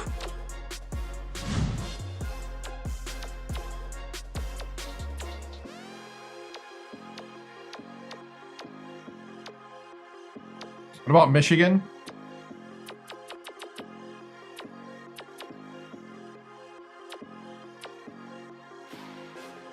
Flynn got chosen before Curry.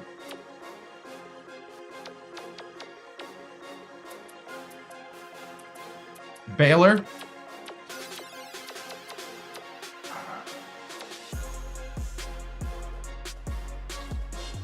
Ladarius Dunn. Ladarius Dunn. Kansas. Dupre and Aldrich entered the draft. Jeff Teague entered the draft, yep. Buford. Might be a fake name, I don't know. Gonna see how many juniors, because we saw a junior on Michigan State enter the draft. Nate Swain. I guess it was. Curry on here for Davison. Where's Davison at?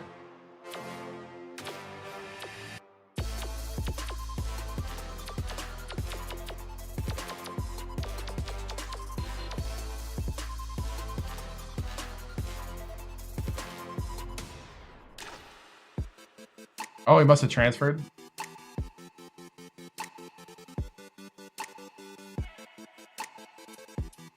I don't know. It's a video game. Doesn't necessarily mean he went.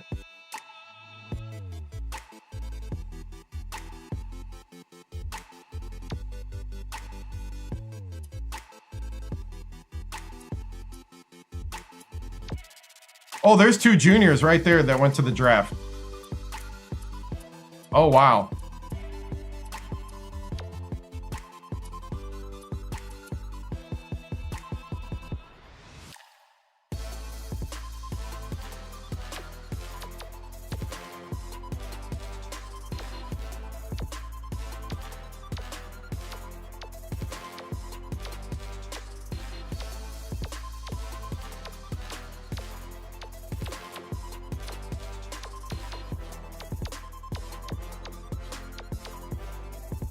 Big South, thank you.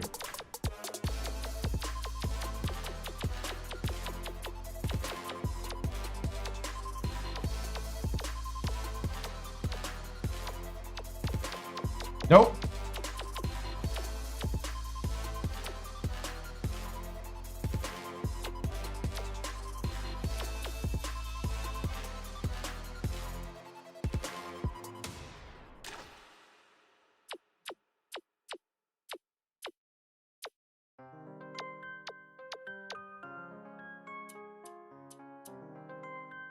I don't see anybody.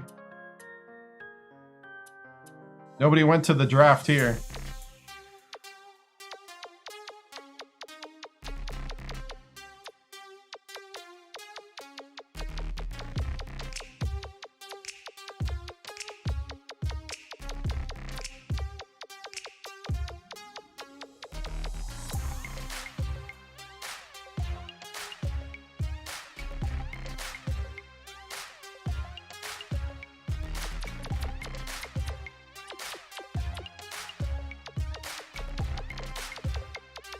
Nobody on the American East went to the draft. Duke lost a junior. They lost St. Fort, Stockman, and Wofford. They lost Wofford. Slater left the team. Oh, do you think Slater's gonna come to Sacramento State? Slater! Slater! Hey, buddy! Hey, buddy! Come on down, Slater.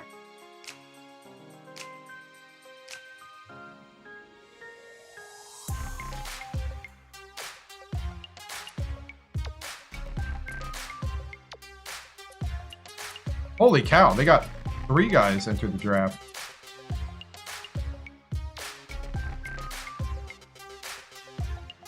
Slater!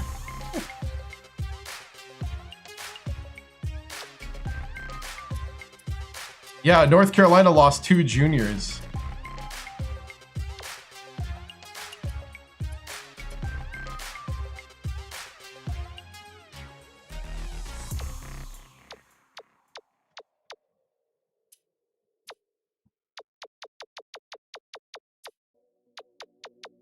No one in the A10. Toppert. Minium.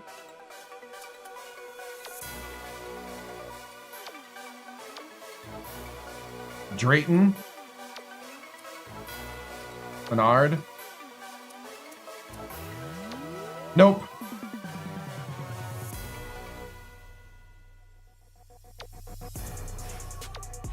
We're just looking around. We're smelling the roses.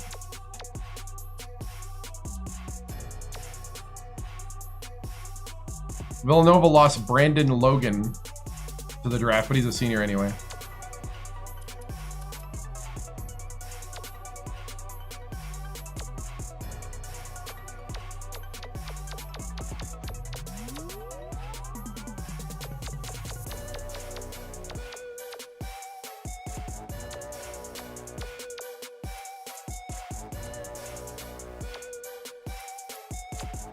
So there's a, like,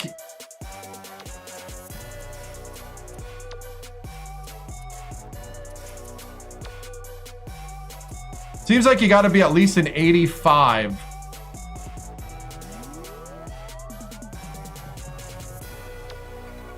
So, like, if you're a 90, it looks like you as a junior are going to leave because Wisconsin just lost 2 guys to the NBA draft that are juniors. The Badgers.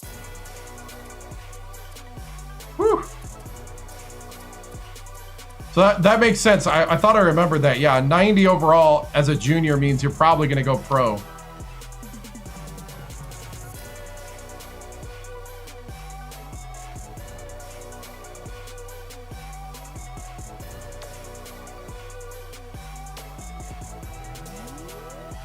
He's not. We looked.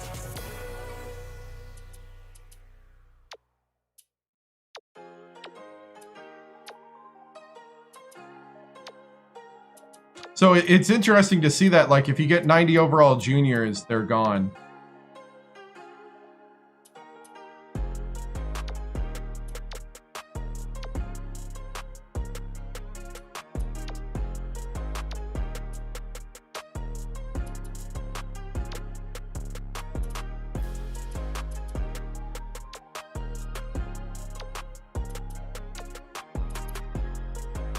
Two left Sacramento State. Treg left Sacramento State, and he's transferring to another school, and Vinny McGee Jr.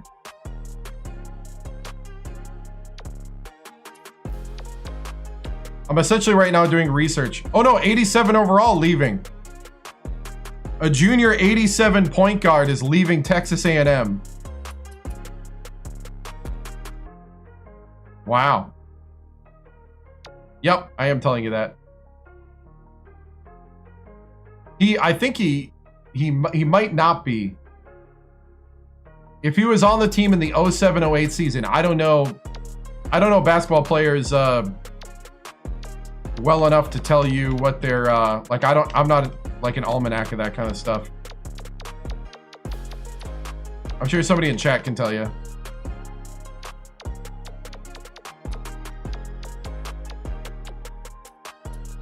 A 91 overall point guard at Memphis is gone to the NBA.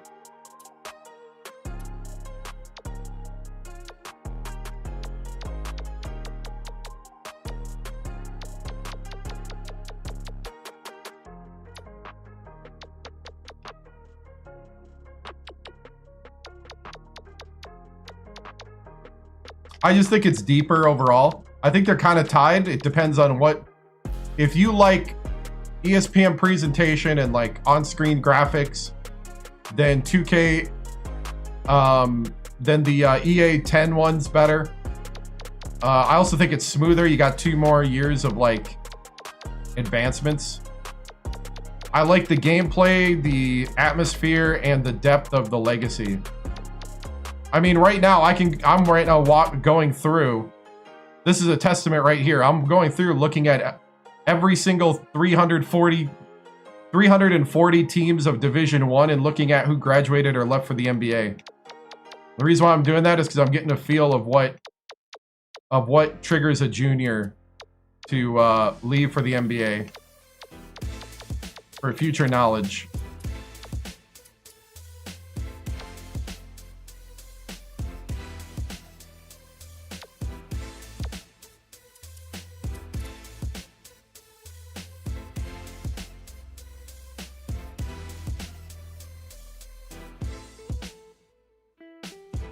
That's true. Vinny McGee wasn't even the first Vinny McGee on the team. Yeah, that's right. Because I didn't get the media thing. It actually made it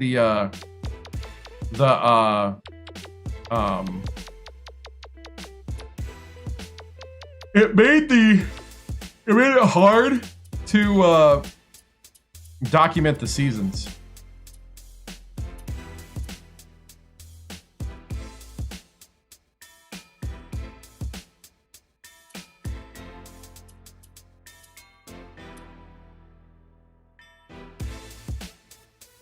Who won the national championship? Sacramento State.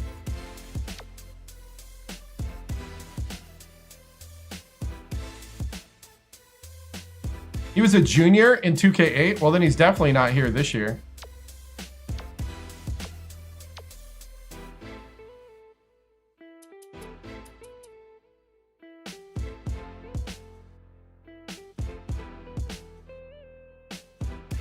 Yeah, it's not the same every time you do it.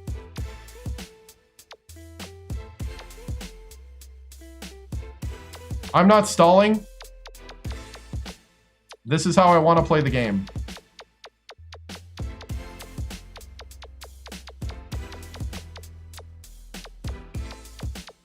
To quote a movie, I'm the captain. I'm the captain now. No, but seriously, I am looking to see. There's another junior, an 86 overall junior. I wonder if it has to do with how high you're going to get drafted, because it seems like the point guards are going at a lower level. How do they know that?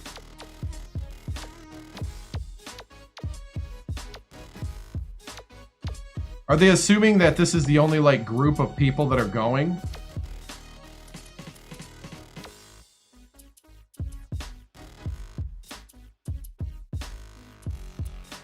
Awards might factor in? Yeah.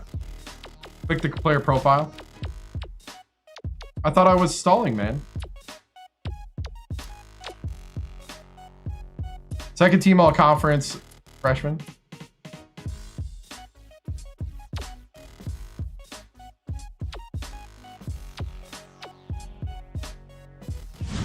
Or is it one of those, if you can't beat them, join them?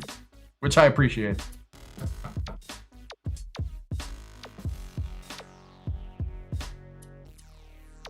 Might as well help him do what he's trying to do, so we move on. That'd be valid.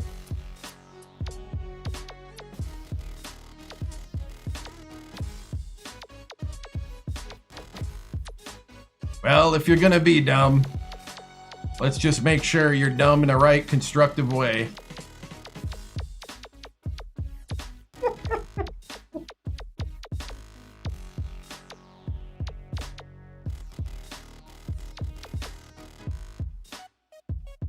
Oh, gotcha. Okay, you know what? I'll take it. Yeah, you're anticipating, right, to see. There's no guarantee we'll get a transfer. So we'll see. All right, I think we've seen everybody, so let's advance. So again, before we advance, Trey Giles is leaving the team, transferring. And yeah, we did have a solid transfer with Stokes.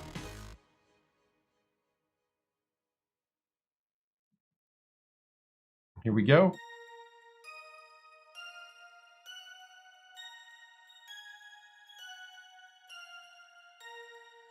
Yeah.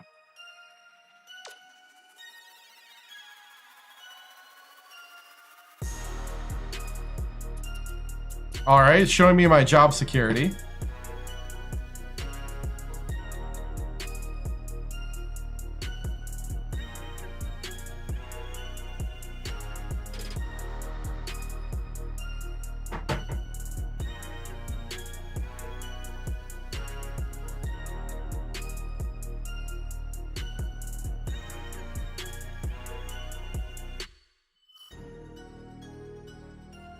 We did the trophy room already.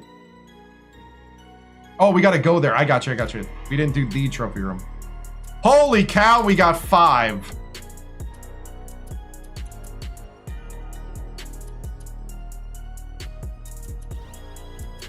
So I did the one that we do every year for charisma.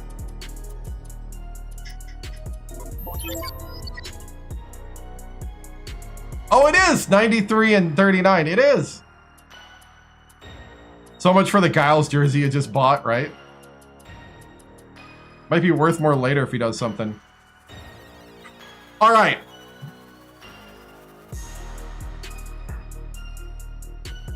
Should I randomize 2 of them?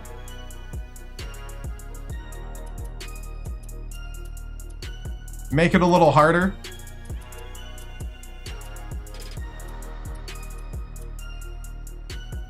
I have a dice.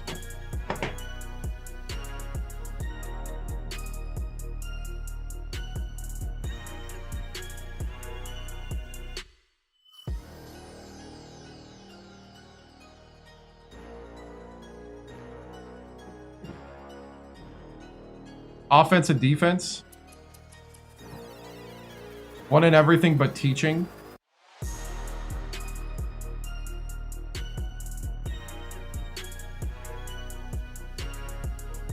Spin a wheel? I was thinking about that, yeah. I was gonna do that with 2.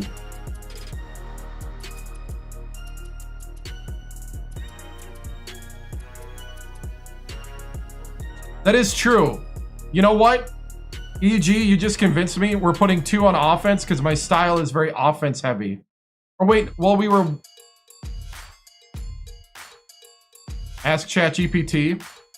I'm scared.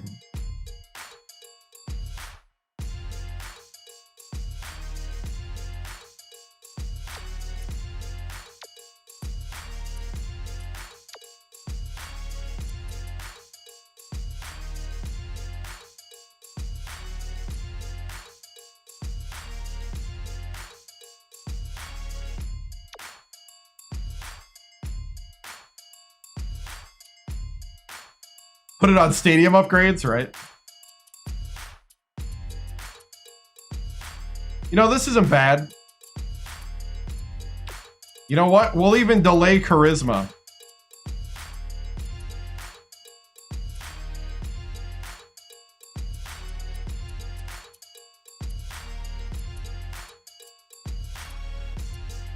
$34, got to be the youngest coach that won the Netty, yeah.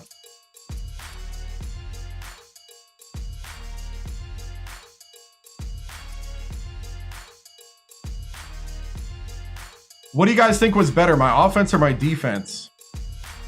Be my offense, huh?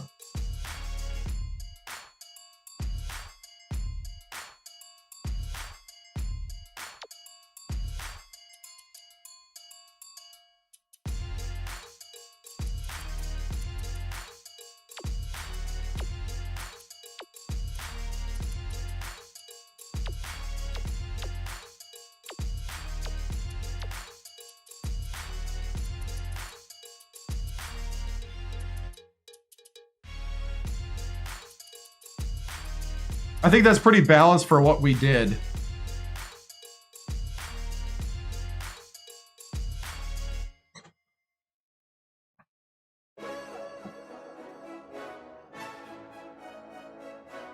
Yeah, I like that. We're not just gonna max out from here on. By the way, Big Baller Reggie has asked for a heavenly sheesh. I know, that's what I was thinking, the turnovers, but the offense was still better. Here we go. I'm a very risky basketball player on defense. That's not necessarily meaning I'm better at it. Just means I like to take risks. Here we go.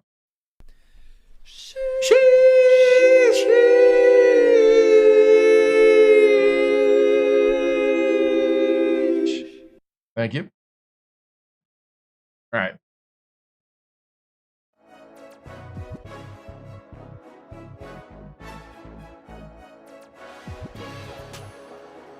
Yeah.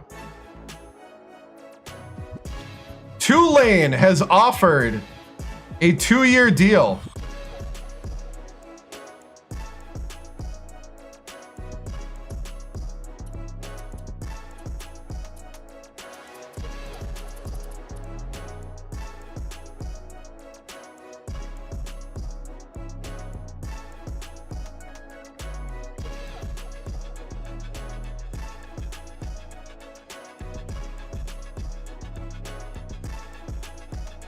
Come to the 504. Nice campus.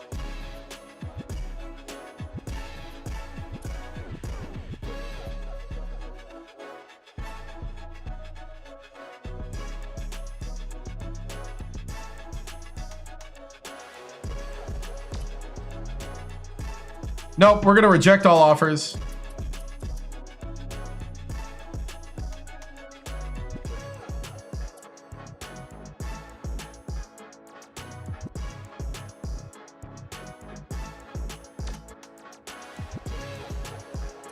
Tulane fired their coach. Richmond fired their coach. Tulsa fired their coach. TCU fired their coach. Oh yeah, these are all rebuilds. No one retired.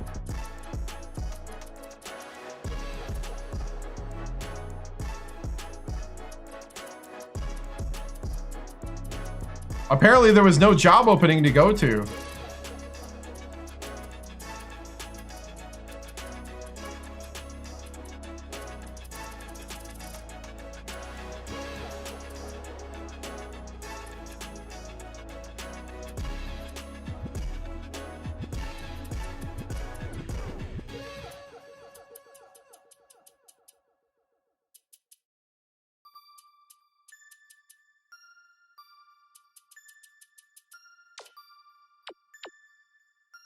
RPI 308 Southern.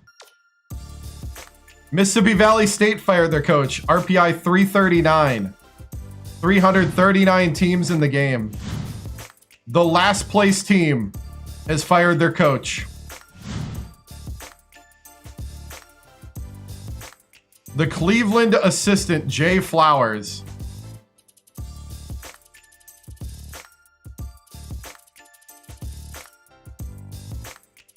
Imagine they didn't. The Mississippi Valley State coach has been fired after 4 seasons. Jay Flowers, an assistant from Cleveland, is in. That's true. The Mississippi State coach has been hired at Tulane.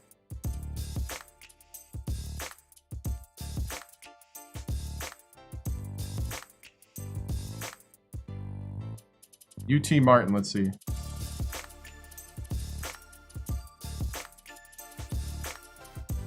UT Arlington got F. John, an assistant at Old Dominion.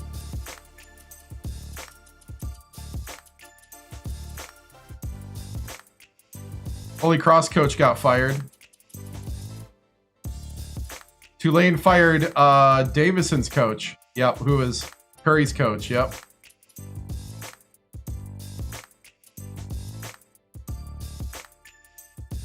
Oh, San Jose State had fired UTM's coach, yeah.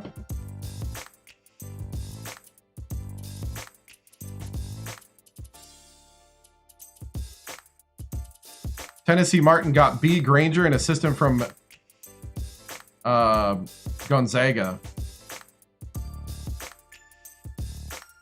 Canasas hired a Duke coach.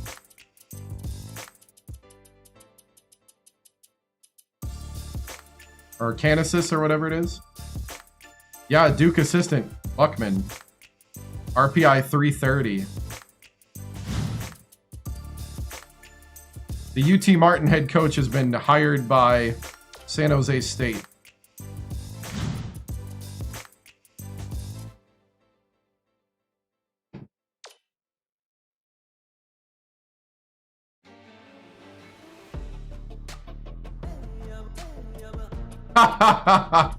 Right?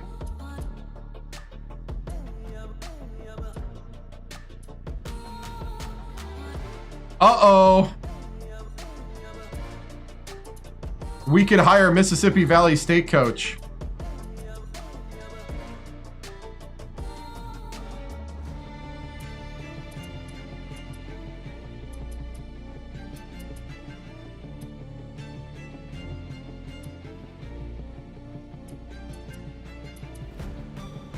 Dude, Felton.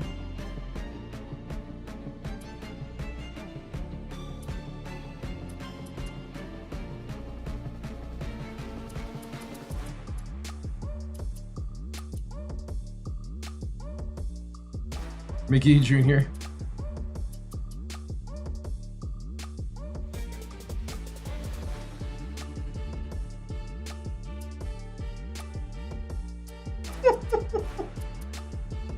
Ooh, Britain.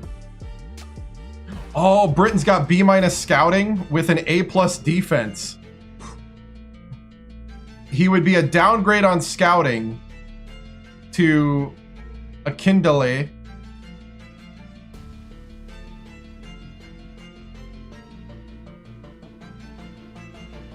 Less discipline. More offense, way more defense.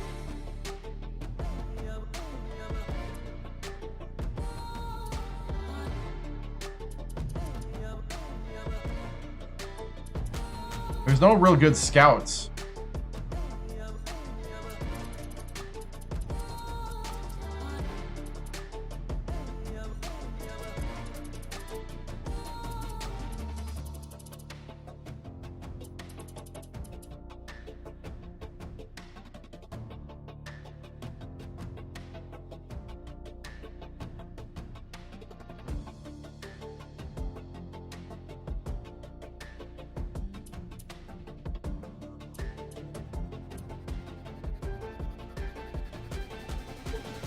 I really look to my assistant coaches for teaching and scouting.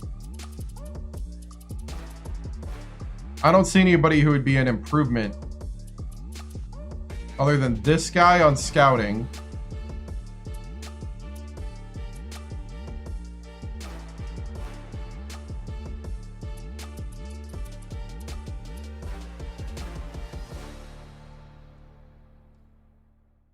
Huh.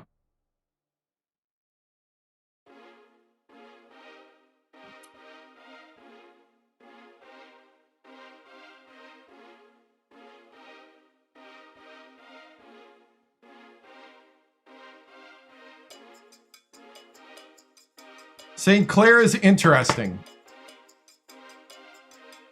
So St. Clair would be a slight downgrade on defense with a Kindle, but an upgrade on offense, a big upgrade in teaching, and the same charisma with more ambition. That's tough.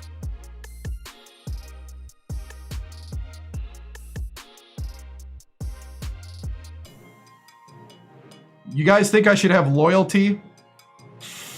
Loyalty.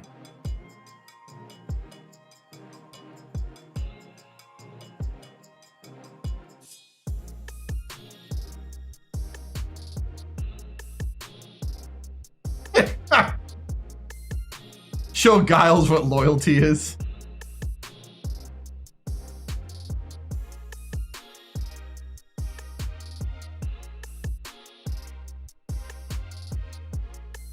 Slater would make new grade.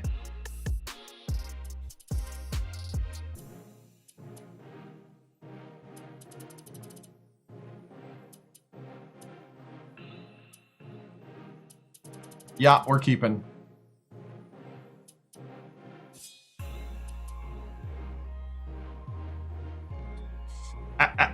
Ackendale is the one I'm thinking about firing.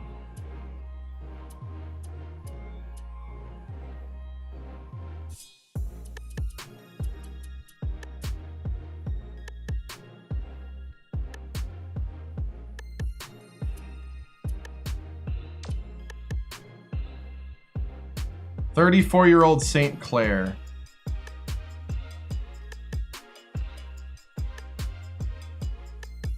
Yep, won the championship. Can't leave anymore. We're past that part.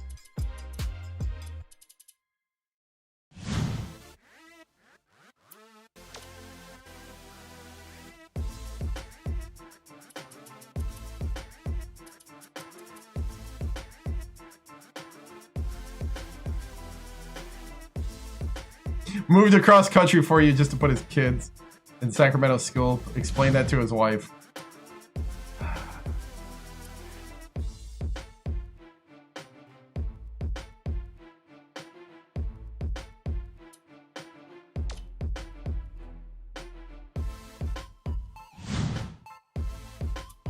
Well, I don't see anybody good at teaching.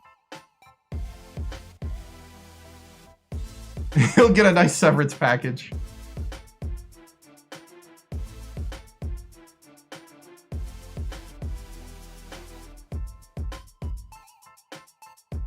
Yeah, we're staying. Nobody transferred. Not to us.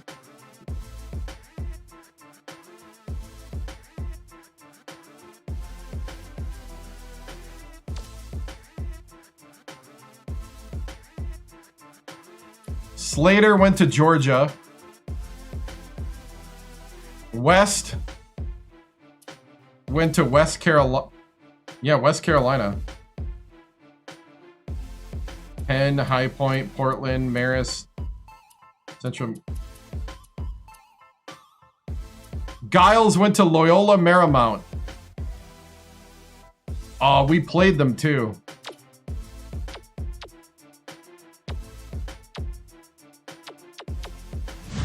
Dang it, that coach.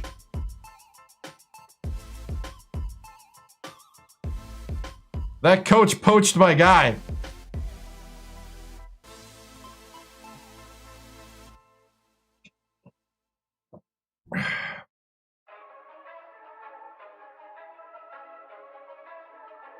Make him regret it. We cannot stand for these things. Tampering!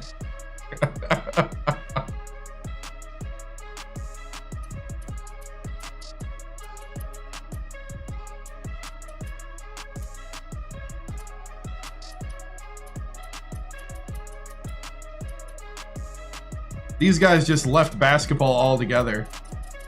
They became students.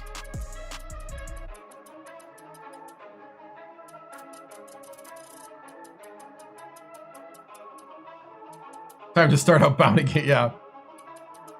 That St. Mary's to Maine transfer? Or is that, there's one that way? Oh yeah. Greg Monroe is going to Maine.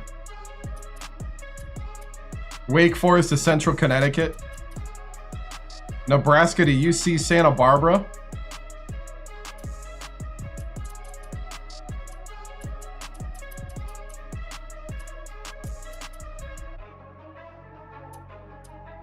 Tulane to Toledo.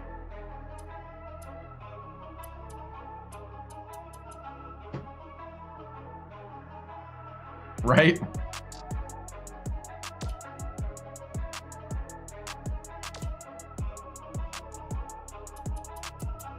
All right, recruiting is about to start. We got one, I think we got one guy. Do we still have one guy, or did they give us the scholarship? No, they gave us the scholarship. We have another scholarship.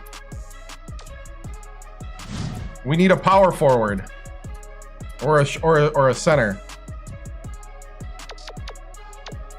Suddenly we have a need.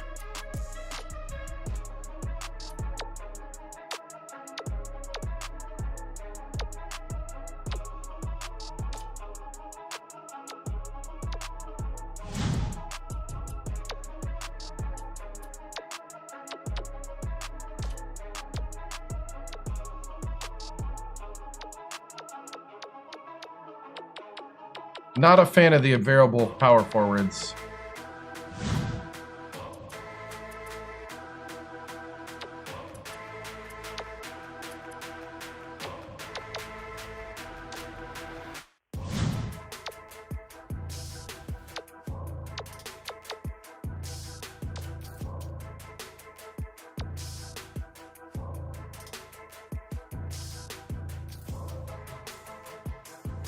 Insane Bane.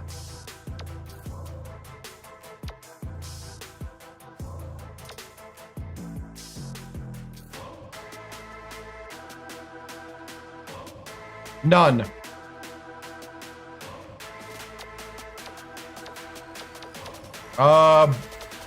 Stokes has got some buzz, but it's second round buzz.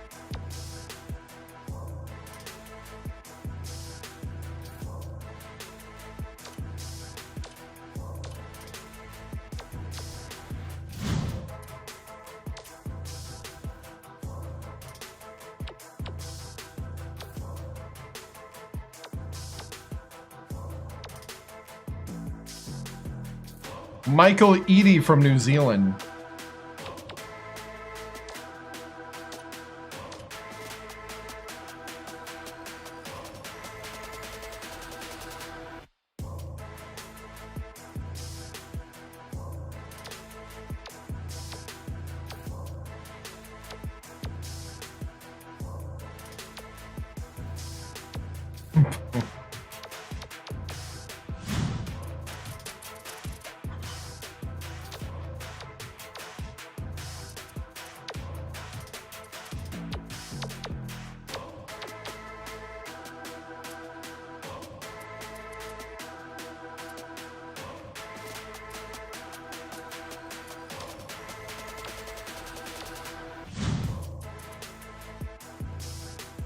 I work in television.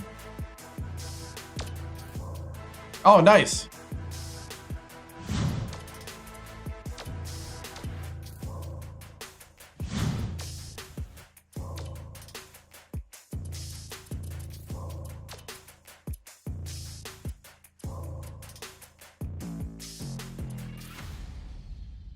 I think we're going to offer the scholarship to Bane.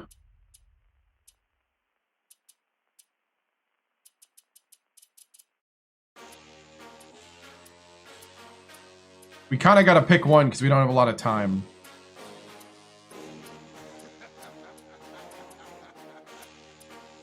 Bane's at 64% already. Miggins is right here.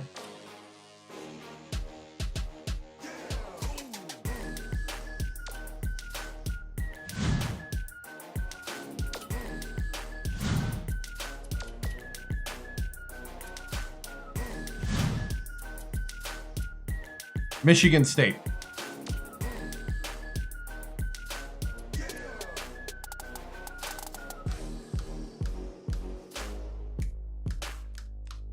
I got 2 scholarships.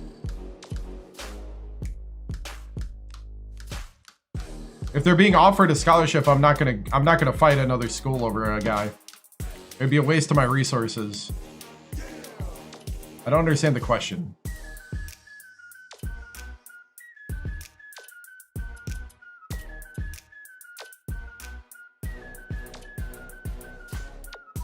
Bane! I'm the only guy you're considering. You know what, Bane? Just for that, we're offering you a scholarship to the national champion team. Oh, BYU dropped out of the Miggins race. Miggins!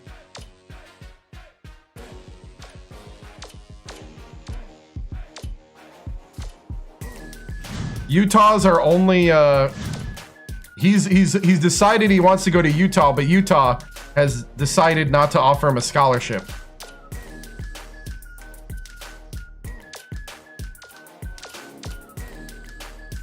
And because I spent all my money on chartered jet planes to go to San Fran and Salt Lake, I cannot well, I guess you can't go international. We're going blind on the international guy. No, we're not going to be ranked number 1.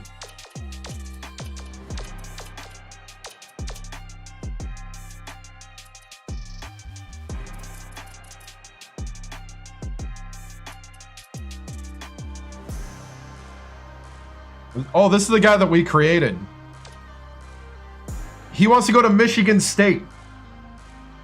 Zaire Studemeyer.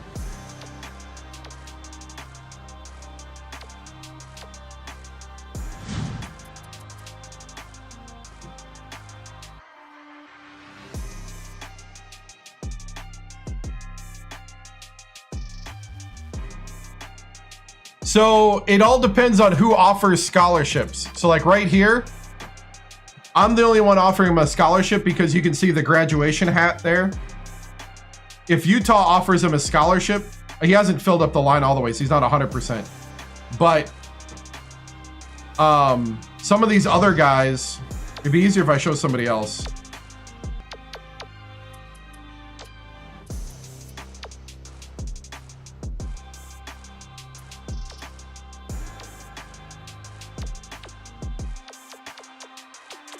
Okay, so like this guy is 100% wants to go to, 100% wants to go to Pitt, but no one's offering him a scholarship. So I could come in and maybe poach this guy if I wanted. But if any one of those schools offers, then you're gone. If you're not on the top and they already offered a scholarship, then you're done. It's like, I'm most likely not going to get this guy from Liberty because he's already built up.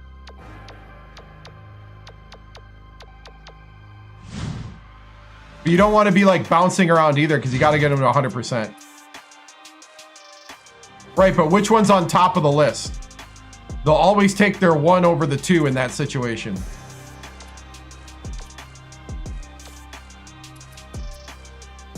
That's what I'm telling you. Which makes sense. They're always going to take their first choice.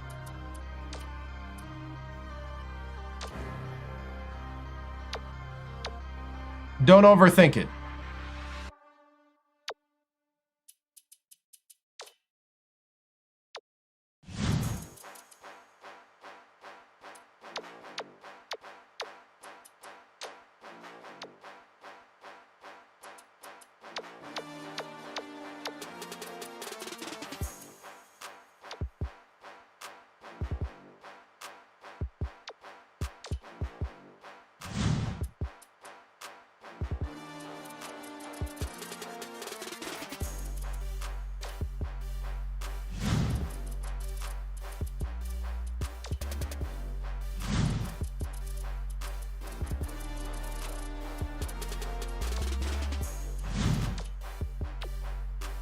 Looks like all the people that are left are the people who didn't sign at the big schools.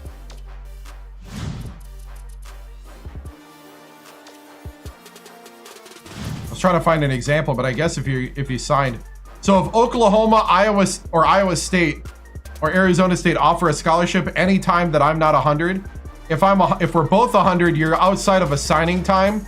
The team that is the one with the scholarship will be the team that wins.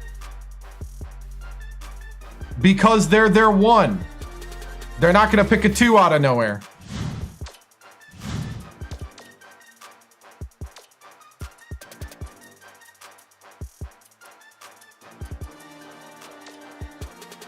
That's why you see me go, eh.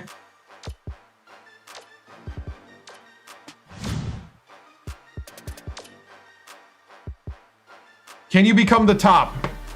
It's unlikely. You can, but it is highly unlikely. If you're the second choice, I would cut bait and run. I've only seen it a couple times, so that's why I call it the fill the bucket. Basically, you're throwing recruiting decision points into a bucket. There's a point at which the player has 100% decided when you throw enough recruiting bucket points at them. And it's still like a race. Like if you're in the middle of the season and you're head to head, you can jump them to 1. if it's that close. But there are players that, for some reason, it's hard-coded. They want to go to a certain school. So it's very unlikely unless there's something in the attributes, like something in their information that they'd want that you follow. But if you're second, third, fourth, you're done. Leave.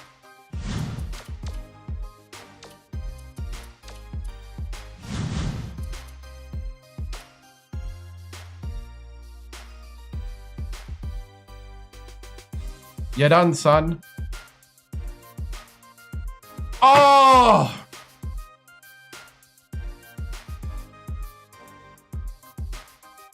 Utah offered.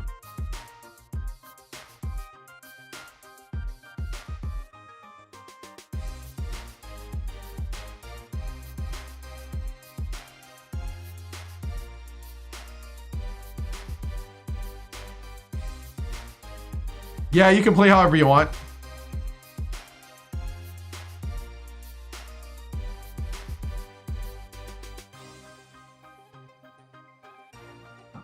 If you want to be cheesy, you can be cheesy. It's your game.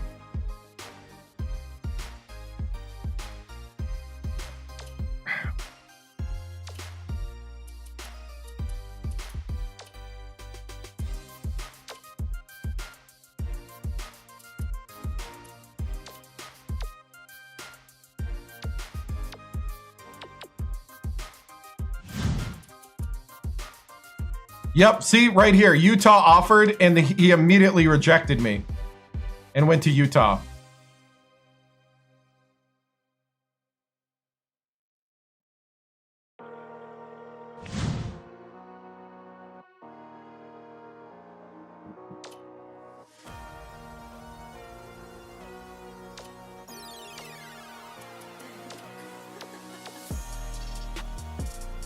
I don't like his three-point shooting.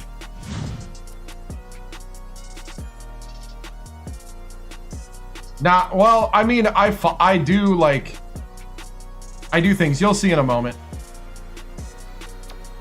I'm going to concentrate on this right now. I'm going to focus myself to advance because I want to go to bed.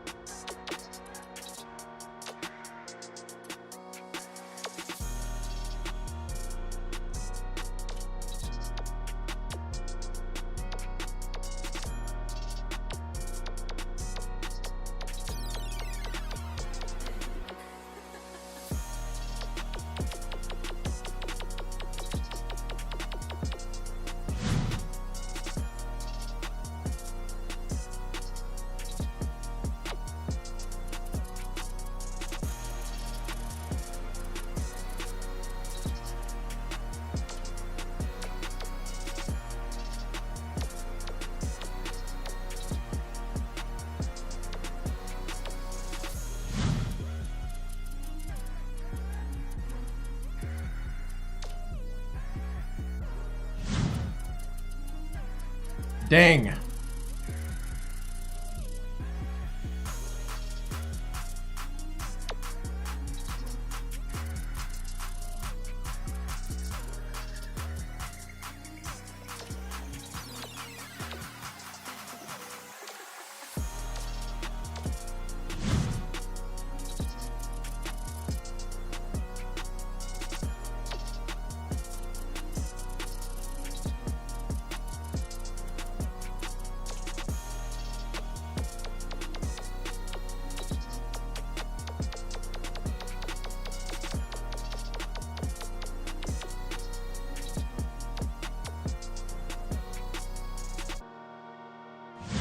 What was that other guy's attributes?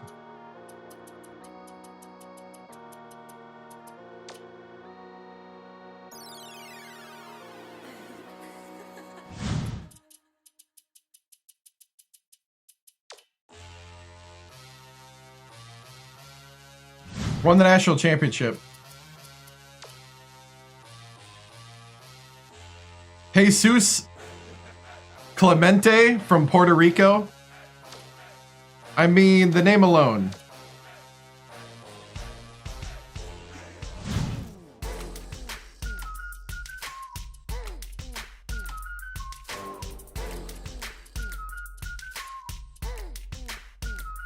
We can get a Chinese point guard.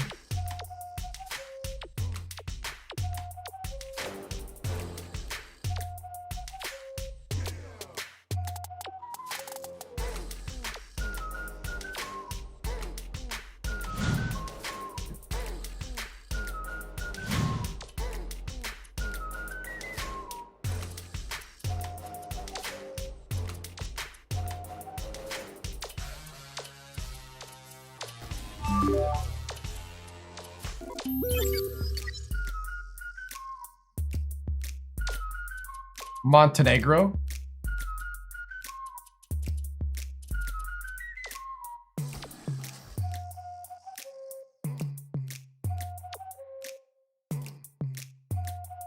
The Brazilian point guard can steal and block.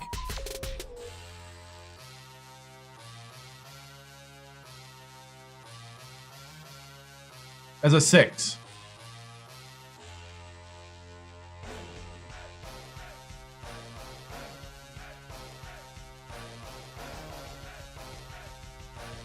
Well, we found out that this guy can kind of pass from China.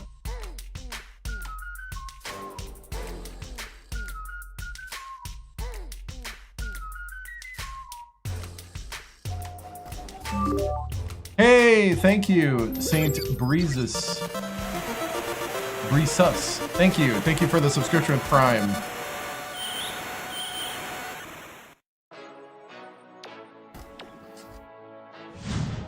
Montenegro point guard.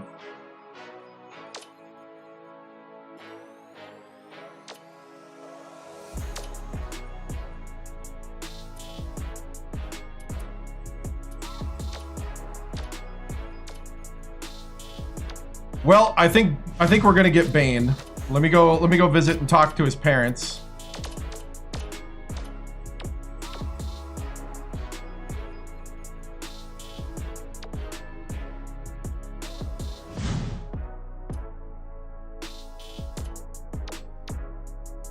You know, at the end of the day, Faulkner isn't that bad. From Sunnyvale, California.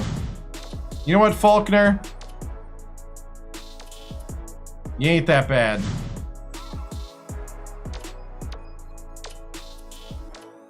How would you like to get an awesome education at Sacramento State?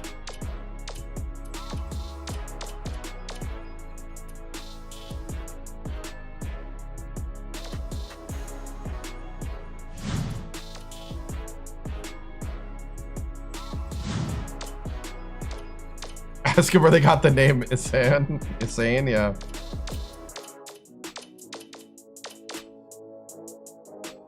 Oh, thank you, man. Right.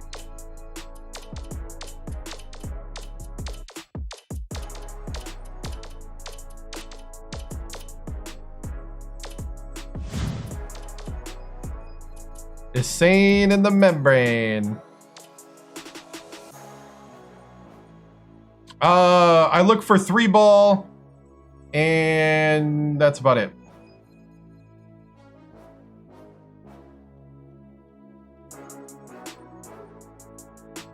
Jesus, why did...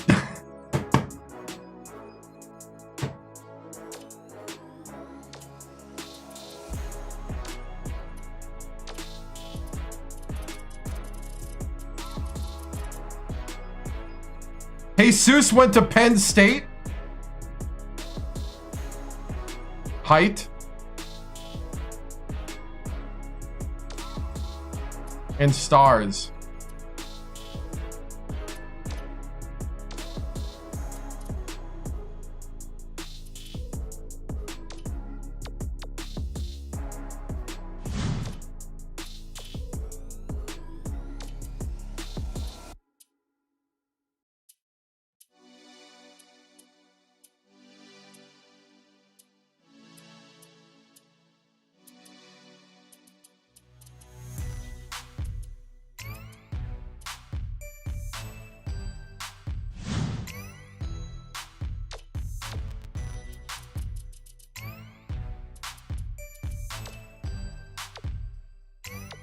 We're going to land our guys. We're going to invite Bane to campus. Hey, can you drive over from San Francisco? Want to show you're on campus. We used all our points on the campus visit. Stalin Gale, 100%. West Virginia. Floyd is a close second. Cranford was cool with Valencia. But the Cooper Stalin Gale. Always talking about Stalin Gale's execution at the post. The Mack truck was cool, yep. Not Oliver Oliver. I mean, Oliver Oliver was fun, but all the puns of how Stalin is executing in the lane. And then he actually, like, was great. I could run the entire offense through him. Ray Frey's trays. Yep. Ray Frey. And then, of course, Floyd and Banjo at Alabama State. Priz was cool, but I didn't have enough time with him. And we rushed his career.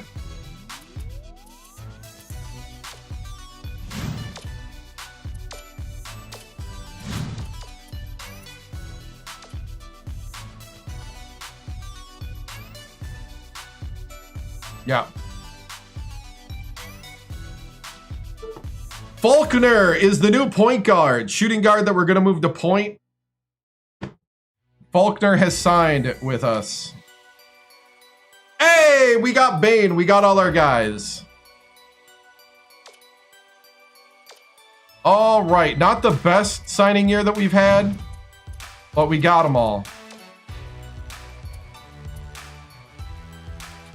Ladies and gentlemen, I want to introduce you to Nicholas Faulkner.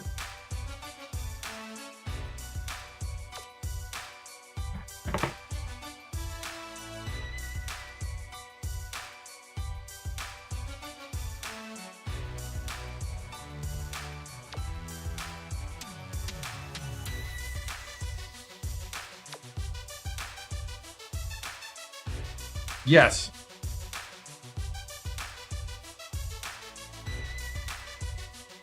And Stokes.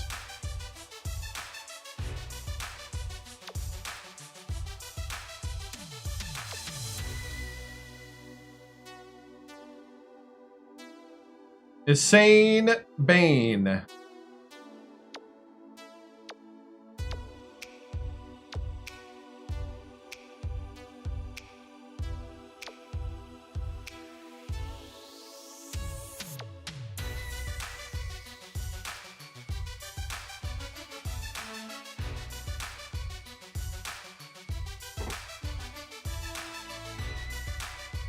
Oh, I don't know.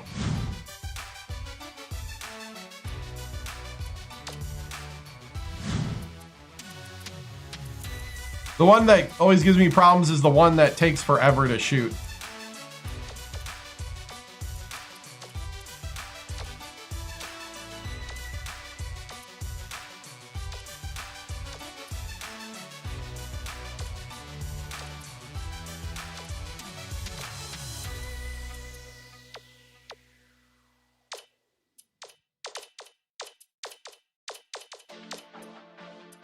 All these 4 stars became 3 stars.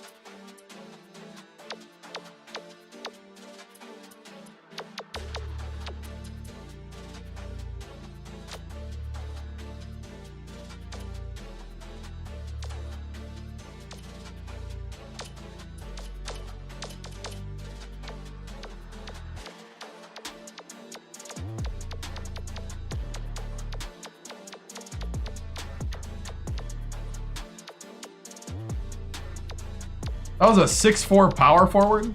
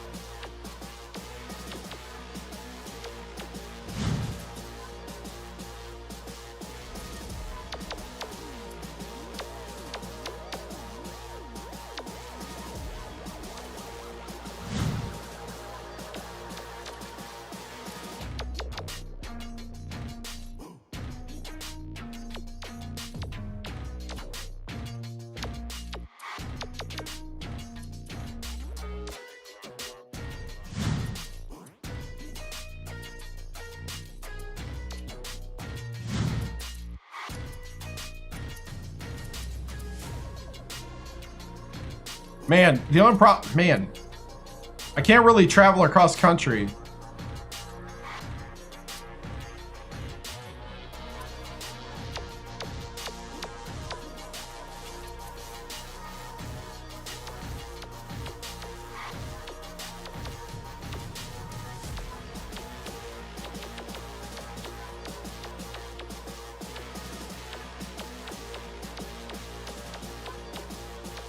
Not with with 3 scholarships, I don't think I'll be able to. There's no juniors in Idaho.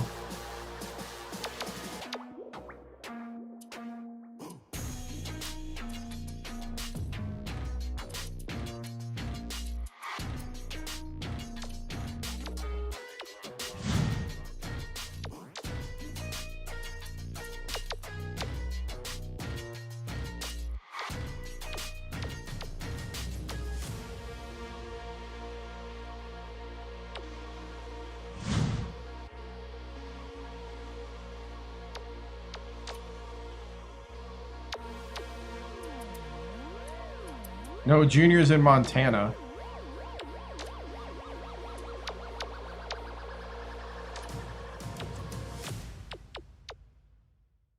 Boulder, Colorado.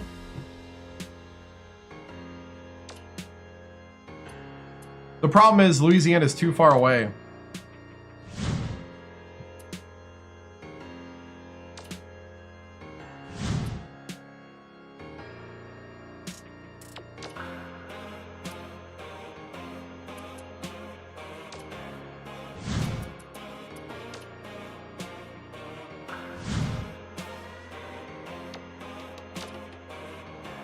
I think I can grab somebody from Texas.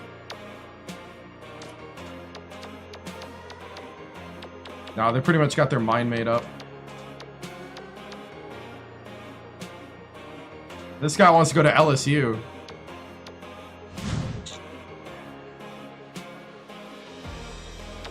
I could just put regional on the list, couldn't I, instead of going around by states, but this is fun.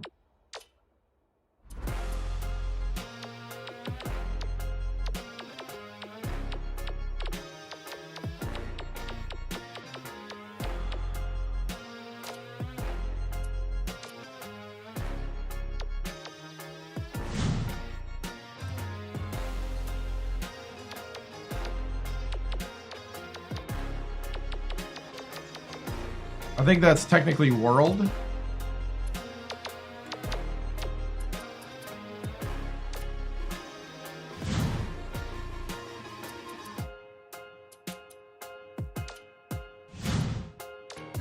You know what? We'll look at the Senegal guy. I'll look at his game tape.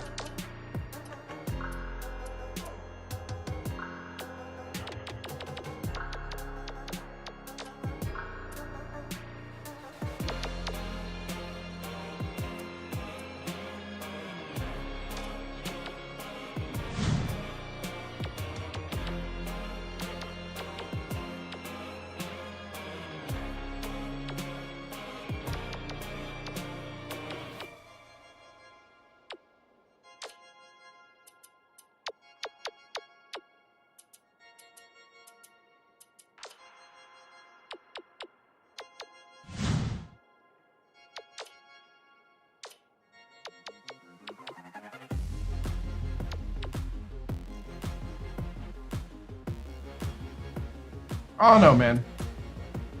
I think we're good with who we're going after right now.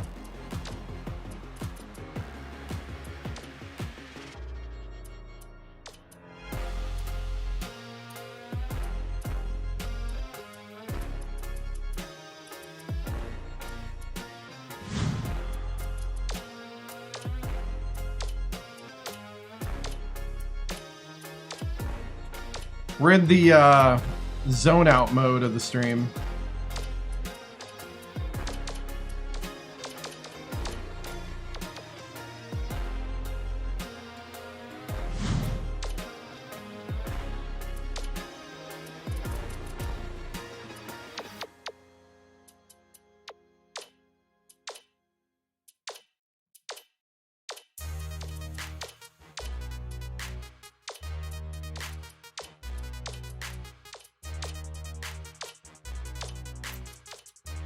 We're gonna go ahead and take everybody's game tape.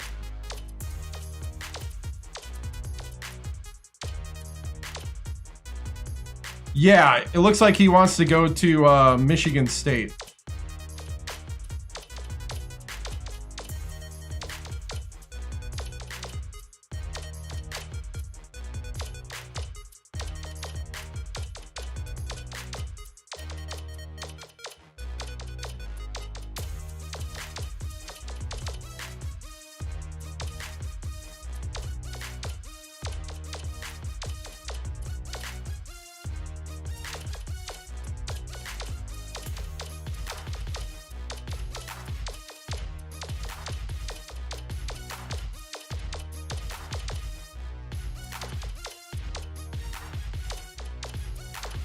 Just mindlessly sending spam into the world.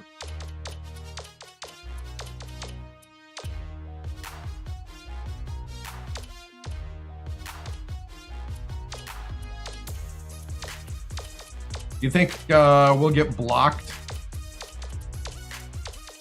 Do I have to use something like MailChimp or something?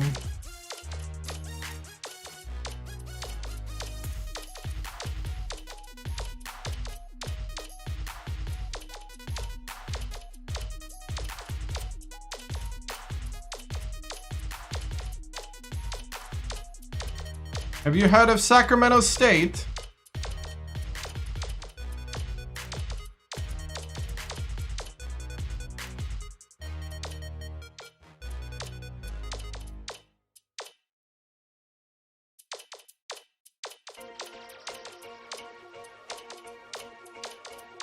You're right now watching a guy send a fake email to like over 100 people.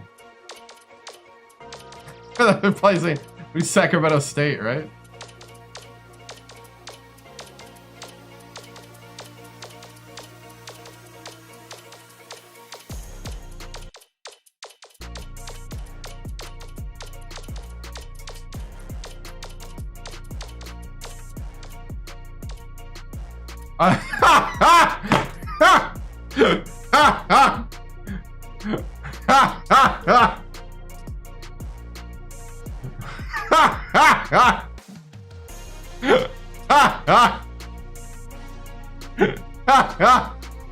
We're cutting you off.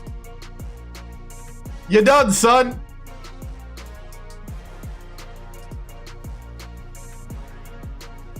Take a break.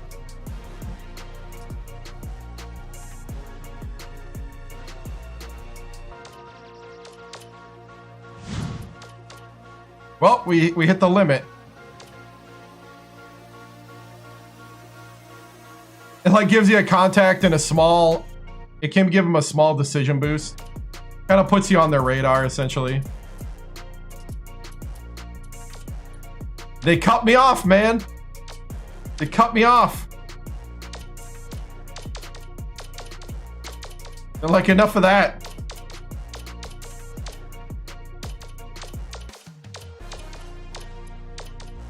Well, that's new.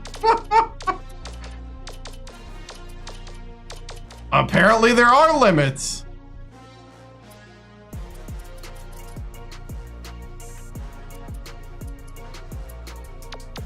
Did not know that. Should we...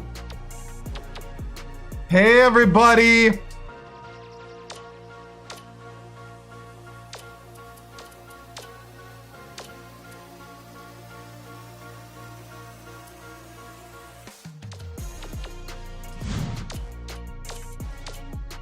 How about another email from your friendly Sacramento State coach?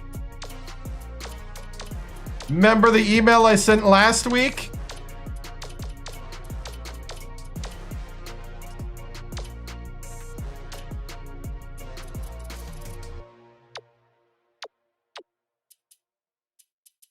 Ma, he's doing it again.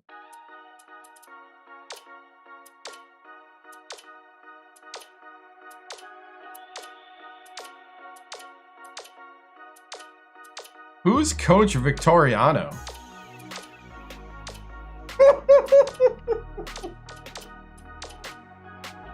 Have you heard of the national champion?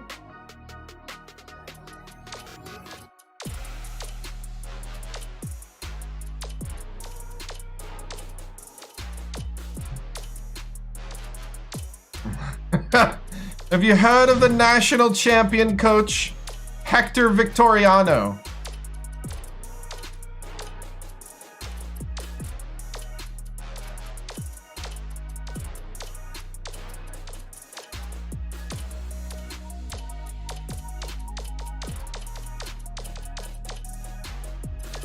So our theory is that when you do assisted, that the computer does this for you.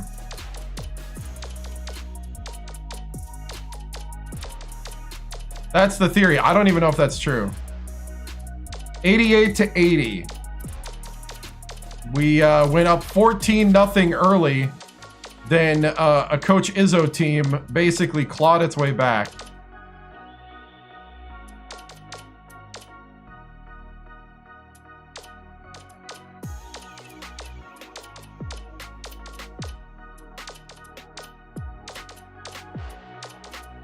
Pa, this coach is from Sac State. Just email me again.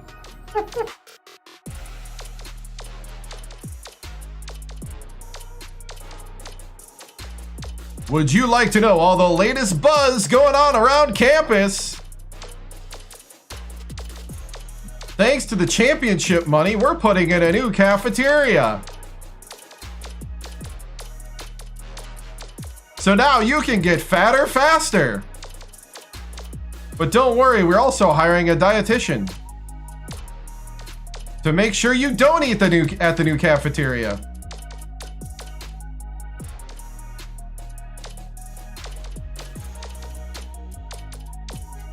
We're getting a taco bar. Ah, no, man, this is the old school. This is the old school skills coming out.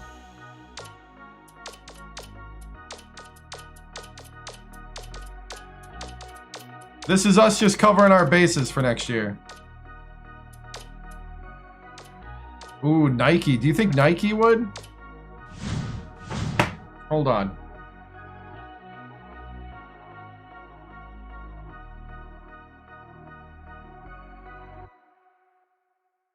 In 2007 till about 2011, did Sacramento State basketball have a brand that supported them? Around that time, Sacramento State basketball had several local sponsors. While the exact lineup of partners might have varied year to year, it was common for them to have support from local businesses. Things like nearby restaurants, credit. That's what I'm not talking about that. I'm talking about like apparel, like a Nike or an Adidas. or a Puma or something like that. Under Armour. Got it. Yes, during that era, Sacramento State basketball was outfitted by Nike. They were a Nike-sponsored program for their uniforms and gear. So you would have seen that iconic swoosh on their jerseys and warm-up.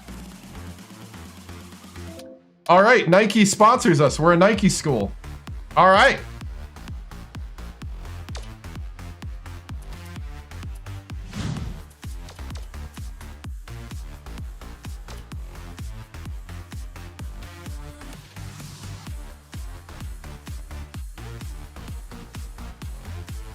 You to guess Russell?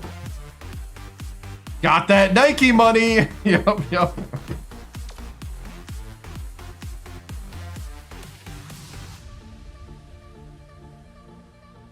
I think we go ABL next, right?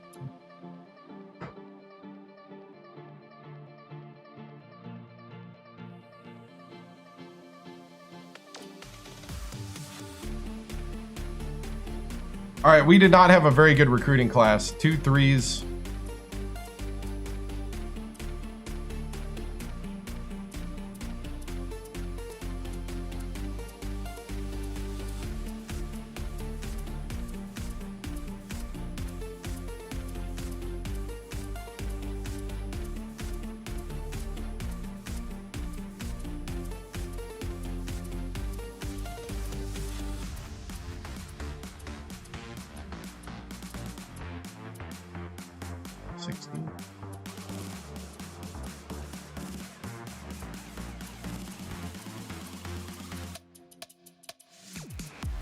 I wish they put the numbers in front back when they did this, because this is in order.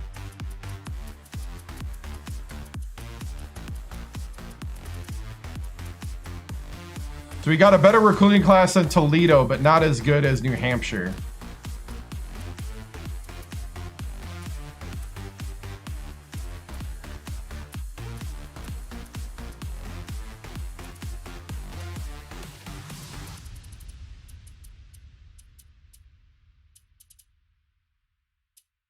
I used to do this all the time. I used to count. Let's see.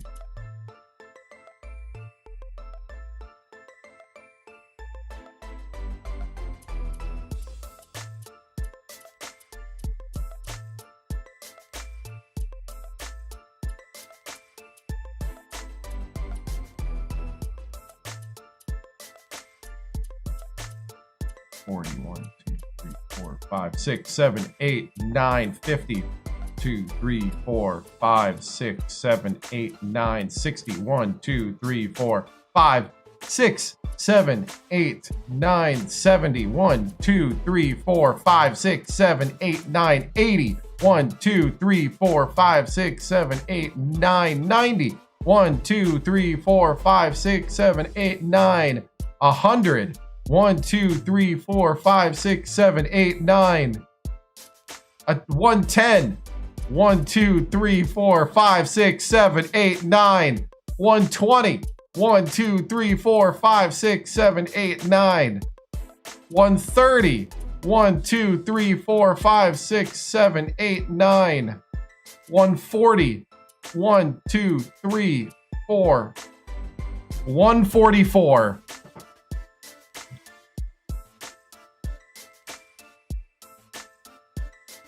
I did used to play on a treadmill. Yep. No, that was me.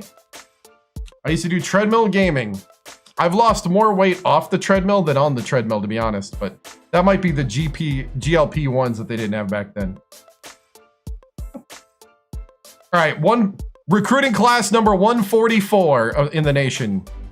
Middle of the pack.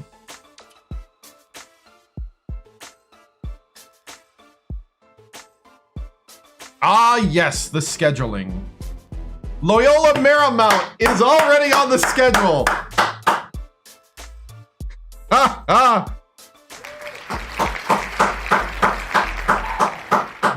Giles is already ready to go.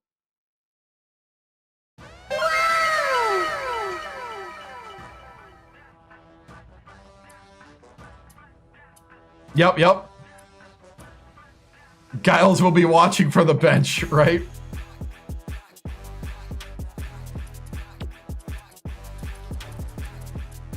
You know what I notice? Is no big school wants to play me, apparently, other than Syracuse. Syracuse wants revenge.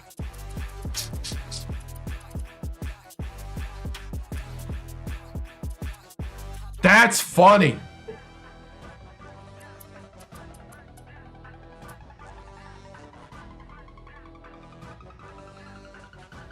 Yeah, MLB The Show or, yeah, Kerbal Space Program, yep. Or Elite Dangerous, yep. Can we really call TCU? Oh, Penn State, that's right. I'll leave Penn State.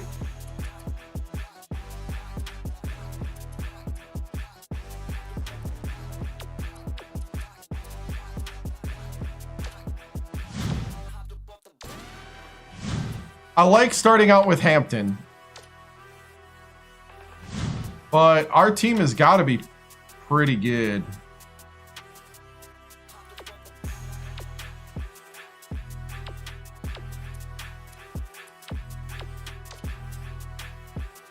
We're an 88 overall.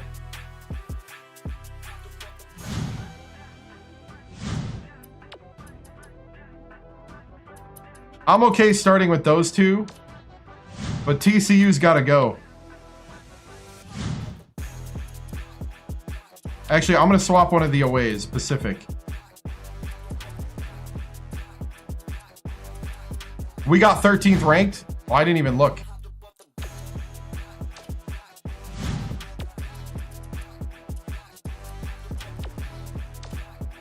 Yeah, we're 13th.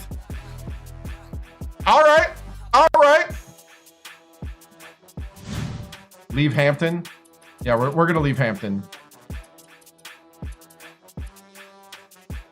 We need what, a Big 12 school? Well, we need a Pac-10 school.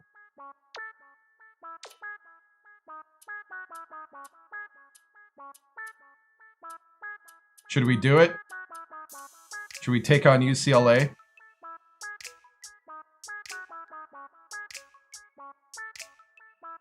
The #1 team in the country.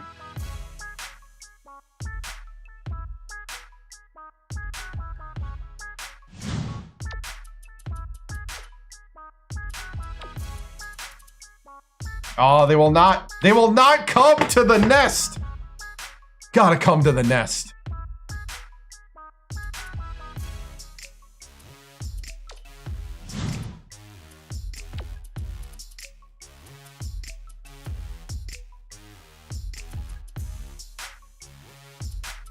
Yeah, I've had some people ask me now about that.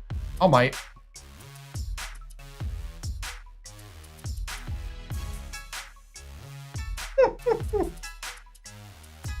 I'm having the problem Miami, Ohio, and all these schools are having. Nobody wants to play me.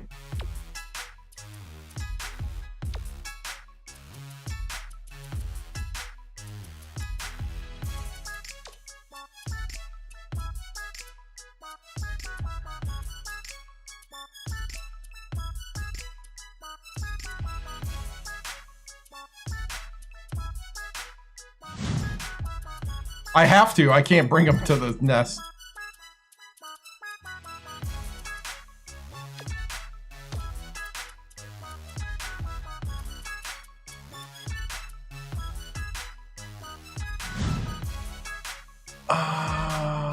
Let's see.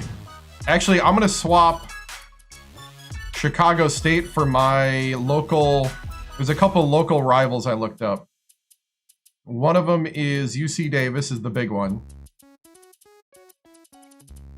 Gotta make sure we play UC Davis.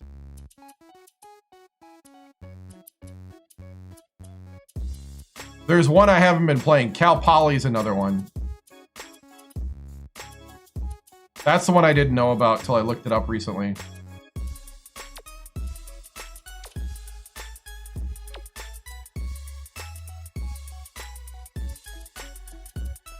Yeah, we might have to. Yeah, we'll play them.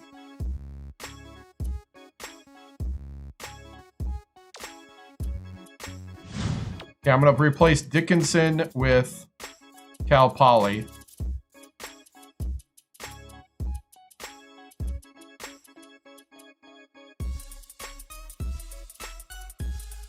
I thought they were at the top of one of these.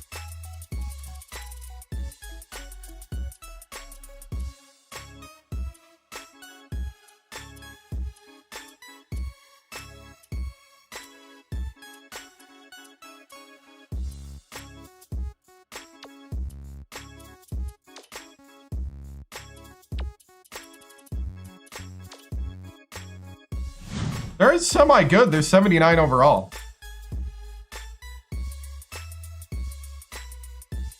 Yes, producing your year. Yes, you just blew everyone out on the route to a natty, right? New Orleans UNO, right? Yes, yes.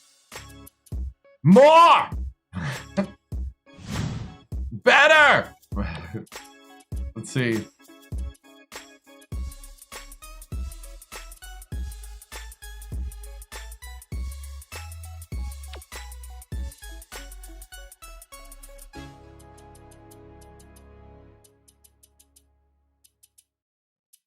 I already scheduled the #1 team, so who else can I put on my level?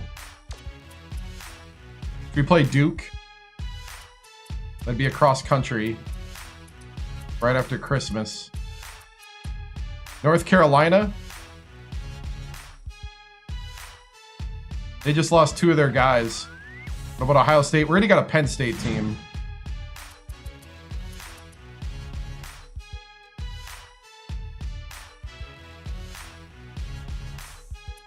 Troy.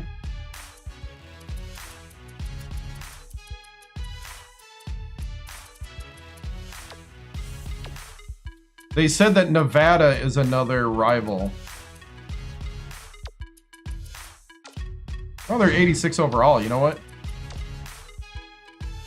Oh, and Nevada will come to the nest. I like it. I like it. Nevada will come to the nest.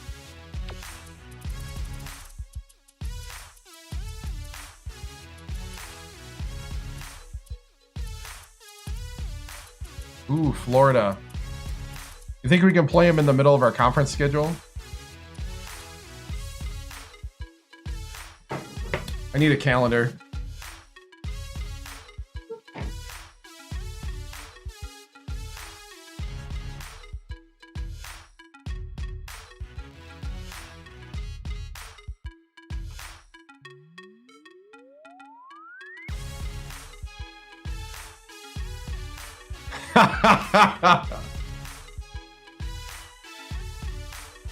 Probably loss of revenue. Let's be honest. Ooh, February 2nd is a Thursday. Oh, I can't insert a new game.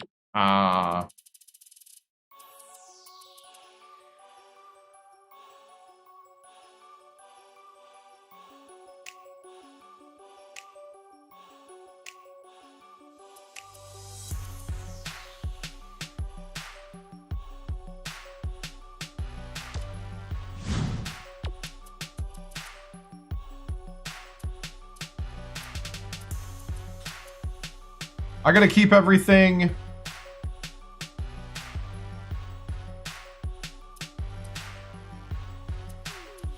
You're from California, conflict of interest, right?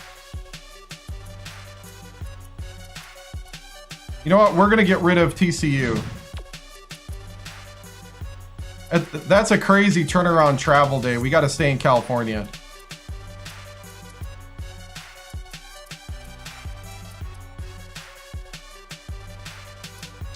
Do we get rid of the at UW Milwaukee? Actually, let's get rid of UW Milwaukee.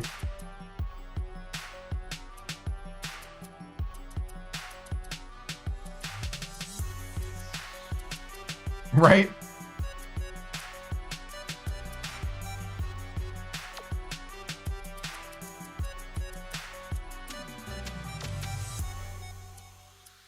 Villanova's a 12. Should we play Villanova? Let Stokes play his old team?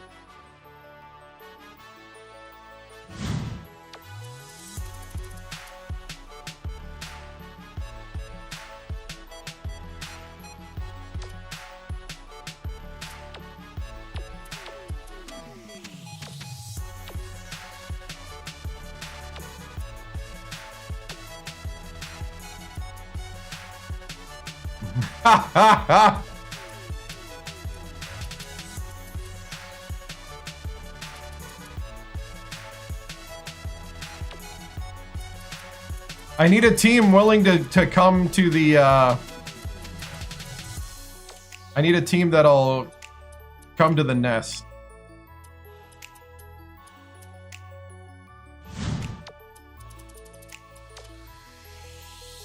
St. Louis will come to the nest. All right.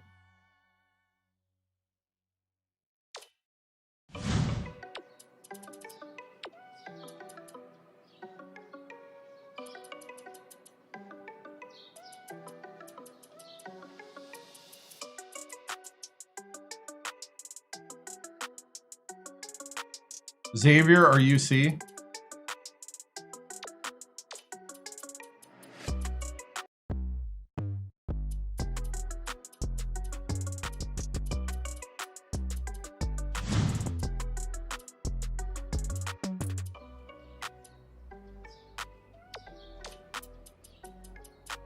Horizon's not very good anymore.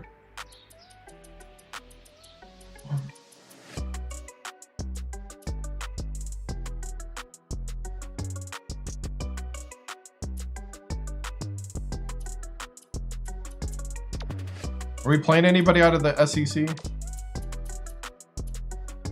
Florida's an 85.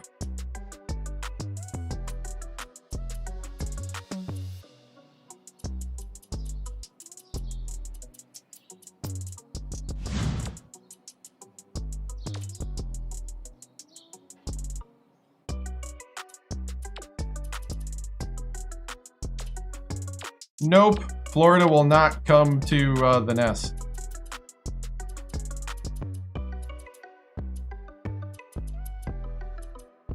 Oh, nice.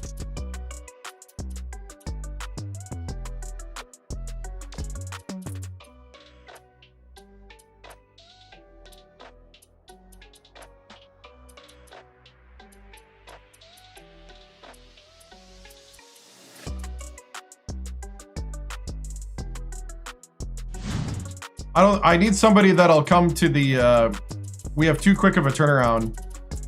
LSU, I don't think will come to the nest.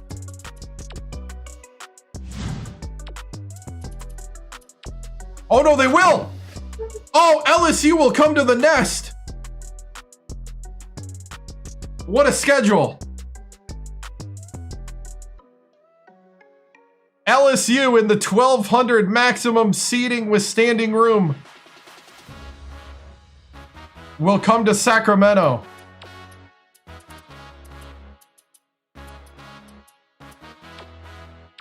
Penn State will too.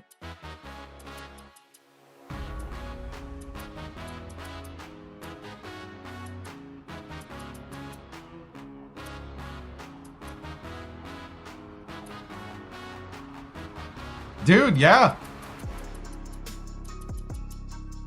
I think it's my turn to go to UC Davis.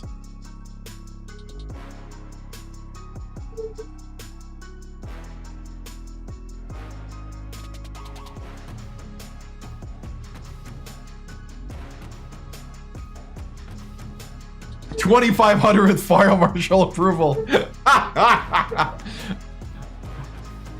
$2,500 with fire marshal approval, and somehow the fire marshal is courtside.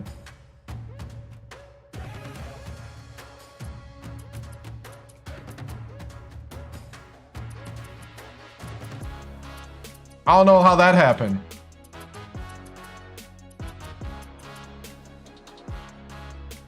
I like it.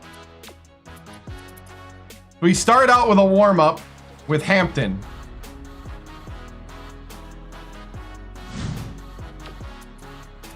Then we go to the O'Reilly Auto Parts Classic D. Then we go against number 12, Villanova.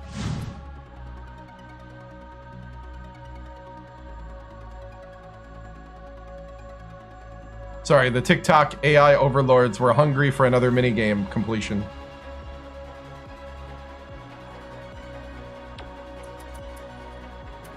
Then we face TCU. Where's the randoms with the cupcake schedule talk, right? Scheduled Villanova because Corey Stokes needs to face his old team as a senior.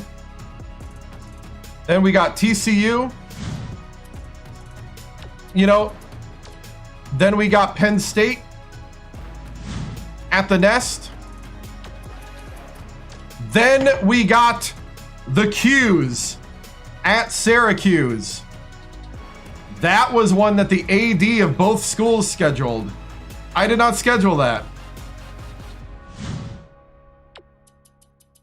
Syracuse asked for the rematch. Then we face UC Davis. Right? The rival. I believe they call this the Causeway Classic. Then number 19 LSU travels to the Nest. Then the next day, we go to LA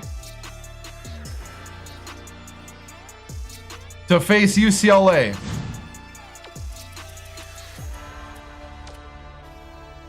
Then we go to Loyola Marymount, where Giles doesn't even start.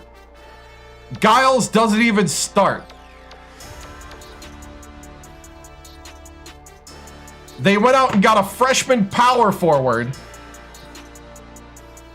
Giles transferred to a school that he's not even going to start at.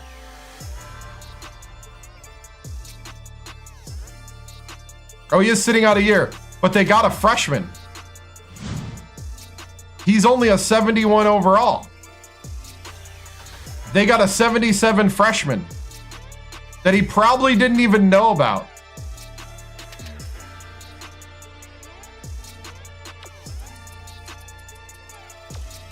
Then our other rival, Nevada. How can you see where your player transferred to, coach? You do it in the transfer window. You take the time to like scroll down and see, and it'll show you. If you go on YouTube under the live tab and go back to that moment here, you can see that. Yep. I actually kind of forgot about and stumbled across it. St. Louis Obispo? No way. Then Cal Poly.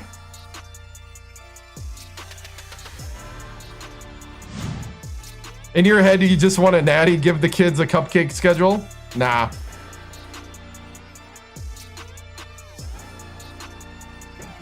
All right. That's the schedule.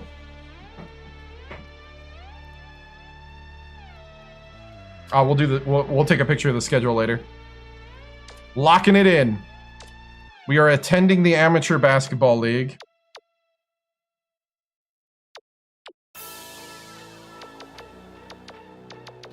Where'd all my targets go?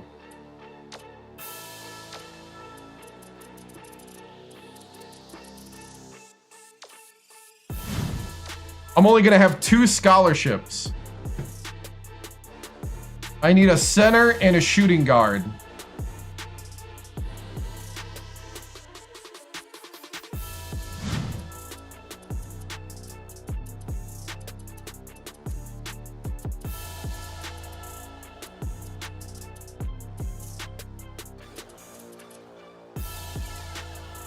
So I actually don't need the power forwards.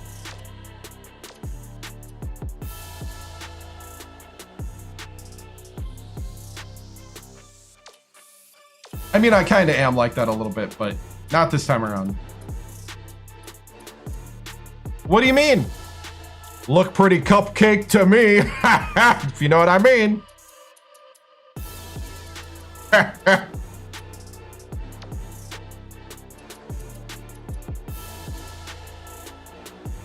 Mackenzie. First natty in this legacy, yeah.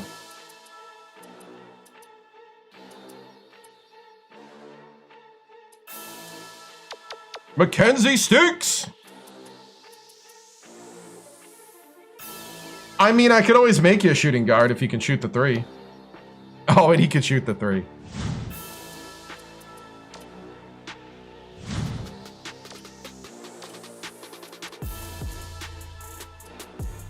Pa, Ma, that coach from Sacramento State emailed me again.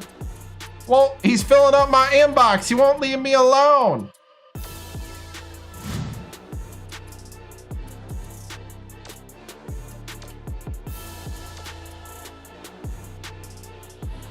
Popula, Vitor Popula from Seattle.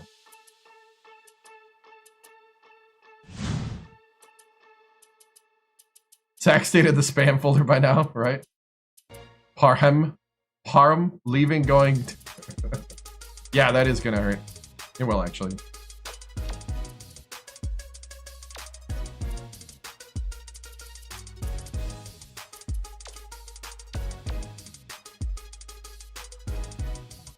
Mr. Basketball of Tulsa? Mr. Basketball of Oklahoma, I mean. It's a bit of a stretch.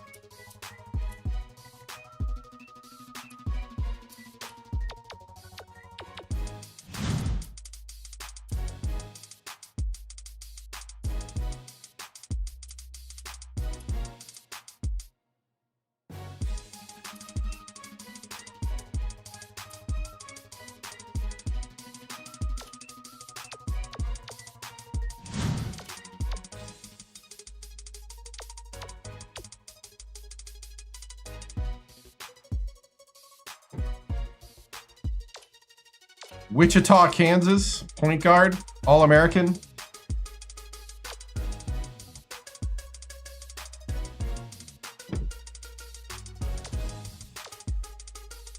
I thought he was already on my list.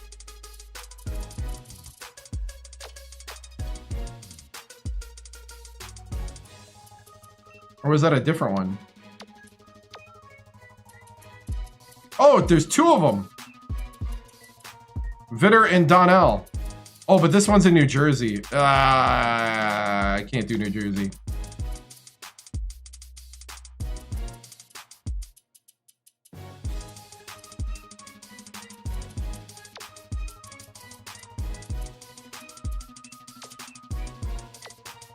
He's gonna go to Cal. Those 2 are gonna go to Cal.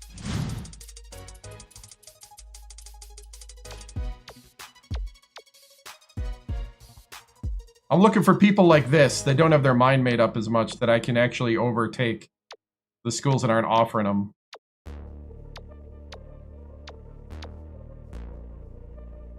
Senegal.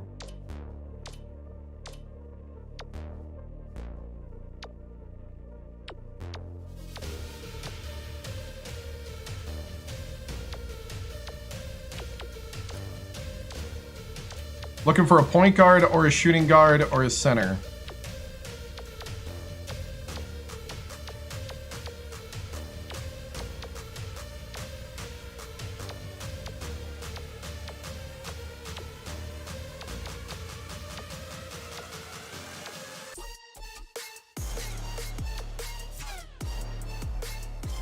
Mr. Basketball of Utah.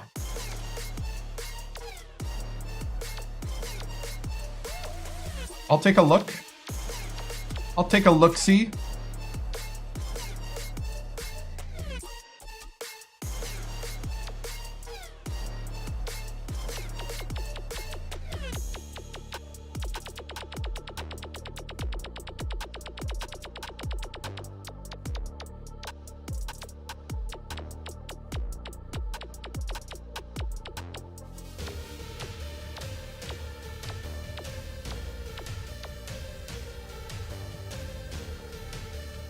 Well, the 5'9" guy is already got Stanford, UCLA, USC, and Oregon lined up.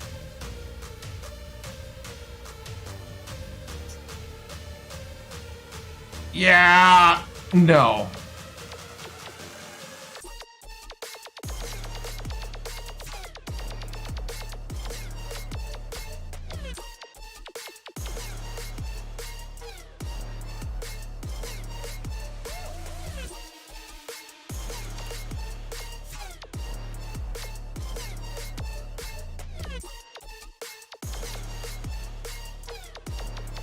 I need a center now.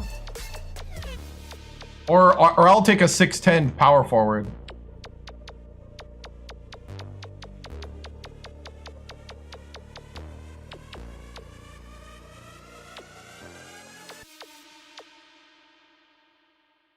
Ooh.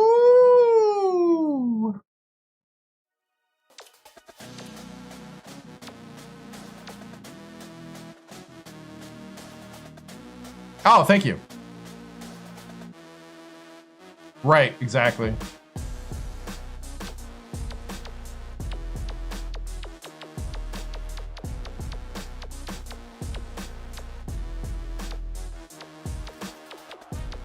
We're looking for easy targets. I mean, great kids.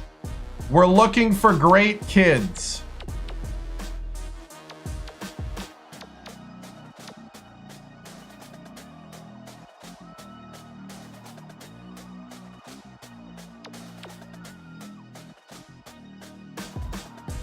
$6'9" from Huntington Beach. You know what?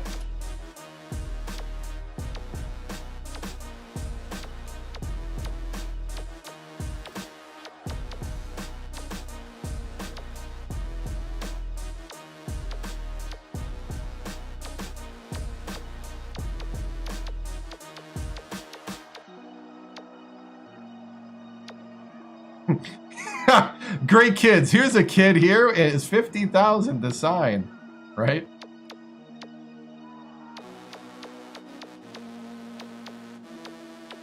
We're now in the 3 stars. Kinda gotta be 7 foot tall.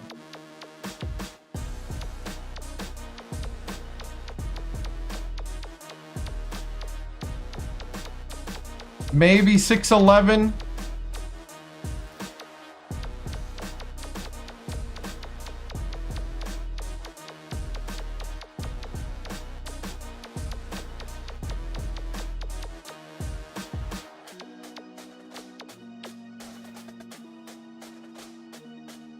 Vancouver.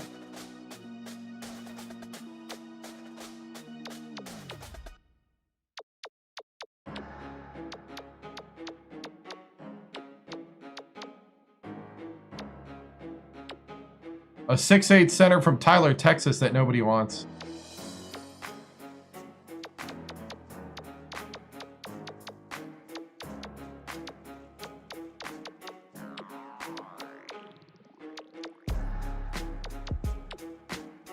Oh, he's in Queens, New York.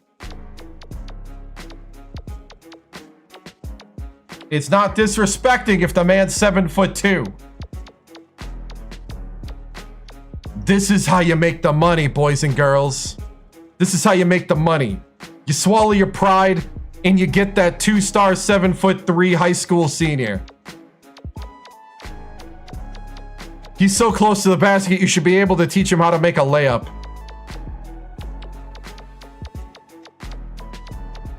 And even if you can't, maybe you can teach him how to just stand around and get in the way.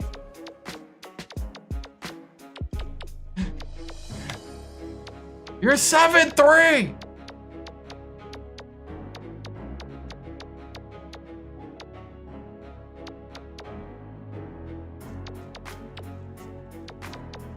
Memphis. Dunk the ball. Maybe we yell dunk the ball at him enough, he'll dunk the ball. I do. When I get to the bigger schools, I do. Actually, all these seniors were juniors. That's how life works.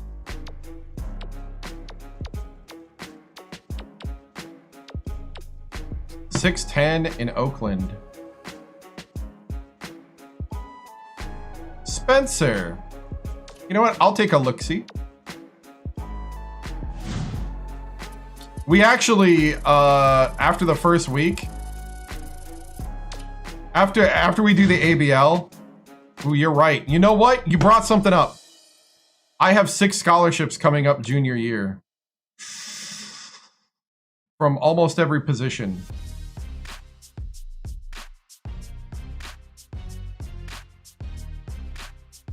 How to swat the ball in the second row, right?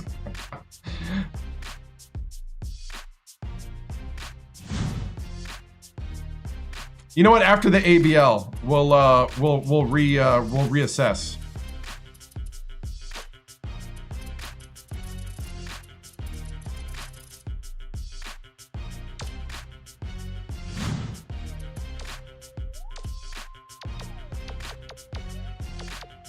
You're right, though. I got to concentrate on the juniors because I have 6 scholarships.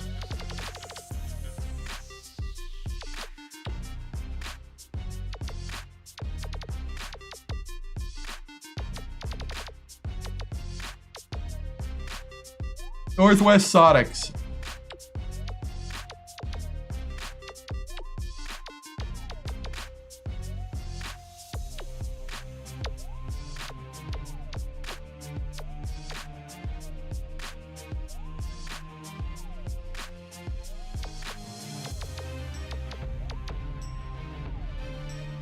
Probably was going to a school already.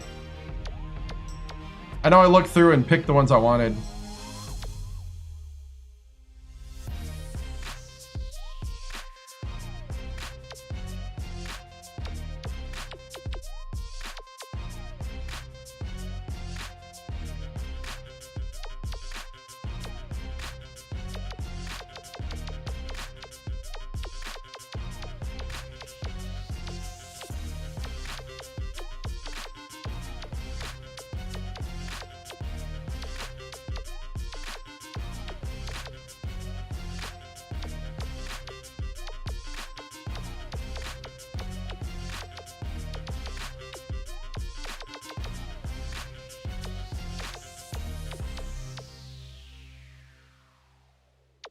Central Quiet Storm.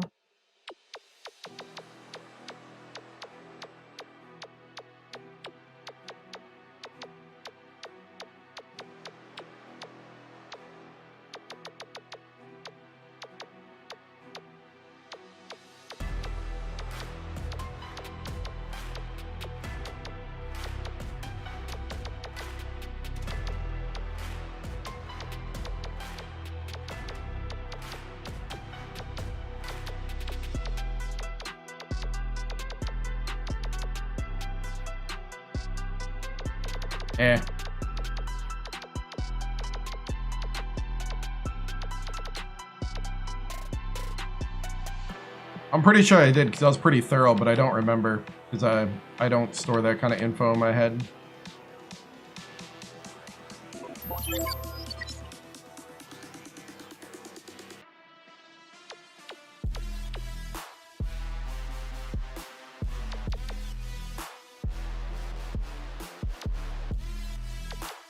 Central Blizzard, I'm already watching them. Okay, good.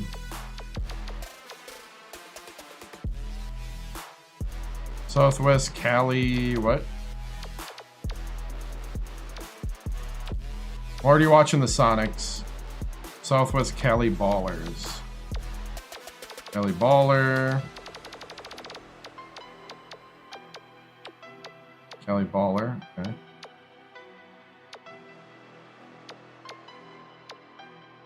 Northwest Green Light.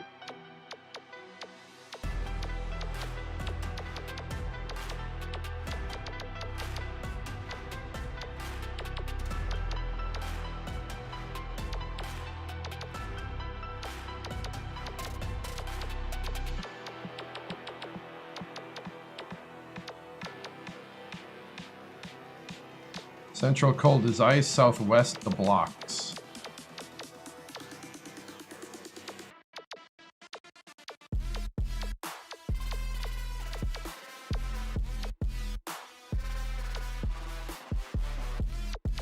Northwest Rainy Days. Rain. All right, I think we're good. Oh, thank you. Maybe 1, maybe 2, maybe even 3.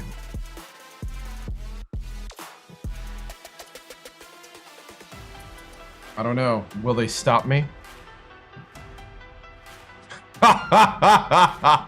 We're now so tired I'm in my villain era.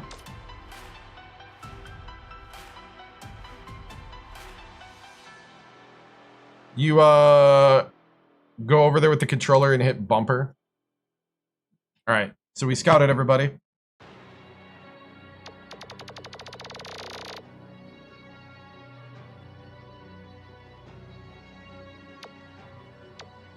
Yeah, you just keep hitting your D-pad till it goes to targets, and then you just bumper.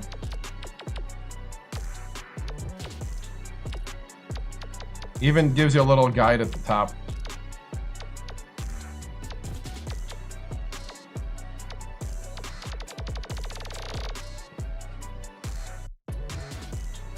New season.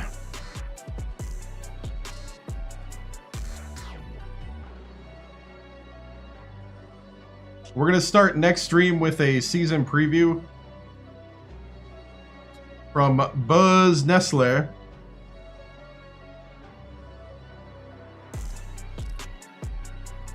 But before we do, you know what? I need to let Buzz say what he's got to say after the national championship.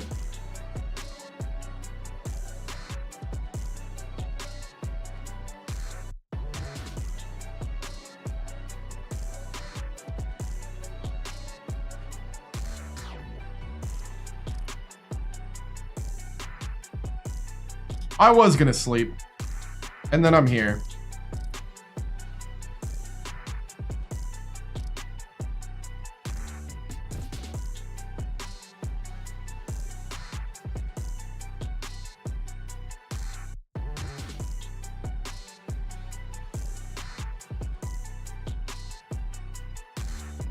You know what? You're watching one of my weaknesses in full effect. My ability to stop. My weakness. I'm having a lot of slow burn fun.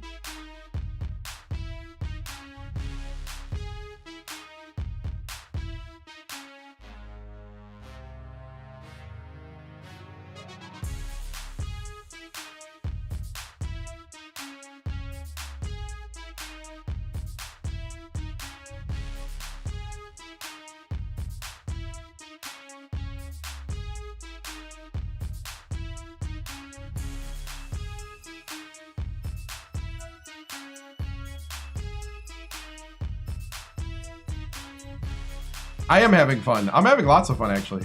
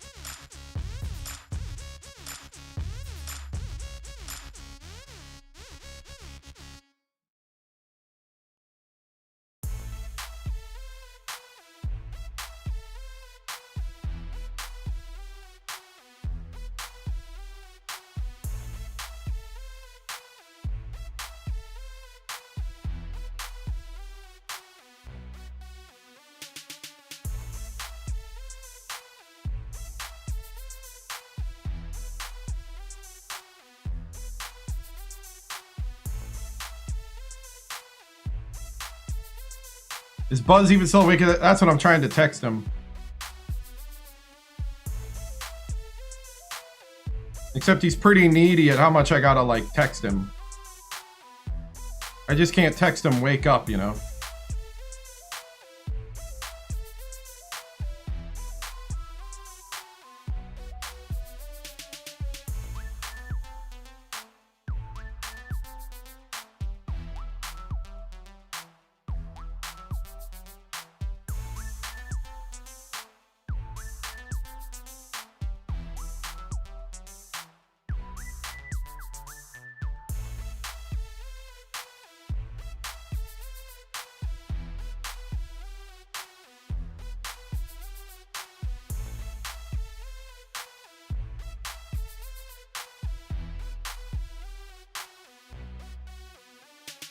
Yeah, right there.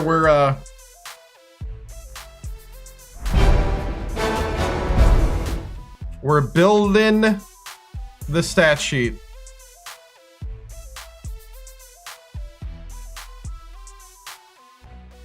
Off the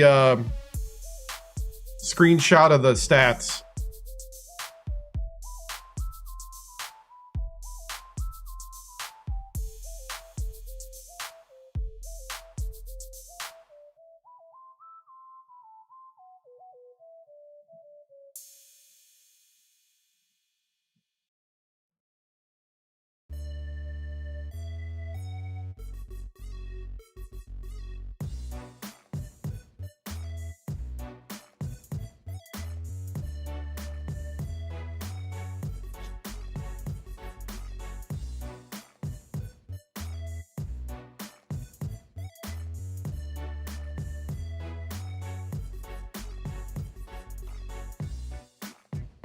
So you can do up to 10 photos. So that's what I'm sending ChatGPT. So the first number up top is the game database record number. So 2010 is the season, game 38. Then I'm giving it some info and then telling it max resolution, do not lose anything. Full stat extraction. I don't want it making judgment calls on what to grab. Just get it all. This comes through lots of pain.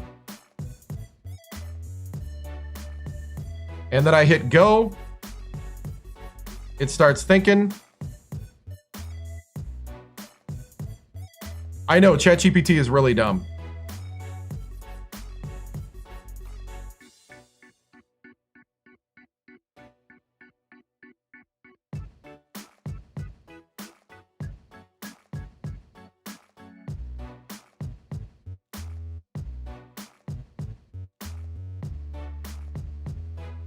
So here it's recording. So it's better if you can get it to give you like a copyable record. If you tell it to display everything, that way you can go back in the chat thread and highlight it and remind the chat, or you can highlight it and save it in a file. It's even better if you save it in a JSON or an Excel file. But you can tell it to, and also you can use Claude or Gemini. Ask them how to prompt ChatGPT. Chucky Bucks, are you still here? Because if you're not, I'll refund your heavenly sheesh.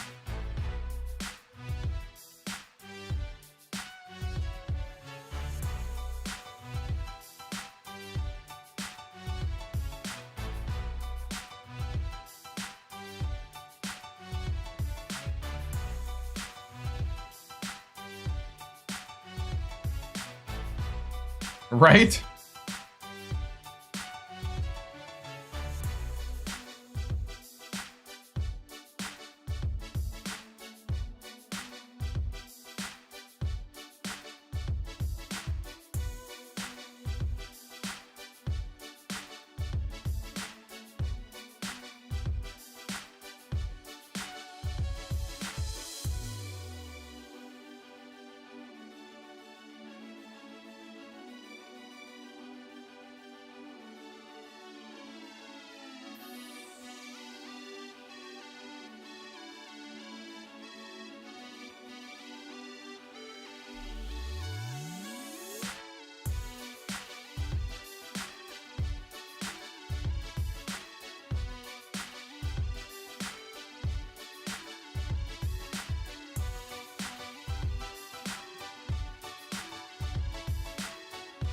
No.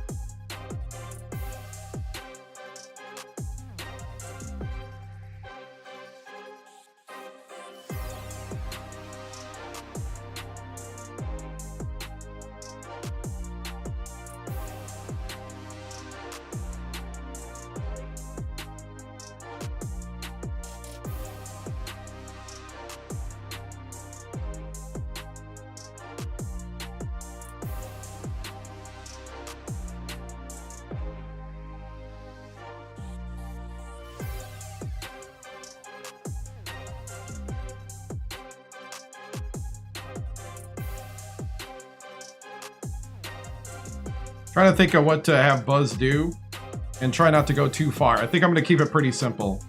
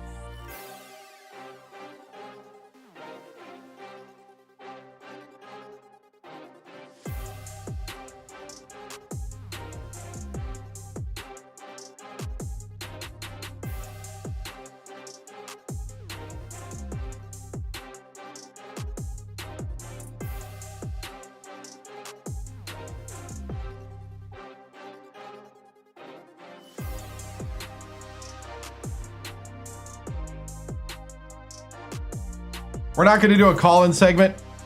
We're going to do this. Oh, dude, yeah. For the thumbnail, I should try to make...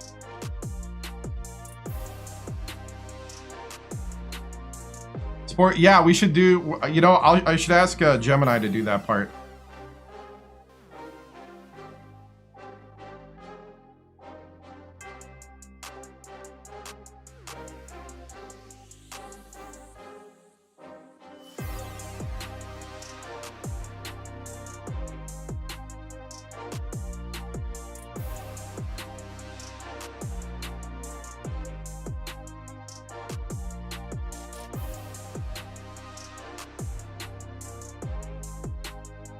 We're going to do all one big segment with Buzz. It's going to be quicker because I want to go to bed at some point, and I need to go to bed soon.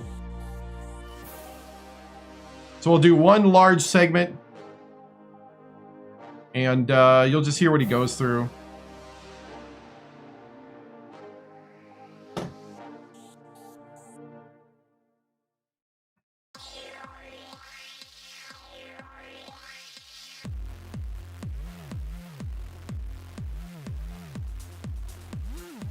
All right.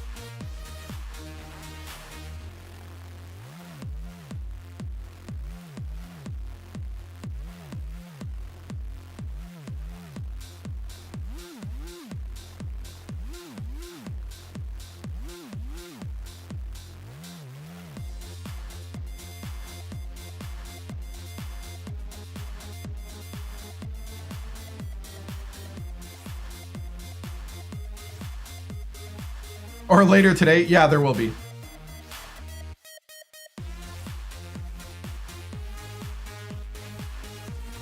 Get a banner too. Oh yeah, we gotta make a banner. Hey, thank you for the raid.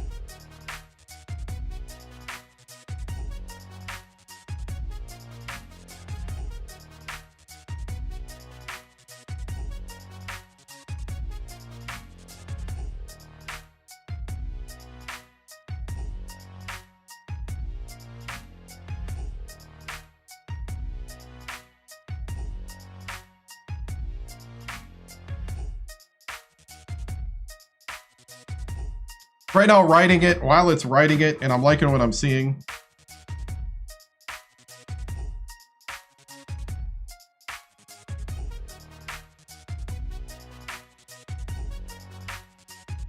Yeah, this iteration was much better, I think.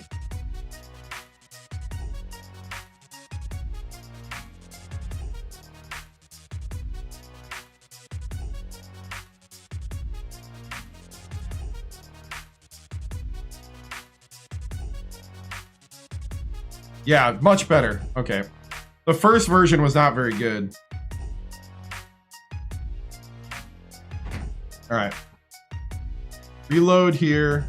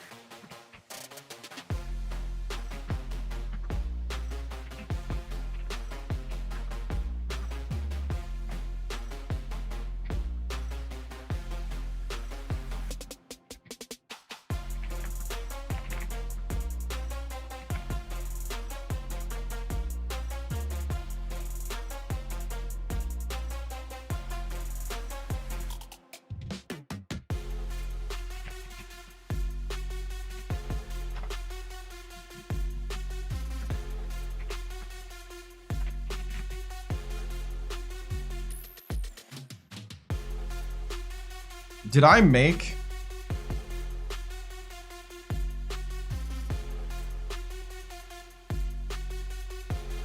Hold on, I don't know what I made yet. Yeah, there's gonna be a stream tomorrow.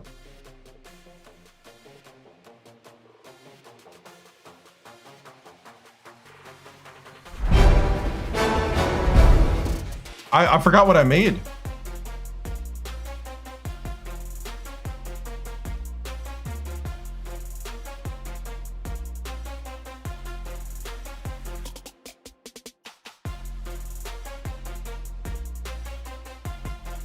Hold on, I gotta see what I made. You guys are gonna kind of be part of the process.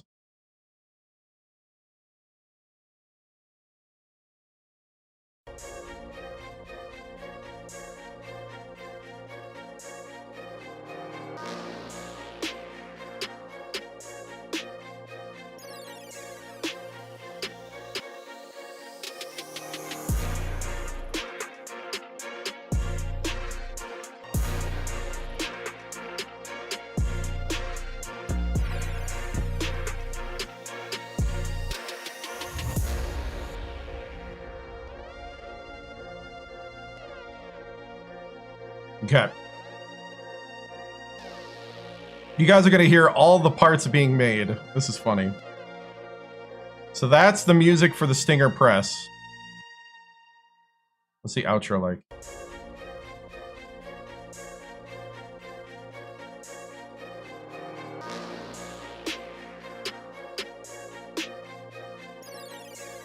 Oh no, that's the drive buzz. Right? No, it's a Stinger press, okay.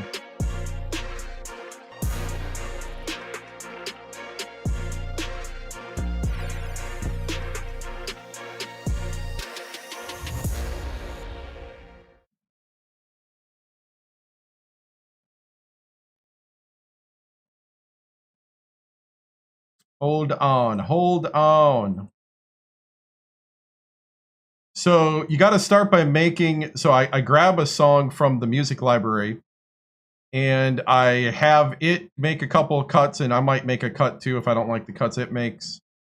So that's how we get to the music. I'm going to give it a different type of button so that it tells me how long it's duration.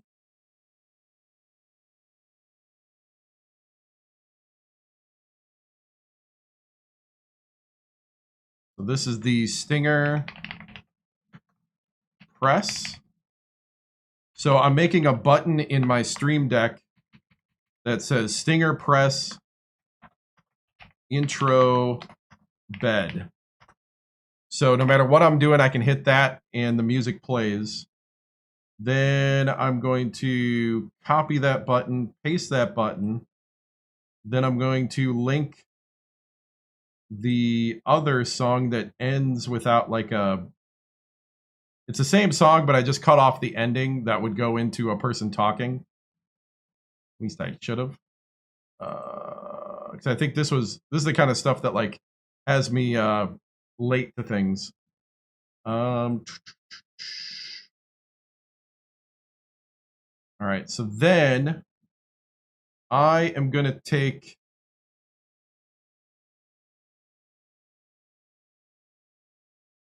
So now I'm asking Gemini to make a post-game show intro. 20 seconds of giving it a little info. Make the script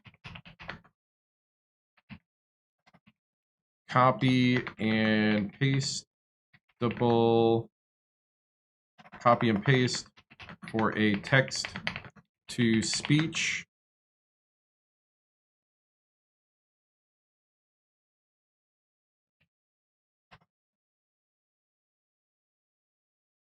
Program. And I think that's it. Oh, go 2011 sports talk radio over the top.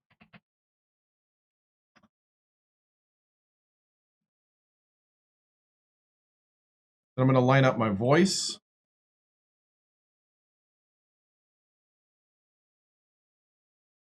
I'm going to line up the voice that I do the narrator with,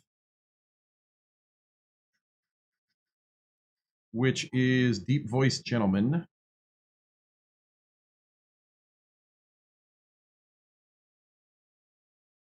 I'm going to have him be loud and excited. We'll see what happens. Stinger press intro.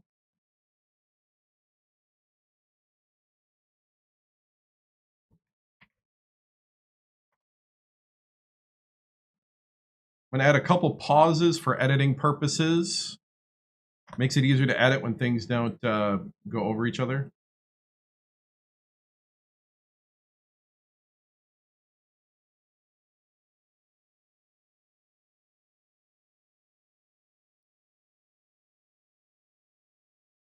Don't need big pauses, just enough so you can put your cuts in.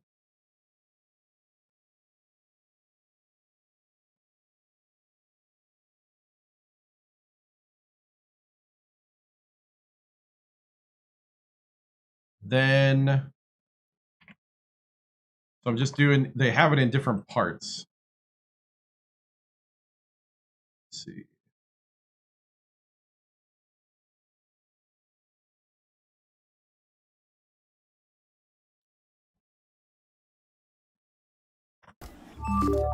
Hey, thank you. I appreciate it. Thank you for subscribing with Prime.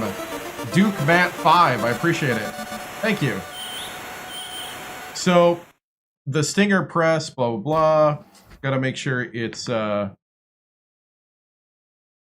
got to make sure that this is all text-to-speech friendly.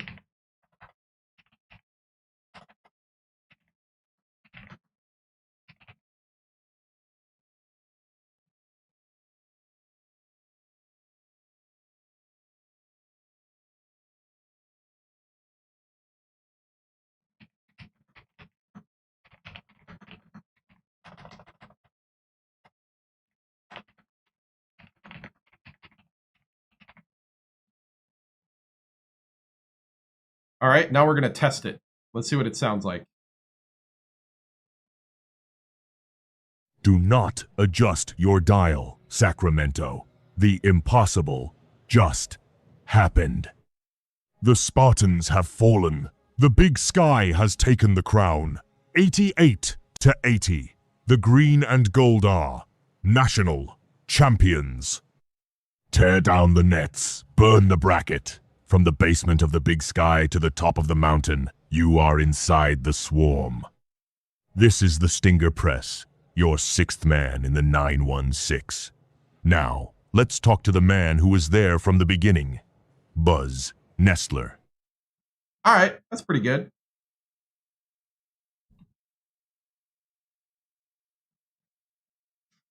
This is Stinger Press, narrator, national champion, 2011, intro. We give it a name. We save it in a place. We're going to bring that into Audacity. That's what I'm using for quick audio editing. I'm going to go import audio. Going to bring that segment we just recorded in and saved. People want to know how I do this. I'm essentially doing that right now. You just can't see my screen. Okay, so I'm going to move. So we're going to position this a little bit. It's a little wordy, but it's kind of cool. What I might do is start with the voice and bring in the music.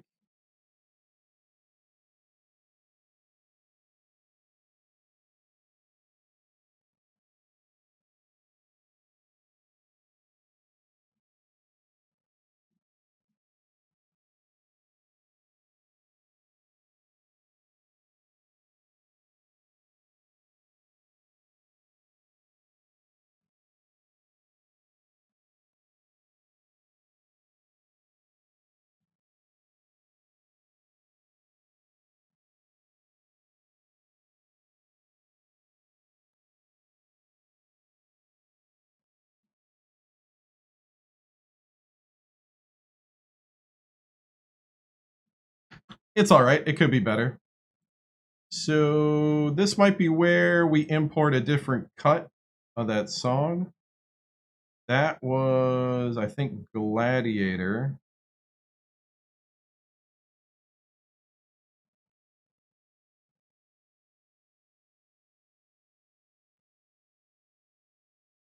Do I have a different cut of the song?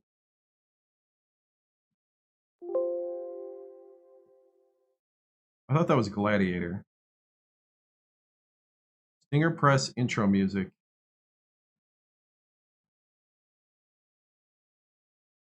It was Gladiator.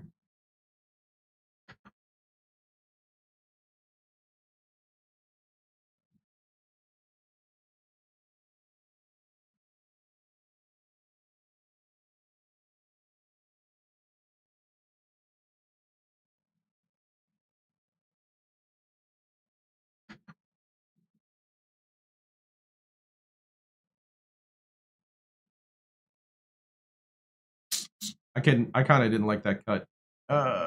Import audio. Gonna import the whole song.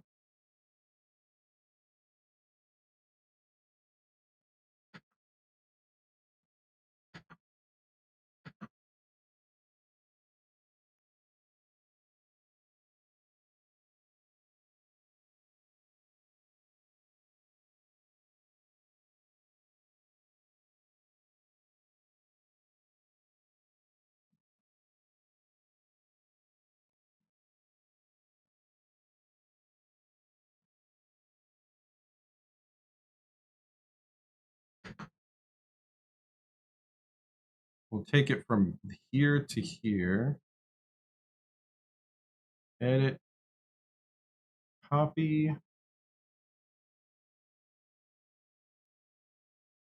Hit paste.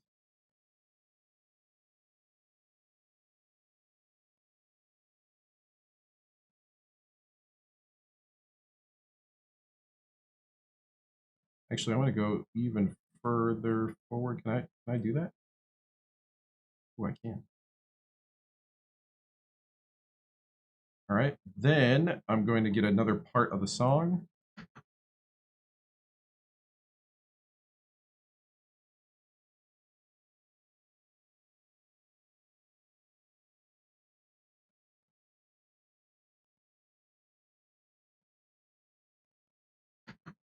right here. When this hits, then we're going to take the ending.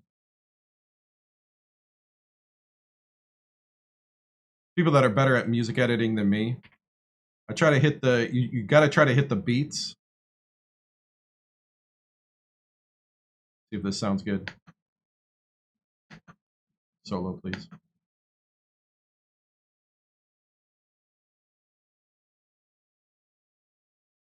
Oh, little late.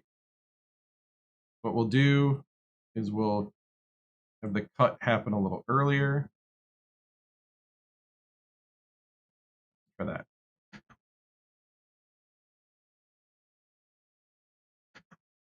Almost.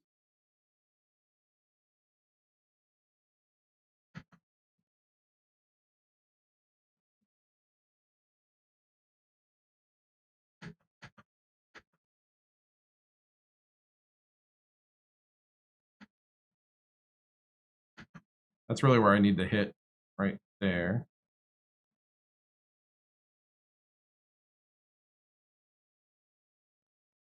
See if that blended well.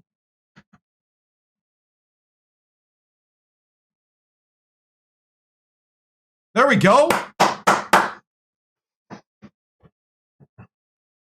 All right, now we take this whole cut of music that you just heard me cut. We take the whole thing and we normalize it to -18 to be under the voice. Actually, before I do that, no, we'll do that. Huh? No. Do I have not a redo button? Oh, it's different. Okay.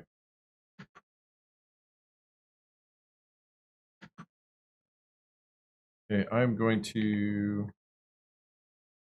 highlight all of it and tell it to go up. Do I have to do all this? No. Do I want to? Kind of. When you're in video editing, you're used to doing this kind of stuff.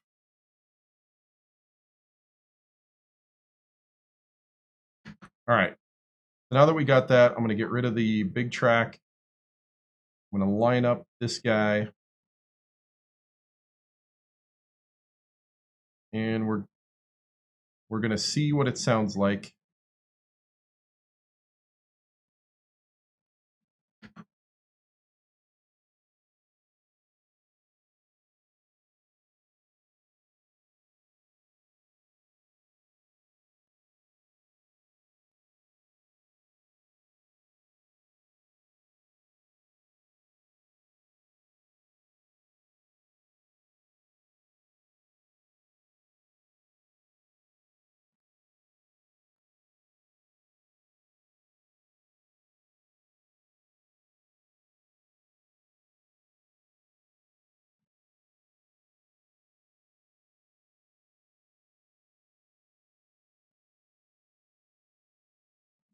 All right, I'm going to get rid of this whole big sky thing. Hold on.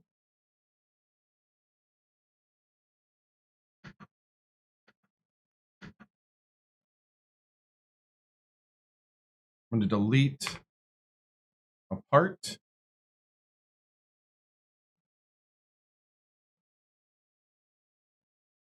Yep, won the national championship. I'm right now editing live the intro to the post-game show. Because I feel like doing it and I enjoy it at the end of the day.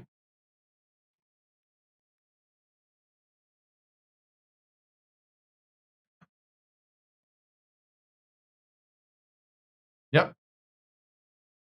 Can you see? Can you see? I guess. Maybe.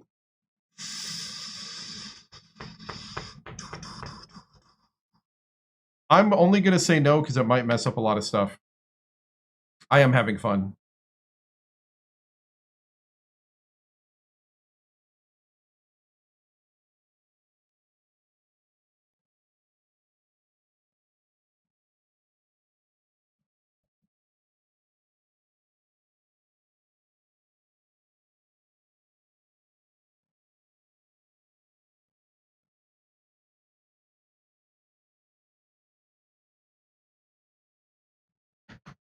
good enough.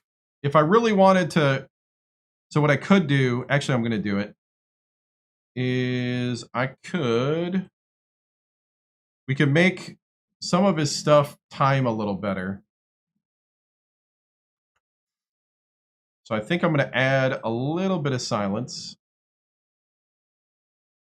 to have the hit of the song happen before he does his thing here. Is there something I can I razor with anything? No, no.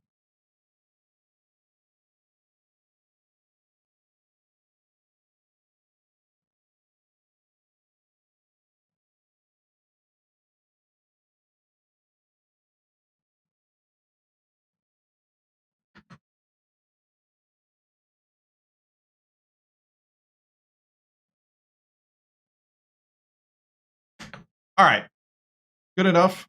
Export, that's now good enough. I'm gonna export that as stringer press intro with VO. Export. Save as stringer press intro with VO. And then we should be ready. Everything else is just copy and paste into different spots. I'm going to go to my Stream Deck and line up what I just made as a custom intro.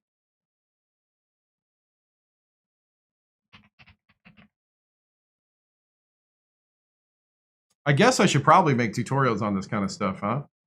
I think people would be interested in that, huh? Basic editing, sound editing, video editing.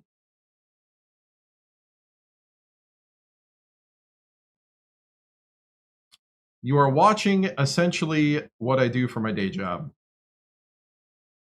Well, you're not seeing what I'm doing, but you're hearing it and listening to me describe it. So it's kind of like a radio experience of it. All right, 95%, no fade. Do not adjust your dial, Sacramento. Yes, you watch him have fun, right? All right, so we got that. We need buzz now.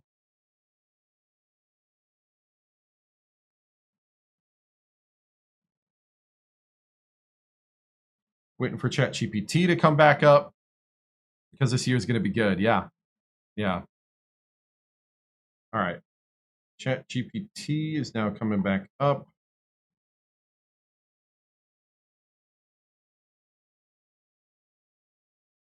We're going to do one segment, kind of keeps it easy. I'm not going to export, so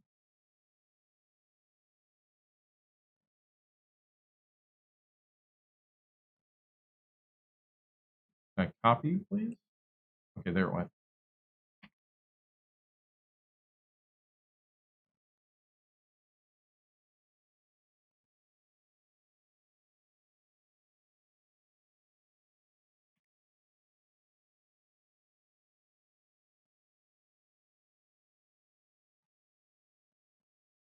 Dang, he's wordy. Oh, it's twice. That's why. Why'd they do that?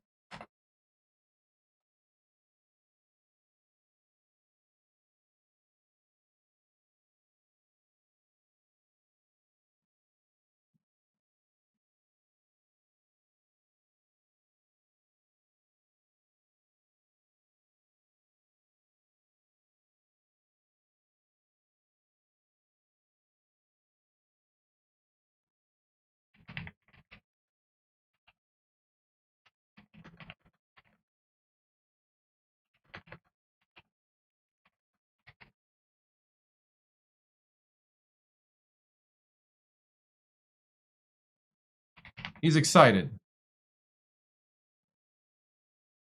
Trying to win 2 more titles of the team before moving on. Right. See, this is the part where I like to do this off stream because then I can control this better. And this part of the process is the part that's boring to watch somebody do.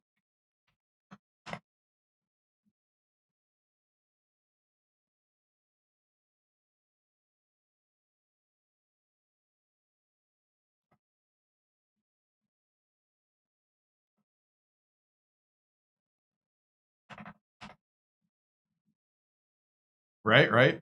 This is true. This is true. This is going to be good. Let's see. 10. I have to go through and fix some numbers.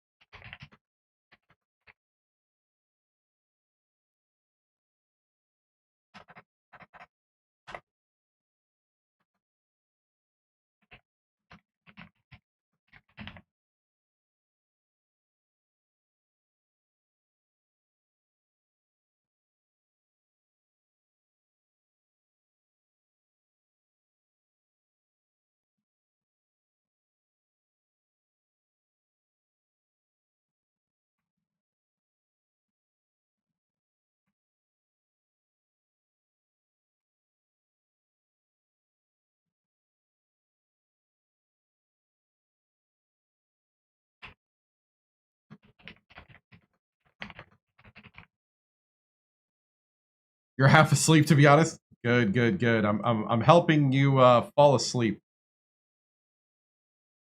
Let's see. Bayfield hits a 3.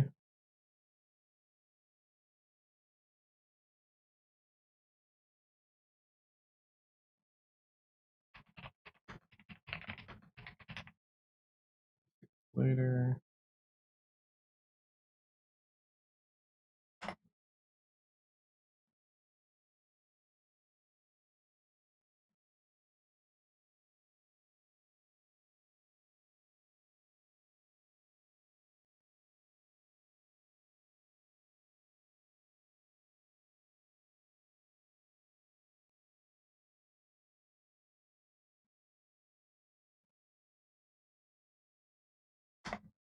You really went into like what time, but I'm going to take a lot of the times off.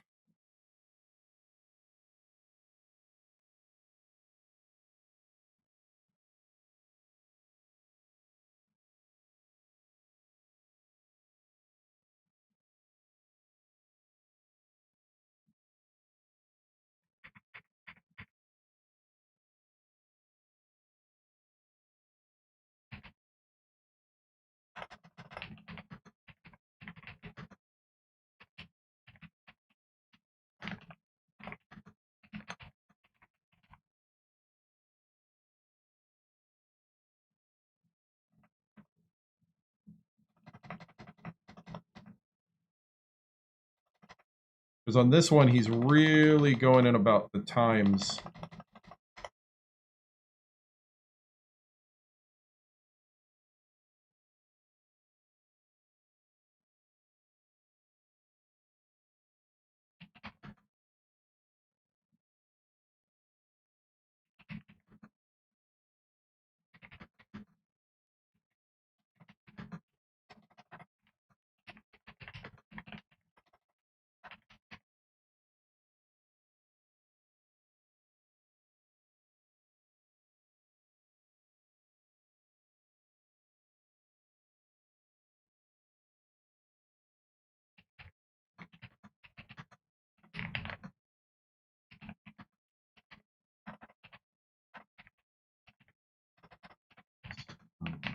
No.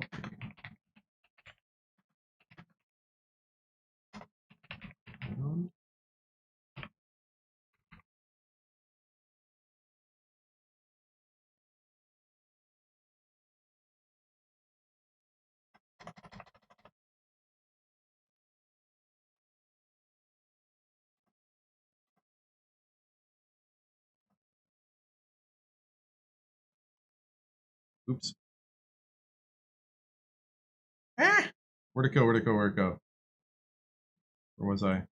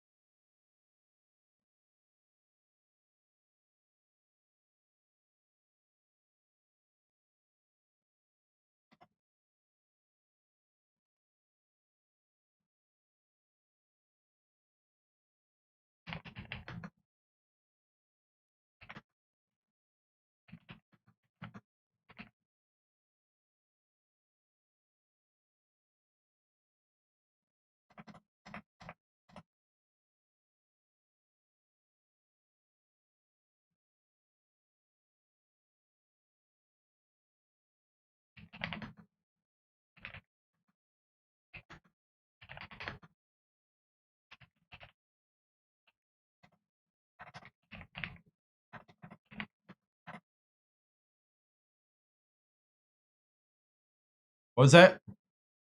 I'm not boring you, just staying awake too long. Must hear it from Buzz, though. I'm trying. I'm trying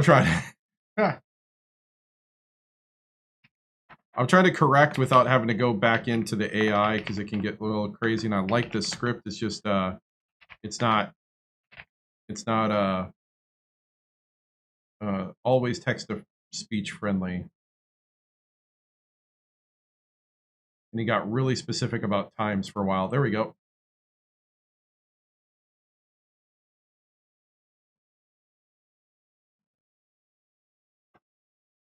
Oh, they didn't paste the whole thing.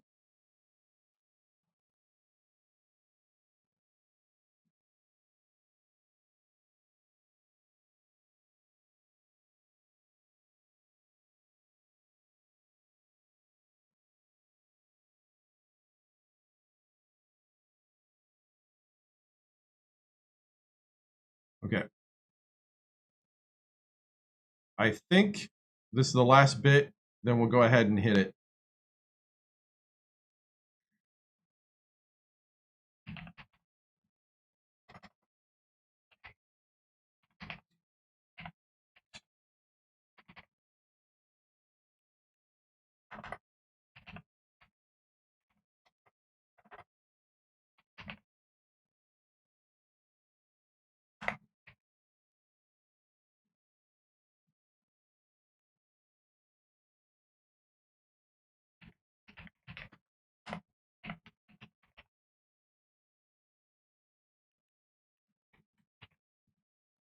Yeah, I'm using a PC.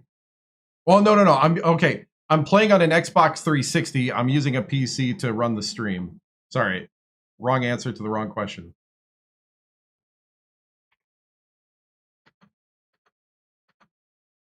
So I'm almost done.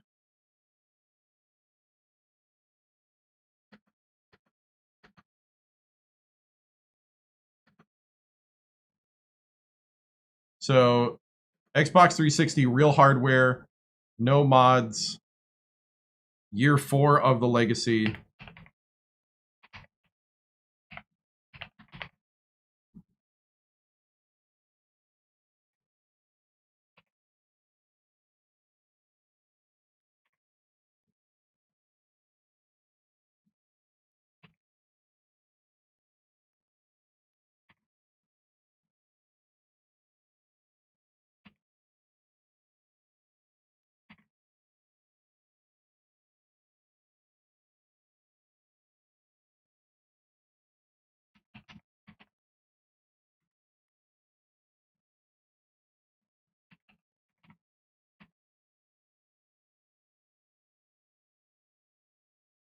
All right, I think I'm ready. You ever change any names just for fun? Feel like I heard you all talking about that earlier. We changed names only to make them real. So like I had one source for the real name of the teams that was not accurate. So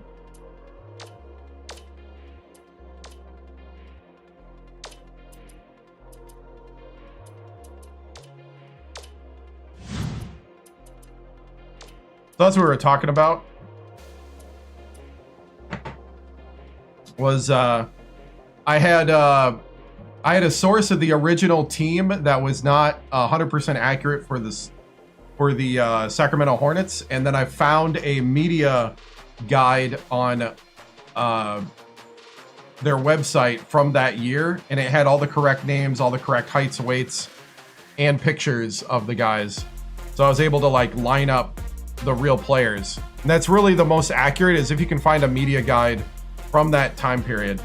All right, that was a lot of work, but we're ready to go. Ladies and gentlemen, it's time for the post-game Stingers Press with Buzz Nessler. The Drive Buzz with Buzz Nessler, with all the hot takes, big opinions, and all buzz, is boldly brought to you by the 7-Star General. Like, follow, and subscribe to the 7-Star General on YouTube, TikTok, Twitch, and Kick.com. Do not adjust your dial, Sacramento. The impossible just happened.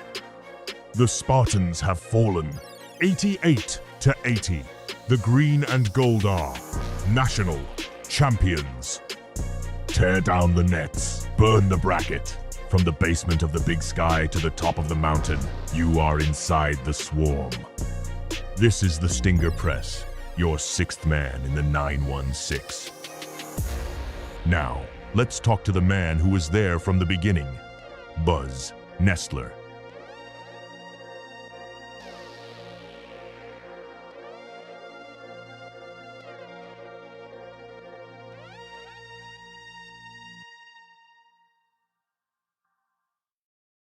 At some point, Buzz,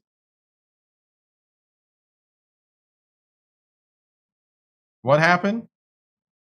Buzz? All right, I gotta break this in two parts, I guess. Buzz?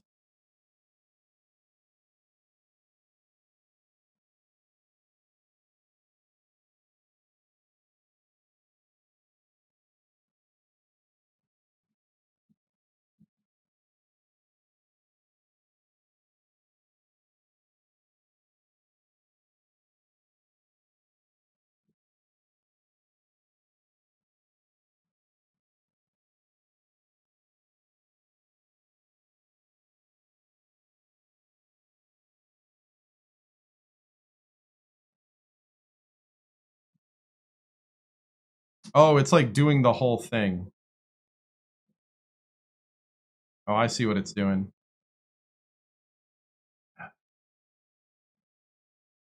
Buzz?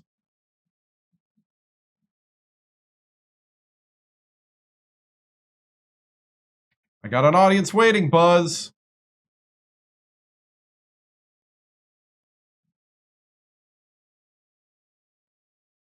He's collecting his money. Yeah. Now, what it's doing is I think it's fully like making it in the background. I think I see what's happening. I'm just going to go ahead and do a quick one. Here we go. KHT K1140 AM Sacktown Sports Radio. This is the Stingers Press. I'm Buzz Nessler. And tonight, Sacramento, California stands on top of the college basketball world. The Sacramento State Hornets are the 2011 national champions. Final score from Reliant Stadium in Houston, Texas, Sacramento State 88, Michigan State 80. Let me say it one more time because it still does not sound real. Sacramento State 88, Michigan State 80, national champions. And folks, I am not going to rush through this one. No chance. Not tonight, not after what we just watched. We are going to sit in this game, relive this game, and give this moment the respect it deserves. Because this was not some strange fluke. This was not one hot stretch. This was not one lucky bounce. This was 40 minutes of guts, shot making, pressure, counters, nerves, answers, and belief. This was a team walking into the biggest game in school history and deciding the spotlight belonged to them. So let's go back to the opening tip. Right away, Sacramento State looked like they belonged. That matters. In a game this big, nerves can wreck you in the first 2 or 3 minutes. A bad start can put you in a hole before you even settle down. But the Hornets did not come out tight. They came out aggressive. Fab Wilmot gets Sacramento State moving with a layup at 11:50 to go in the first half. Then Byron Parham rises up and throws down a dunk. Then Derek Vitelli buries a three. And just like that, No, I did not. You could feel the tone. Sacramento Corey State Stokes was is not back. here to admire the moment. They were here to attack it. Then came Corey Stokes. And from that point forward, the game kept getting pulled into his orbit. At 10.5 minutes, he scores. 30 seconds later, he gets another one. With 9 minutes I lost to go in the Giles first, to a he knocks transfer down to three. Loyola Marymount. And suddenly you are looking up and realizing Sacramento State is not just hanging around, they are dictating the game. Now, Michigan State, to their credit, It's because he was an original did what player. great teams do. They answered. Corey Hagler gets to the line and scores. Quentin McDaniel starts making his presence felt. John Paul Conway begins probing and creating. Manuel Crandall hits from deep. That is what made this game so good. Sacramento State would land a shot and Michigan State would come back with one of their own. You could feel the pressure building possession by possession. Then Sacramento State settled back in. Ahmad Weber was huge in this phase of the game. And I mean huge. He scores with 8 minutes to go. He scores again 50 seconds later. He keeps attacking.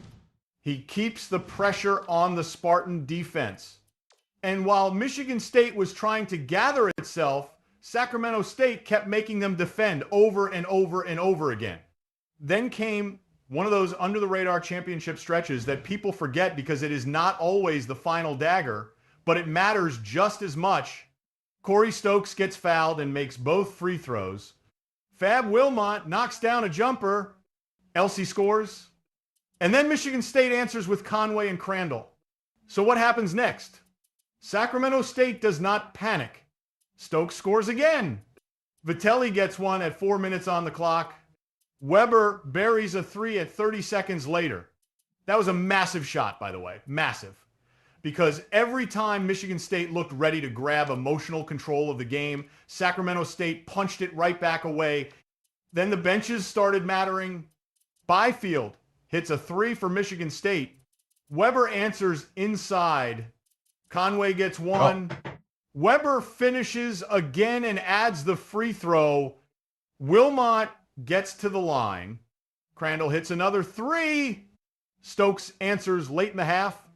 And when the dust settles, Sacramento State goes to halftime up 44-38. Now, I want to pause there because halftime mattered.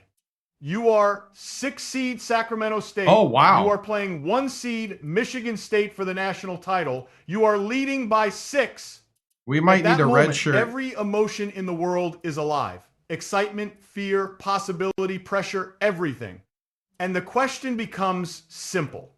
Can you survive the push that is coming? Might have to red shirt Because everybody in Faulkner. America knew it was coming. And Michigan State came out in the second half ready to throw it. Crandall scores early. Hagler scores. McDaniel starts producing again. Conway starts finding his rhythm. And you can feel the game tightening. But here is where I thought Sacramento State won the championship. Not on one shot. Not on one run. On composure. Michigan State would edge closer, and Sacramento State would answer without getting frantic. Weber hits a jumper with 11:25 on the clock. Vitelli hits one. Weber finishes again. Wilmot scores. Vitelli scores again. It was not always flashy. It was not always explosive, but it was steady, calm, mature. Every answer told you this team trusted itself. Then with 9.5 minutes left, Corey Stokes dunks it. And that felt like an emotional lift because it reminded everybody watching that Sacramento State still had a gear left. But Michigan State stayed right there. Conway scores. Zamore gets going. Crandall hits a 3 and converts free throws. Moran scores at the line. McGee answers for Sacramento State. Parham works inside. This game just kept swinging with pressure on every possession. And then we reached the heart of the second half. The championship minutes. The possessions where legs get heavy and every mistake feels enormous. 2 scholarships. Got 2 scholarships. This is the guy that we created. I don't think I'm going to get him, but I'm going to try.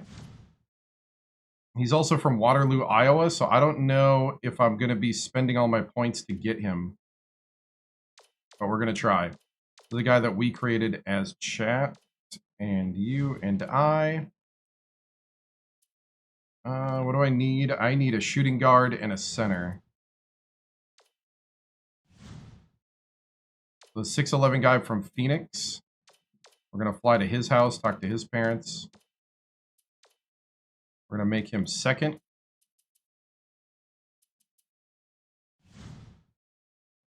I stopped talking. I stopped him.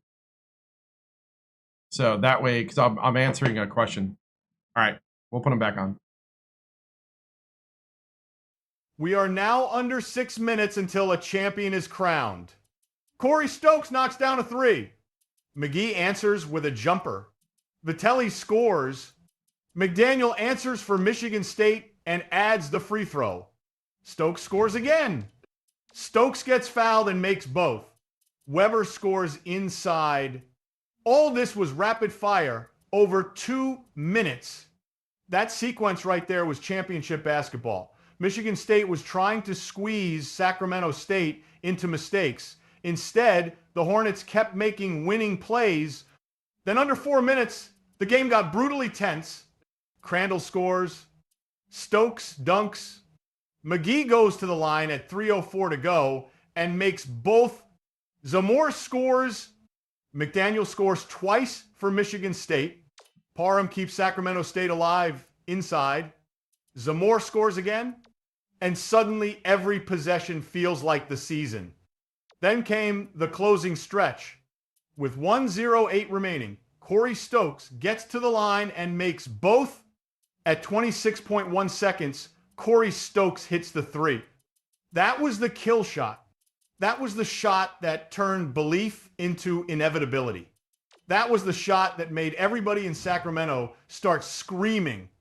And even then, the final seconds still had drama. Michigan State kept fighting. Sacramento State still had to finish it, still had to be strong enough to close the door with history standing right in front of them. And when the horn finally sounded, that was it. No more hypotheticals. No more dream talk. No more maybe. Sacramento State was the national champion. Now let me give you my reaction to the flow of this game. In the first half, I thought Sacramento State won with confidence. They attacked first. They trusted their offense. They did not let Michigan State's size, seed, or reputation intimidate them. In the middle of the game, I thought they won with calm. Michigan State kept applying pressure, and Sacramento State kept responding with smart, poised basketball. And late in the championship minutes, I thought they won with nerve, shot making, toughness, belief, no fear, no backing down. That is why this did not feel lucky to me. It felt earned. Now let's talk about the 3 most inspiring performances of the night. Number 1, Corey Stokes. 31 points in the national championship game, 10 for 13 from the field, 3 for 4 from 3, 8 for 8 from the line. That is not just a good game. That is an all-time title game performance. He was fearless, efficient, and completely in command of the moment. Number 2, Ahmad Weber. 22 points, 4 rebounds, 3 assists, 3 steals. What I loved about Weber tonight was his timing. Every time Sacramento State needed a composed, strong offensive play, he gave them one. He was a stabilizer in chaos.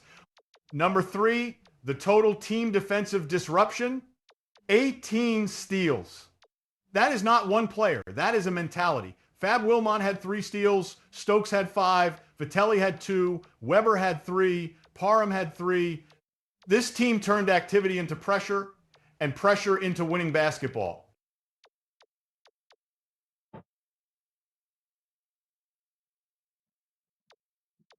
Now, what does this mean for Sacramento in April of 2011? It means this city just got a forever sports memory. That is what this is. This is one of those moments people will talk about 20 years from now. They will remember where they were. They will remember who they watched it with. They will remember how loud the room got when that lead became real. Because Sacramento is a city that loves basketball, deeply loves basketball. And now this city has something nobody can ever take away. A college basketball national champion. Not in theory. Not in somebody else's town. Here. Sacramento State, for one night, the whole country had to look west and admit what this team became. And before we close this segment, I want to speak from the heart. Vinny McGee, senior, you are part of history forever. Your stat line tonight does not tell the whole story. Seniors like you matter because teams do not get to this point without players who stay with it, grow through it, believe through it, and help build a standard. You leave Sacramento State as a national champion, and nobody can ever take that from you.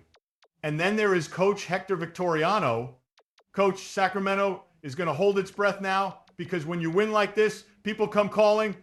But I will say what everybody in this city is thinking. We hope you stay. We hope this is not the end. We hope this is the beginning. We hope the man who built the greatest season in school history decides there is still more to build here. Tonight, though, no worrying about tomorrow. Tonight belongs to the Hornets. Tonight belongs to Sacramento. Tonight belongs to every player, every coach, every fan, every student, every caller, every believer who rode this season all the way to the top. Sacramento State, 88. Michigan State, 80. The Hornets are national champions. I'm Buzz Nessler.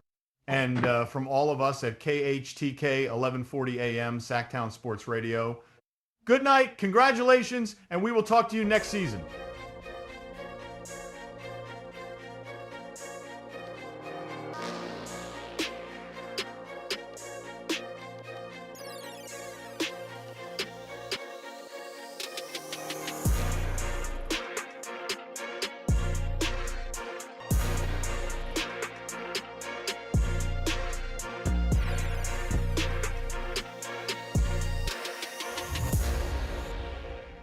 Sacramento heat got you sweating like a full-court press? Call Delta Breeze Heating and Air, Sacramento's hometown HVAC team. From quick repairs to full system installs, they'll cool your house faster than a Hornets fast break. Delta Breeze Heating and Air, proud supporters of Sacramento State basketball. Hornet Nation brings the energy, and Stinger Smoothies is giving it back. For every Sacramento State home win this season, Stinger Smoothies will donate to the Hornet Scholarship Fund. Fresh blends, real fruit, real impact. Stinger Smoothies, proud sponsor of the Hornet student section.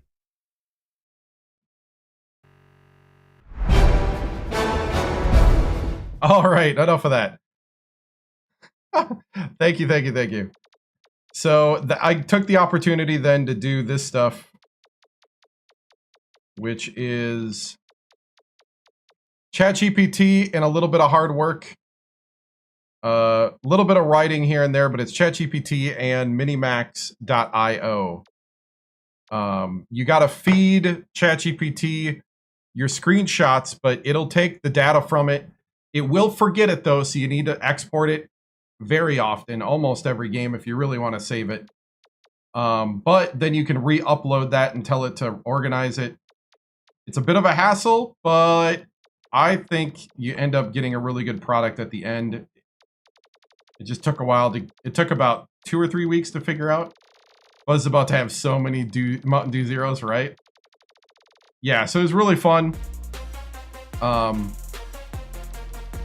Really great season. Looking at it now.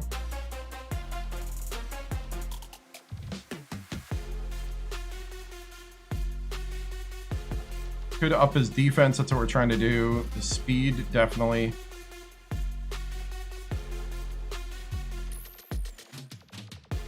We're going to trade on Vitelli's speed.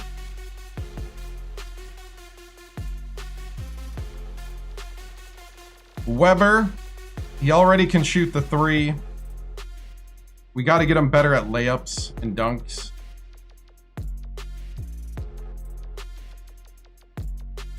Better defense would be nice. Low post and rebounding. Better stamina too.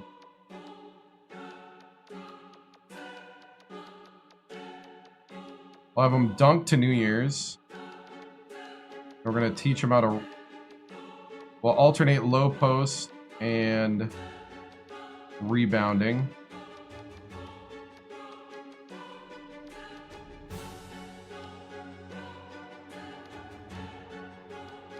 And a little bit of handles. Then some defense. He's usually pretty good at defense, though.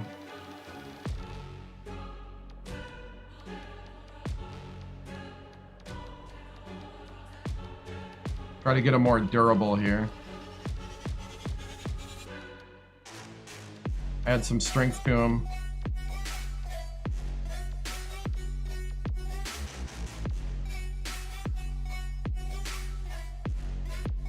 Parham.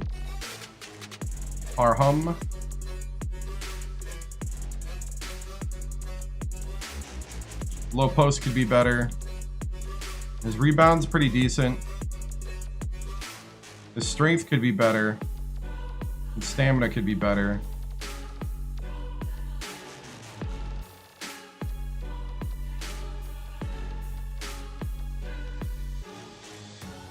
I'll have him dunk to Christmas.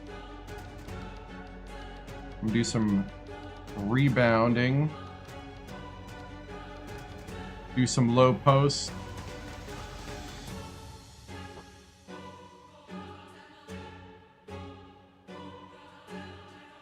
They say I have limited interaction with you guys. They're suspending gifting.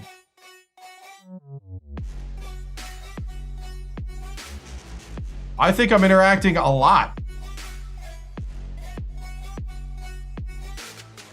Did somebody come in and not like that I'm like talking constantly?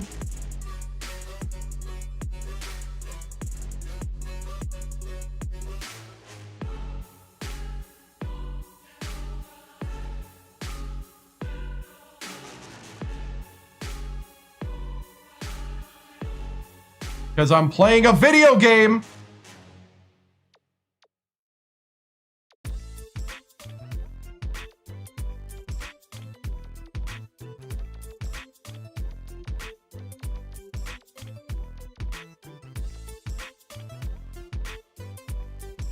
Who do I need to kick out, right?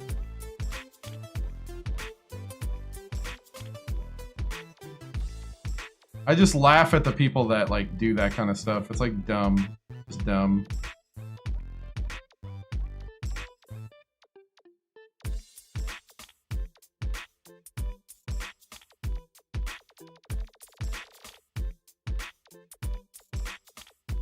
Happened a lot when I just started getting big too with this basketball stuff.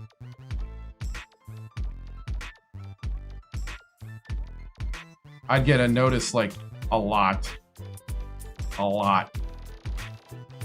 People constantly like reporting me for things that... How do you have this many people here? I don't know.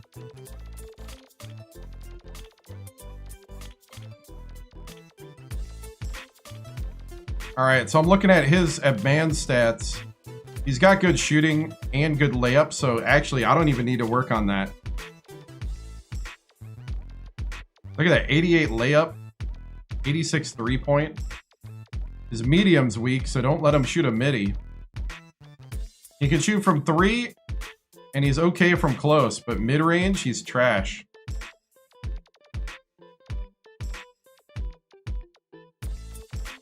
Right.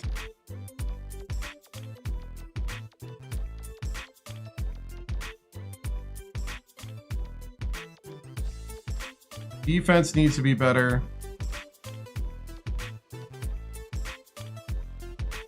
Guess we could have him.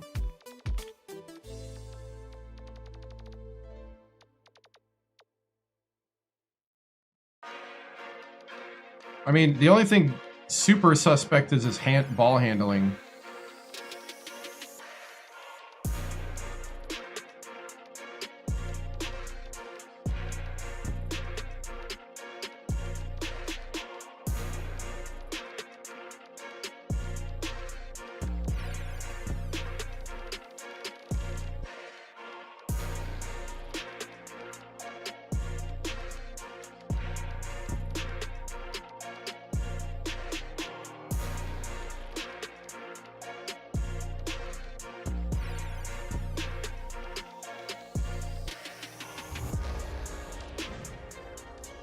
I will say these days the tools to regulate this stuff is a lot better. Okay, LZ is pretty good, pretty decent on the layup, shooting. His passing is suspect, but his handling's good. Defense could be a lot better. His steal's awesome though. He's a little slow.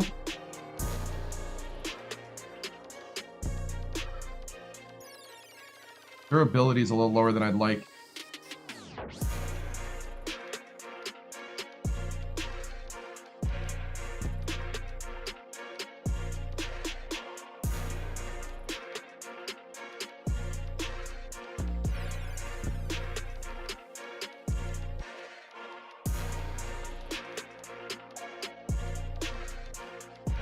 We'll teach him some defense.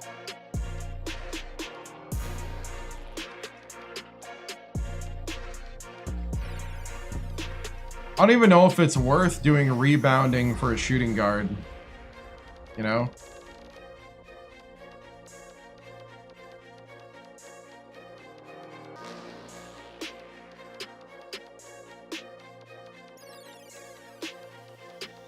Oh, look at the guy I want, like... Oh, have a good night. If I can get this done before the next game, or the next stream, then I'll give myself 10 minutes because I do have to go to sleep.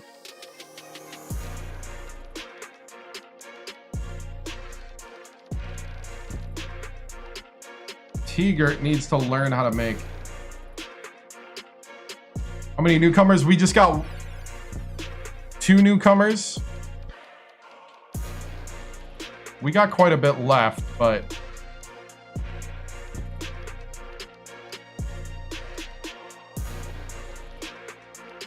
low post and rebounding would be nice.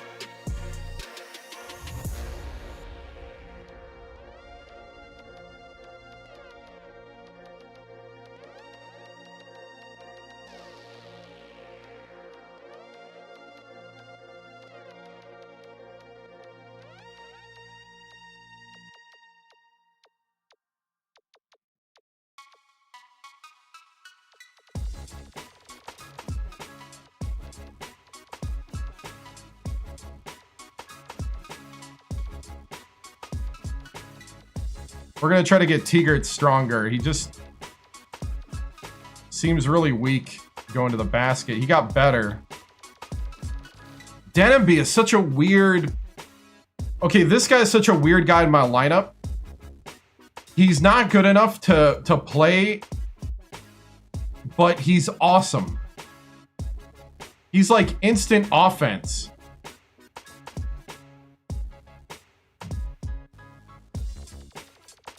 Man and Vitelli are better than him, but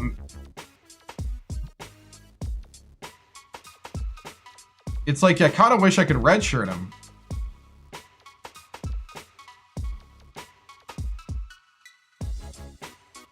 You know what? I wonder what his rating would be if I moved him to shooting guard.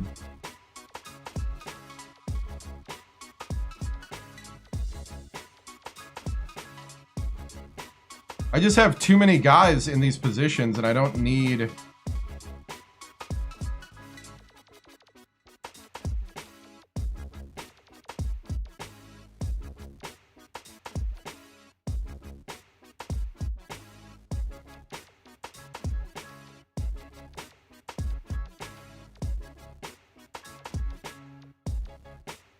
Like, unless the other guys get hurt, which can't happen. Denham-B is a lot of talent that sits there.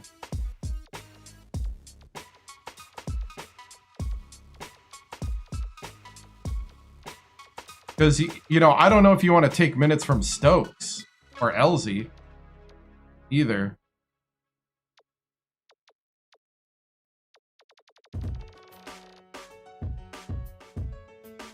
He's kind of too slow for a shooting guard anyway.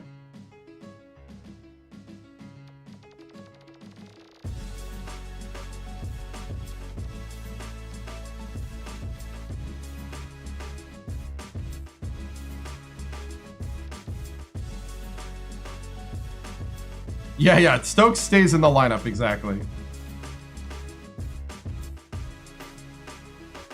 Sac State. We're gonna run it back.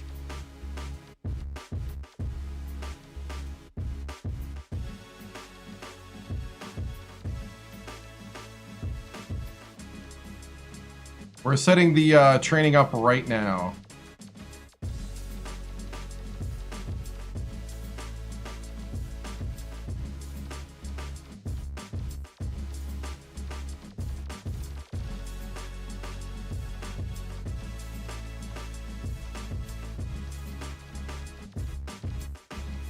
Okay, I remember this guy being speedy. Quickness is 82. Speed is 86.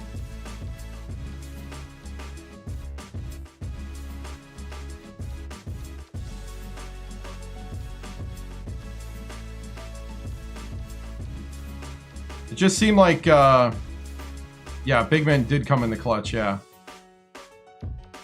Bain is a new freshman. We're redshirting Faulkner, who was the second guy that we picked up. Kind of a shooting guard, point guard hybrid from Sunnyvale. We're redshirting him because we're putting him at point guard.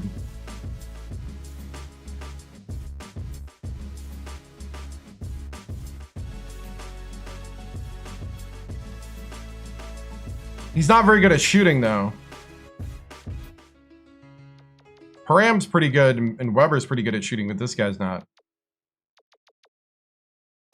We could try to give this guy handles. He's got pretty good low for a freshman at this level. That's pretty good. Rebounding's pretty decent for a freshman at this level.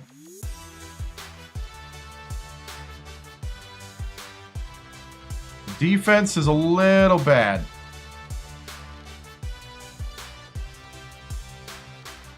We could start off by teaching him how to handle a basketball.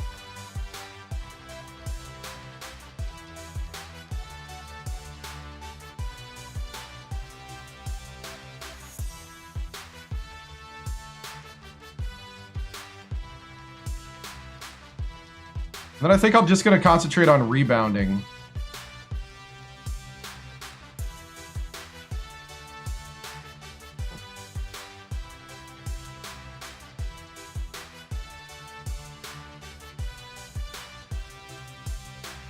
They must have got rid of the report.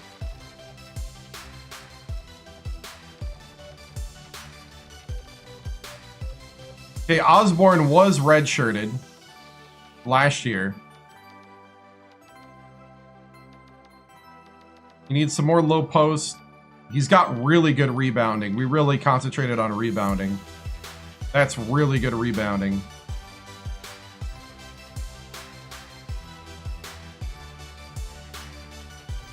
Could be better on the strength. He does not dunk. This man does not dunk.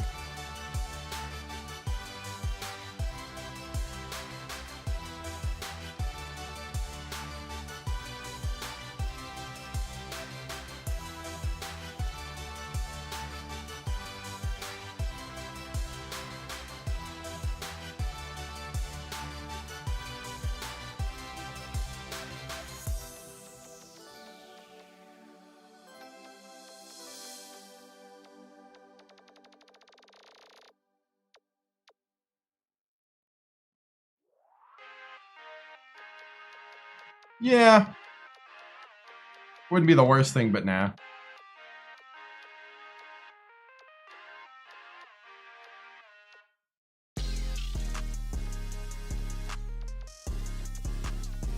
I'm content with what I got. I barely have time to do what I'm doing.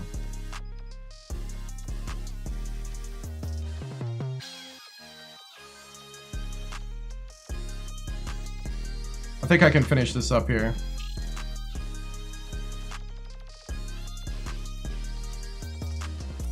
Gomez, the walk-on from Mobile, Alabama, is still here.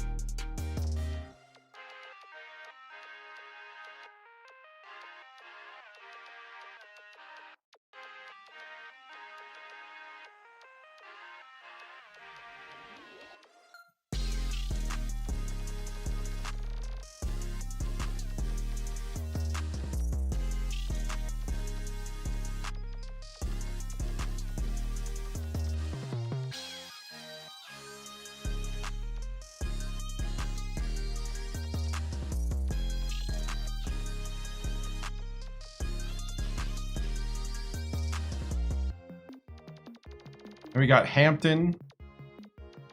We're trying to teach him how to pass because he's my emergency point guard.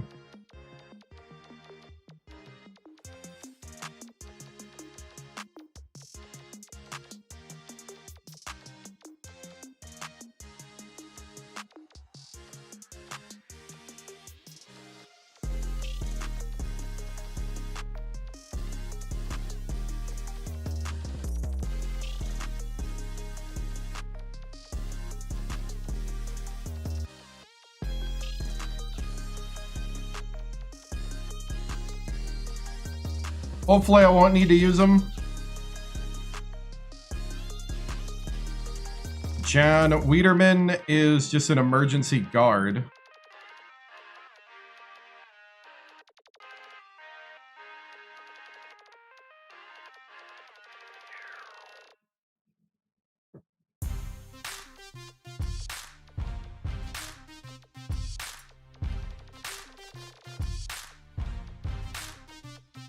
You know what? We're just going to try to teach him to shoot.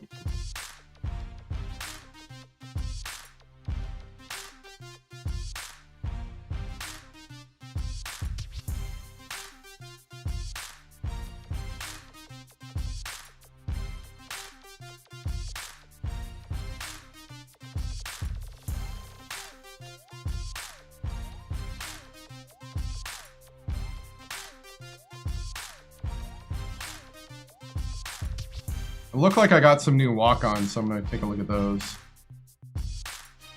Okay, Faulkner just went red shirt, which means... Ooh, I can't control this, okay.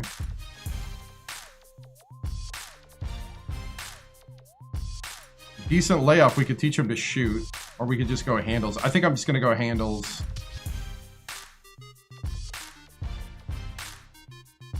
We're going to turn this man into a point guard.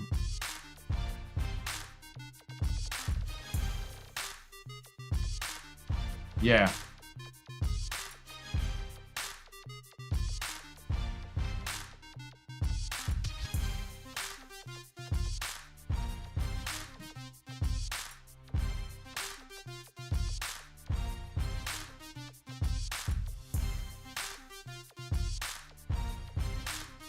Yeah. Should be fun. The non-conference is going to kind of set the tone.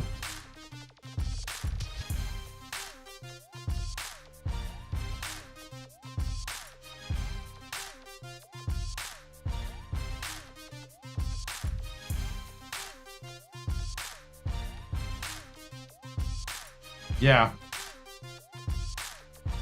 Well, Michigan State was kind of like I don't know. Oh, that's all the development. Hey, we got that done tonight. While we're sitting here, is there anything?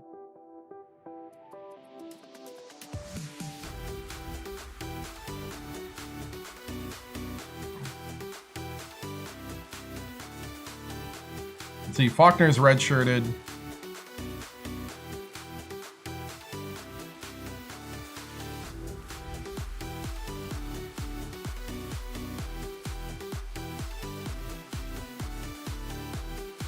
Man, Giles leaving kind of doesn't hurt me.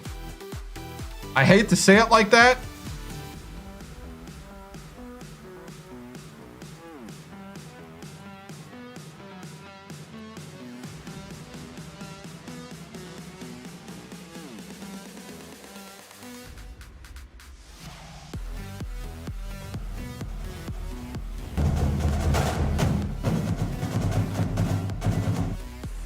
But yeah, Giles leaving.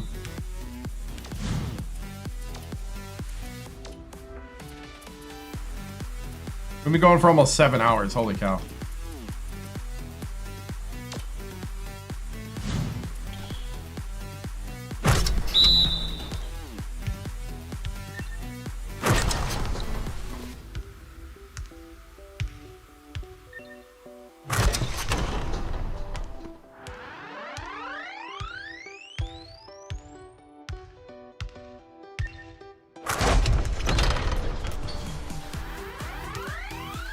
Yeah, I used to do that a lot.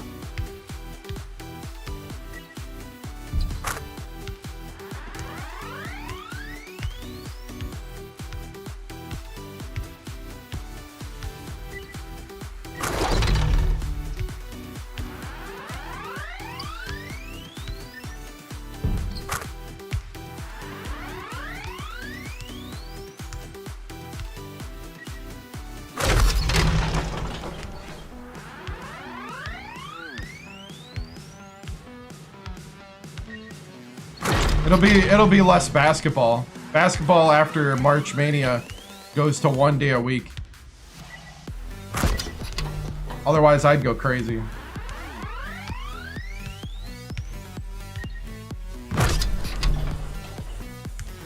Probably go back to like Victoria 3 and Hearts of Iron, depending on how I'm feeling. Nah, I wouldn't do any other sport.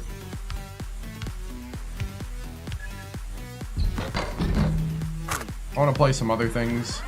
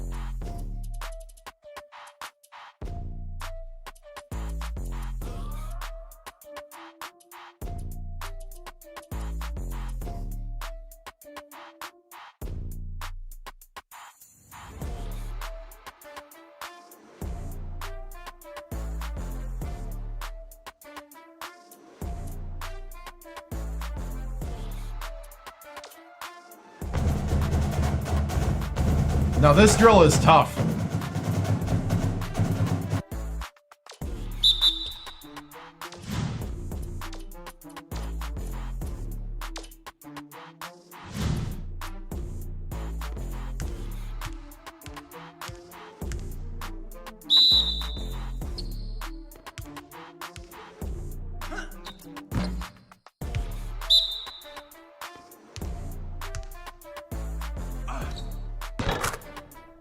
Average defense.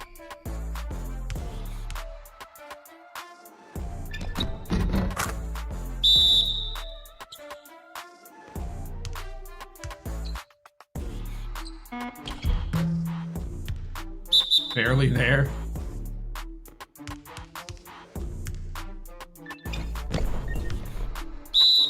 Got a block. Nice.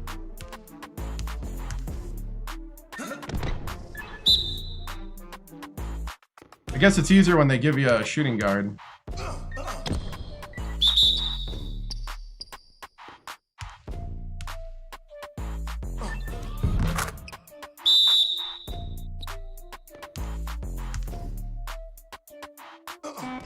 Oh, he faked me out.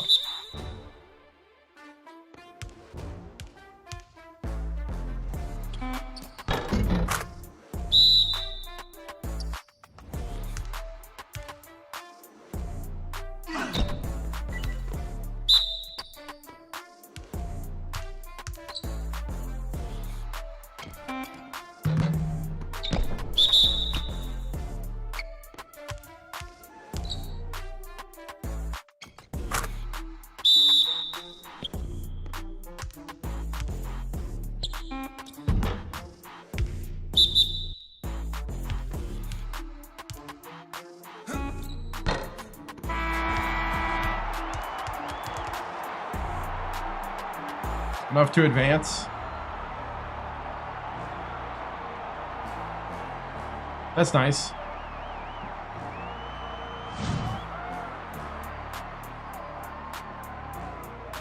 Trying to improve them.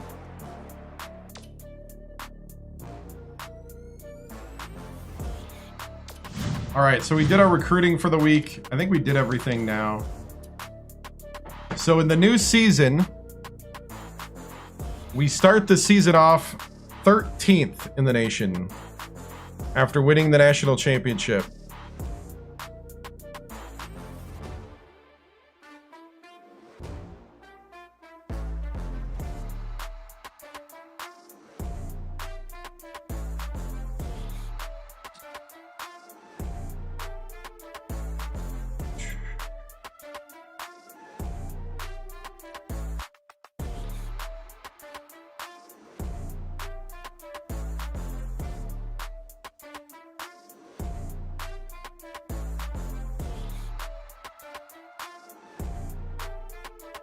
All right, I think we're good now. That's going to be it for tonight.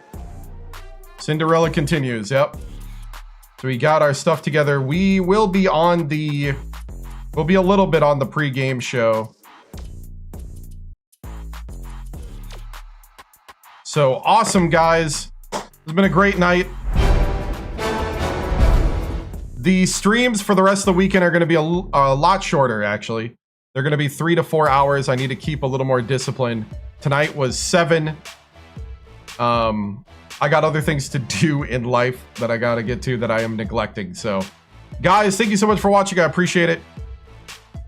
Hope you check out my YouTube, TikTok, Twitch, and Kick.com. I also have an Instagram if you're interested.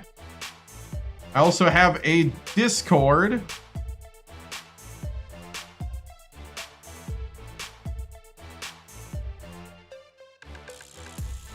Let's see.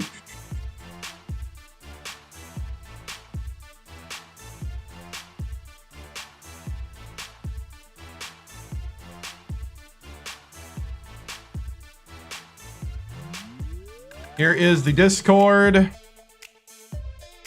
I think. Nope. Wrong keyboard.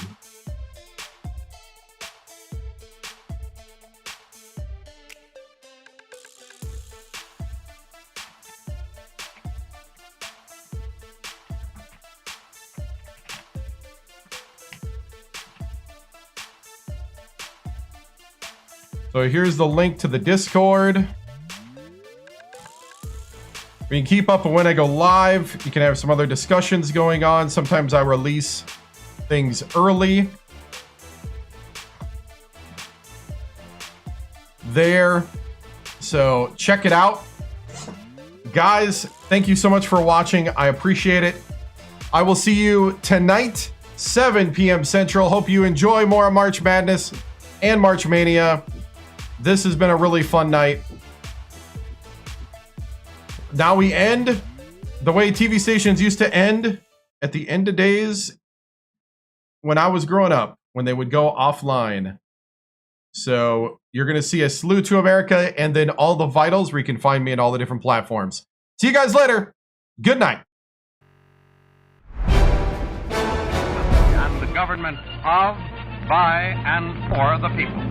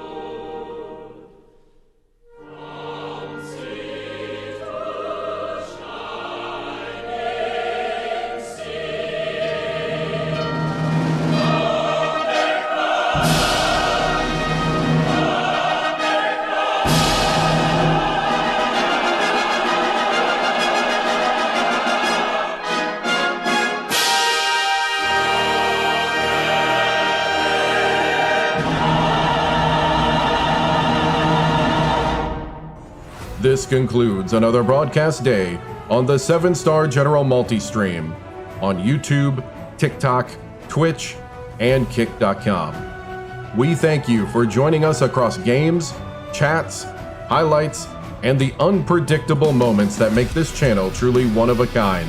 Whether you dropped in for the grind, stayed for the laughs, or simply vibed with the community, your presence means everything.